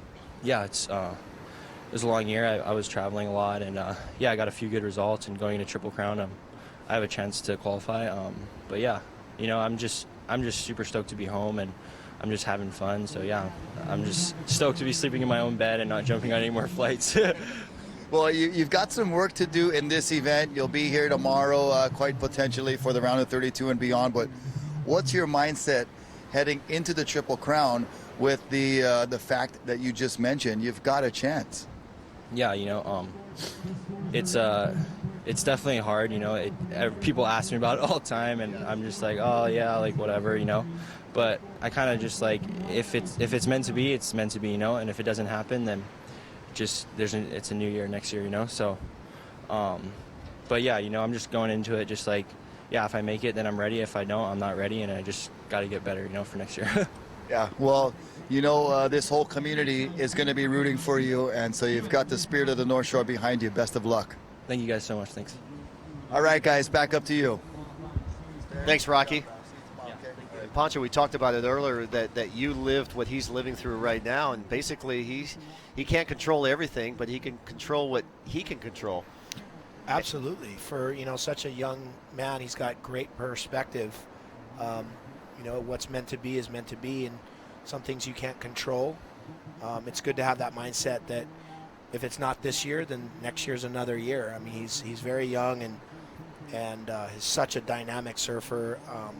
If it doesn't happen this year, I'm absolutely certain at some point he is going to be on the world tour, and he is going to be a world title threat. He's got the complete package. He can charge in big waves, incredible barrel rider. Above the lip. One of the best aerial surfers I've ever seen. So he's got the full range in his repertoire. But, you know, hearing where his headspace is at, I think he's going to do quite well this year in this Triple Crown. And your impressions on Seth Moniz on his rookie year? It's incredible. I'm not surprised one bit. You know, again, he's got great support in his corner. You know, he's been around that level of competition for so many years. He's won every amateur event you could possibly, and pro junior. So it's awesome to see the Moniz family and have a representative on the world tour. Such a great family that all support one another. You know, and to watch him, you know, or see him succeed at this level it's a great roadmap for not only, you know, the next generation, but some of his peers that are right there, they have the ability. It's just a matter of, you know, focusing on what they can control, again, going back to that, and really, you know, making a push. Yeah, I was talking to his dad, Tony Moniz, and Tony's plan from the beginning is to keep family central and not to have him be in a foreign country and not be, you know, without the family. So one part of his family, whether it was his sister Kaylia or one of his brothers or Tony or Tammy, they were always there for him. Yeah, I mean, to have your loved ones around you really keeps you in a good headspace. You know, you've that familiarity, sense of family. It keeps you relaxed and focused. You know, it's an emotional roller coaster to be on the tour. You know, you lose a lot more than you win, and so to have family around you, it really keeps your spirits high. And in a lot of ways, you know, you're competing. When you're out there competing, you want to do well so that they can be there to share that moment with you. So so great to see them maintain that family environment and atmosphere at every single event. There's a shot at Gaetan Delahaye. We just saw Ethan Ewing in white. Ethan qualified a couple of years ago at 19 on the World Championship Tour just after winning WSL World Junior Championship, and he found himself, you know, with a bunch of 33rds and below and 24s, and he had to go back on the QS, and now even Ethan Ewing coming into the Vans Pro at number 41, he's got an outside shot at requalifying too. Yeah, a couple big results here that in these prime events, it'll catapult you right up into qualification. Yeah, we saw Frederico Moraes last year with a semifinal and final performance at the two events at Haleiwa and here at Sunset, propel him onto the CT Tour. And we, of course, the great story years ago with Dusty Payne back at number 75, ranking heading in, winning Haleiwa, making a final at here at Sunset, propelled him onto the tour. As we're watching red, Gaëtan Delahaye from France. Well, really cool perspective here with the drone. Does a nice whip there off the top, and unfortunately the wave shuts down there. It was a good first maneuver, not really in the excellent range, as we see our surfer in blue. Nice under the lip snap there. Cole Hausman. That's Cole Hausman. Young 18-year-old.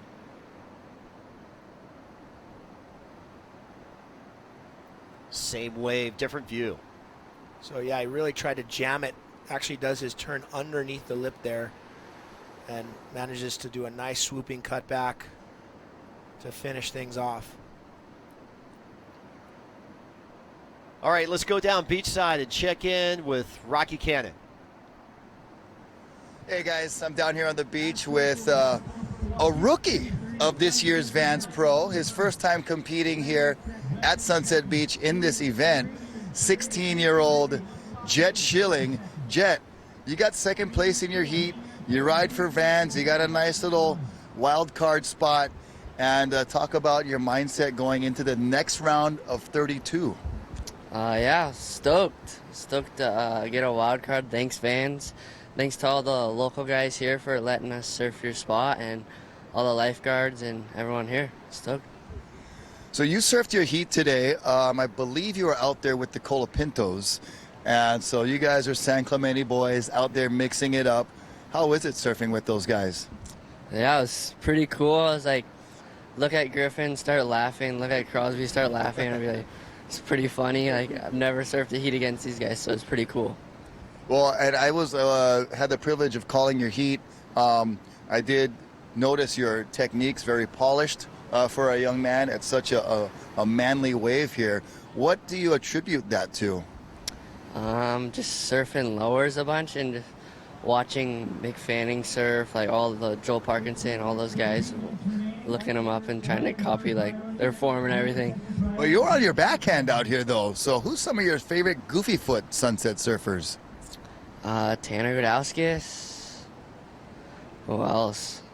I'm not too sure. Well, you're going to be one of the guys out there surfing tomorrow.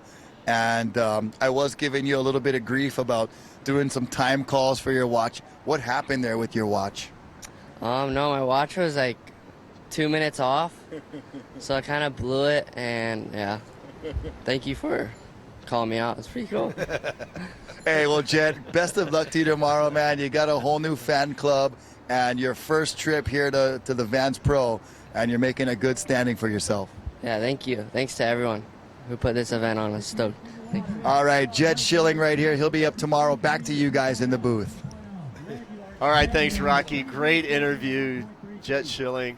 I mean, he was up against a Triple Crown champion with Griffin Colapinto. Gavin Gillette was in a mindset of his own, going for a Hawaii Tahiti Nui regional title, and he was out of sync. And there comes Crosby commanding the heat, and here comes Jet. He's flaring it out, and he's sitting there laughing at everybody. Oh, man, to be 16 without a care in the world, surfing here at Sunset Beach with a wild card from Vans. I mean, you know, it's so great to see him get this opportunity. What an experience of a lifetime for him. And, you know, he just went out there and showed that he's very capable of competing, you know, against anybody and deserving of the wild card. So hats off to Jet. Hopefully he has a blast tomorrow and enjoys himself here on the North Shore. Well, he's hanging out with the California crew. He's hanging out with Crosby at the house over there. Jet, very respectable coming into this event, ranked number 174. I mean, let's put him in the final and get some great points. You know, he's knocking on the door, getting into the top 100. Yeah, I mean, to be 16 and already be building those seeding points and be rubbing elbows with the best surfers in the world, it's going to really catapult his career.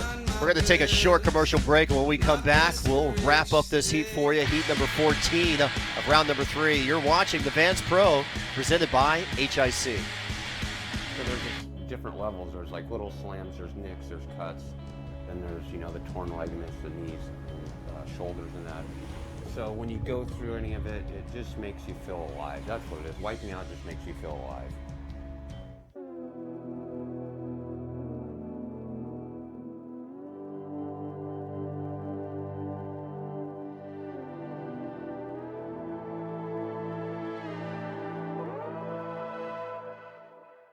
We made a surf booty for wintertime warmth, but with summertime board feel.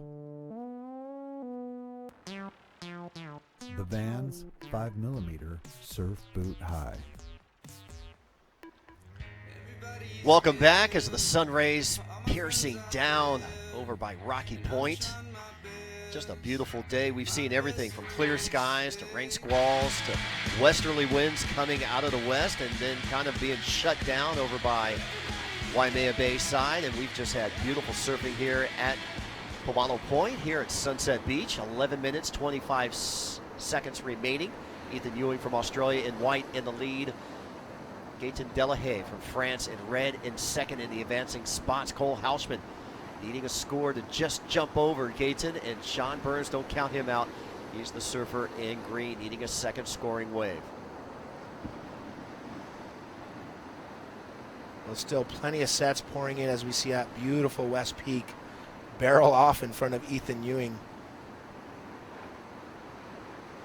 And opting not to use his priority right there.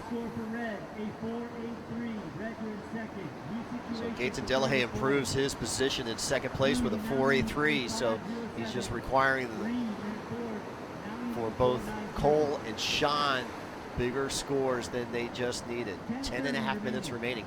3 of the 4 surfers in this heat, Pancho, are in the top 100. Gaetan Delahaye ranked number 26 coming into the Vans Pro. Ethan Ewing number 41, and Cole Hausman, the 18-year-old, ranked number 62. Well, there's a lot of points on the line in this event. They can, keep crawling up the ratings and improve their situation going into Haleiwa and Sunset. And this event could very well give them an outside chance of qualifying. At the 10-minute mark, 15 minutes into this heat.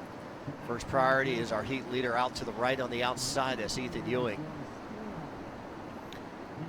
Well, I know Ethan Ewing has been working with Miles Padaka the last few years, former champion out here at Sunset Beach and a Triple Crown champion.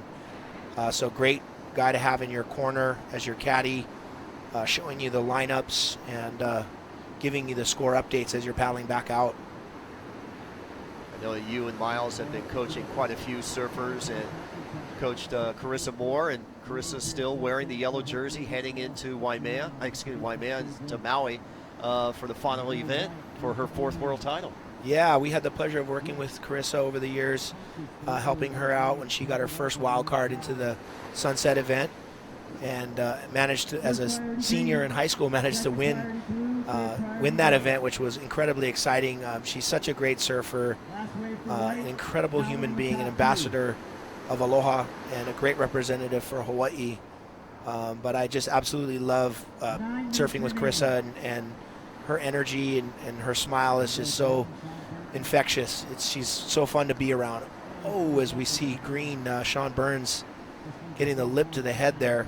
Well, every once in a while when I watch the CT events around the world with Carissa, I see a lot of what you have taught her, that power surfing.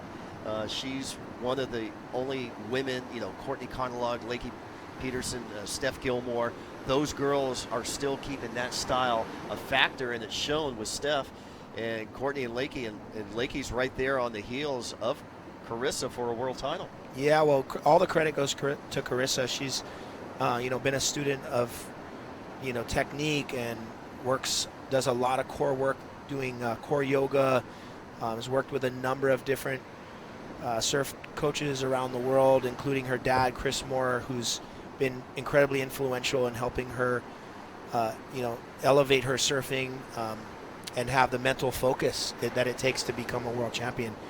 It takes a lot of energy to pour yourself into something like that, to a goal like that, and to be able to do it multiple times is an absolute testament to her professionalism. Well, we just saw Cole Hausman with first priority paddle into this wave and couldn't catch it. And right now, Sean Burns with 4th priority was actually able to catch this wave. Yeah, sometimes sitting wide under priority can be a benefit to you. As guys sit a little too far out the back with priority, a lot of times they'll paddle out beyond the reef and the wave will slip underneath, and you can pick off a bunch of good scoring rides right under the other competitors. So a little mistake there from Cole. Sean not able to capitalize on that wave with 7 minutes remaining. Yeah, there's a fine line here. There's a bunch of big trenches along the reef here. And on a swell like this, you kind of have to line yourself up off the west peak. There's a buoy that sits out there. And if you get just a little too far off the ledge, the wave actually comes and pulls underneath you. And you find yourself kind of sitting on top of the mountain of water as it slips underneath you and in onto the reef. So it's a fine line of positioning under those buoys and using your markers on the beach to be able to get into those waves. Well, we saw these three surfers not in position to catch this wave that rolled through. They just too far wide to the left. Yeah, you know, it's been so shifty all day. I think a lot of these competitors have been trying to develop a game plan of where to sit. And oftentimes, if you're not familiar with the lineup, guys will tend to line up off of one another versus, you know, what they should be doing is looking at their beach markers and, you know, focusing on that. But sometimes when whoever has priority can kind of dictate positioning and pull the rest of the competitors, you know, off the spot, so to speak. 5 minutes, 40 seconds remaining. Still no change here. Ethan Ewing in white from Australian first. Ethan Delahaye from the Caribbean representing France in red in second. Sean Burns in green in third. Cole Hausman in blue in fourth.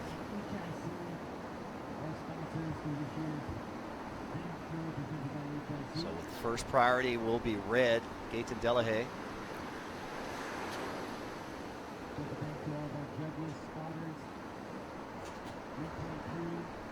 As we look at some of the scores earlier in the heats today, Benji Brand again on point. Yesterday 18.33, today Pancho at 16.37. He has 3 of the top 10 waves of the contest and the 2 best 2-wave totals so far in the event. Yeah, he's the dark horse of the event so far. I mean, sorry, the standout, but as far as overall, he would be considered a dark horse.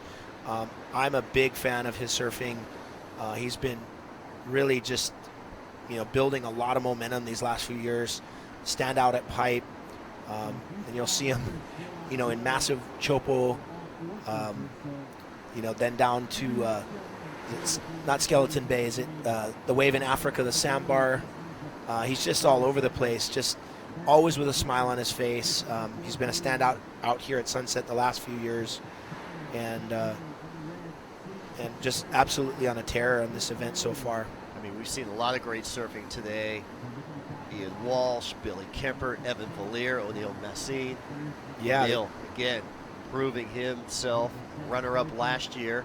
Looks like, you know, he still has, you know, a mission to be accomplished. Last year, just, you know, second place wasn't good enough for him. No, I mean, he's dealing with a little injury, a knee injury, but you wouldn't be able to tell the way he's attacking those sections, and very similar style to Sonny Garcia, the way he kind of stomps the tail as he carves out of the lip, and really a big fan of his surfing. That power approach is really pivotal out here at Sunset with the judges. They love to see a lot of spray. And then he's also got a good variety of angles in his turns. We see Red taking off here.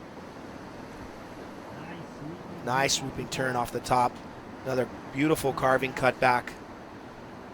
Very fluid surfing there from our surfer in red, Gaten Delahaye. Yeah, let's watch Ethan Ewing, double E now up and riding. Oh, bombarded with walls of white water. How frustrating is that? You take off on a wave, you've been waiting for it, and all of a sudden, you're just surrounded by Mother Nature. Yeah, you just get engulfed, and you know, you just got to shake it off, get back out there as quick as you can, and he's trying to dodge this wave breaking on his head again. But he is sitting in first position. I'm sure he's a little frustrated. He wants to replace that 2-point ride, but you know, Sunset is so unpredictable. You take off, and wave can look like it's going to be perfect, and it'll just shut down.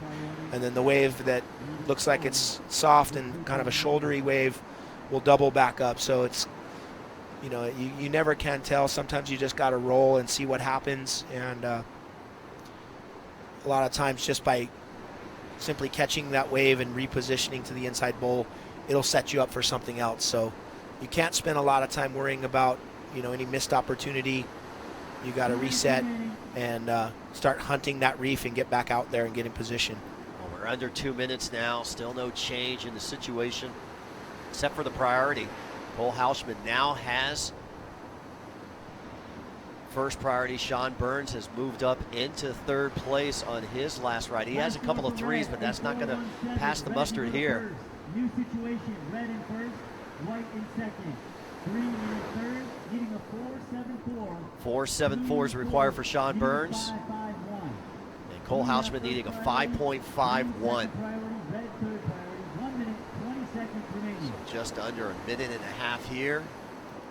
Approaching the final minute of day number 2. The last score for white comes in the 5.6. White's back to first. Here we go, surfer in red, Gaten Delahaye, trying to improve on his situation here in second place. And losing his board on that last maneuver. A minute to go, Pancho. Yeah, a little costly mistake. He faded at the bottom, and what you want to do is actually compress and get low and drive out of the bottom, and that'll give you enough projection out of the lip to get back down the line. Sometimes on a bigger board, it has a tendency to hang up in the lip, so you really need to harness the speed coming off that bottom turn. 35 seconds remaining. All right, where's Cole? There he is in blue. Where's Sean? He's right next to him in green. So here comes a smaller wave. Not catchable here. 20 seconds on the clock. Will a wave come in time for Cole or Sean? Right now, that outside set, I don't think it's going to get here in time, but Cole's going to paddle here on the inside. And there's the countdown with the final seconds. And the sound of the horn rounds out heat number 14. Round number 3, we're going to take a short commercial break. When we come up, we'll recap day number 2 of the Vans Pro presented by Hawaiian Island Creation. Stay tuned.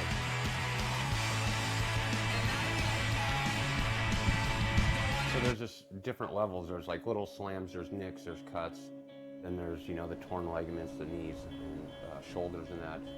So when you go through any of it, it just makes you feel alive. That's what it is. Wiping out just makes you feel alive. But the thing is wiping out's made my life actually, because you figure the wave I rode at Chopo was actually a wipeout. So it's actually made me who I am.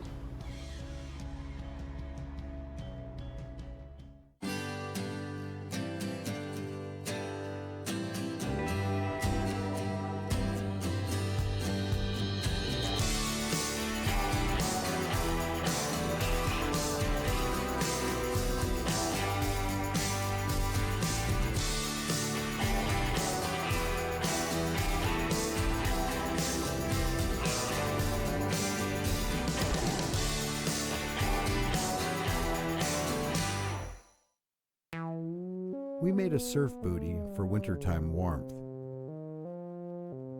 but with summertime board feel.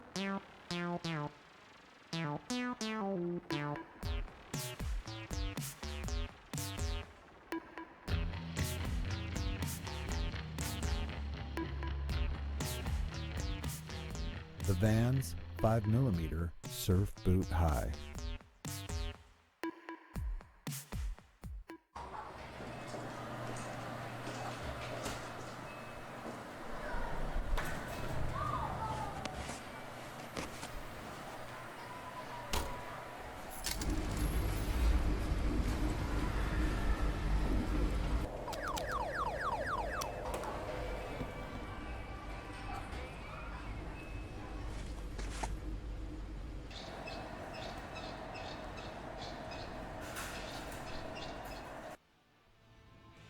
Welcome back to Sunset Beach. Completion of day number 2 of the Vans Pro, presented by Hawaiian Island Creations. I'm Bo Hodge along with Pancho Sullivan. And Pancho, another great day. We saw a mixture of different changing conditions, especially with the big surf earlier this morning. Yeah, it started out really big and rugged. Swell had bumped up overnight. Very challenging conditions all day, but we had some trade winds. It really started to groom the surf as the day progressed, and it cleaned up and dropped a little bit. and the action really started heating up. We saw some really big scores. Well, let's look at the top 5 waves of today. And first off, we're going to throw you out in the water with O'Neill Massine from Tahiti, round 3, the first heat of round 3, scored at 8.17. Well, O'Neill came up just short last year, getting a second place finish out here. This was really early in the day. Big, huge down the line carve, and then just puts the exclamation point with a layback hack there. Just such a good surfer all around, but seems to really have an affinity with Sunset Beach. Look at that flare right there in the critical section of the wave. Remember, he's surfing with a knee injury, showing no signs of it. Our second wave, just 4 heats ago in heat number 10, Benji Brand with an 8.87. Well, Benji's got a magic board under his feet, and Eric Arakawa, nice little tight turn in the pocket there, goes vertical, blows the tail out, and comes down with the lip, and manages to stay on his board in such a critical section. Reminds me a lot of Tommy Carroll. Yeah, I love the way he extended the tail, just pushed the tail out through the lip there and came down with it. And the heat before that, heat number 9, Sebastian Zietz, welcome back home, my friend, with a 9. Yeah, not a bad way to come home into a barrel like that. Just threaded the needle, actually got barreled all the way across 2 sections, and just great positioning. Kind of a high almondy barrel, but it, spun into another section, and then really wanted to lay it down, but he was going so fast. And nice little dismount there at the end. Matthew McGilvery in heat number 5 and round number 3 from South Africa, a 9.33 coming up here. Yeah, I got a chance to talk to him after this heat. He brought half the beach with him, but had a blast out there. Such a beautiful, hard arcing turn off the top. That set him up for this turn as well. Swoops back down and then goes vertical, free falls out of the lip. Really clean, fluid surfing, and the judges just loving the commitment. Speed, power, flow, style, everything wrapped in there. Futuristic moves too. In the final wave of the day, and it was the wave of the day, Evan Valier in heat number 7. This beautiful backhand barrel scoring a 9.57. Absolutely incredible. What a crazy takeoff. Somehow gets to his feet, does a nice little check turn, and that sets him up to be behind the section and just a cavern through the mid part of the wave.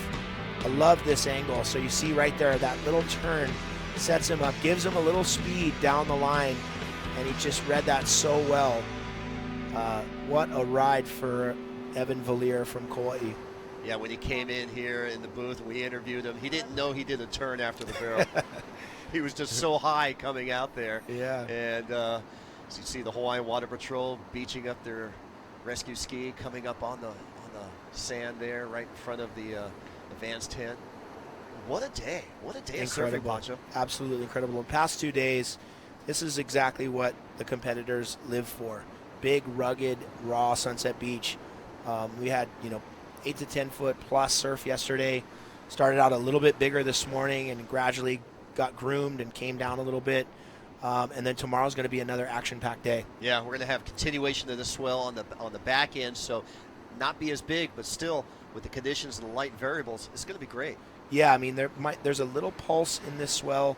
I think it'll stick around. It's a really good direction, so even if it moves up to the point, it's going to be really high performance. You're going to see some great surfing. Well, join us tomorrow. We're going to leave you with the highlights of day number 2 here at the Vans Pro, presented by HIC.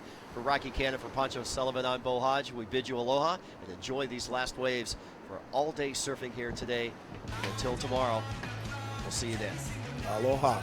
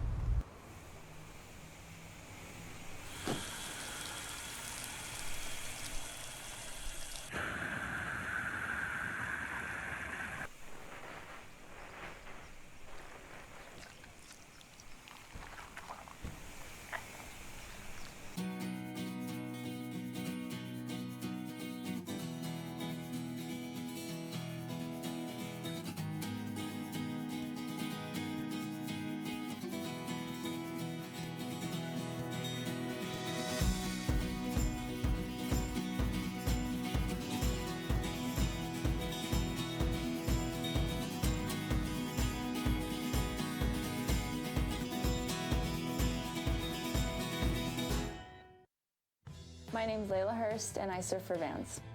I'm Jenny Menard, and I'm a footwear designer at Vans.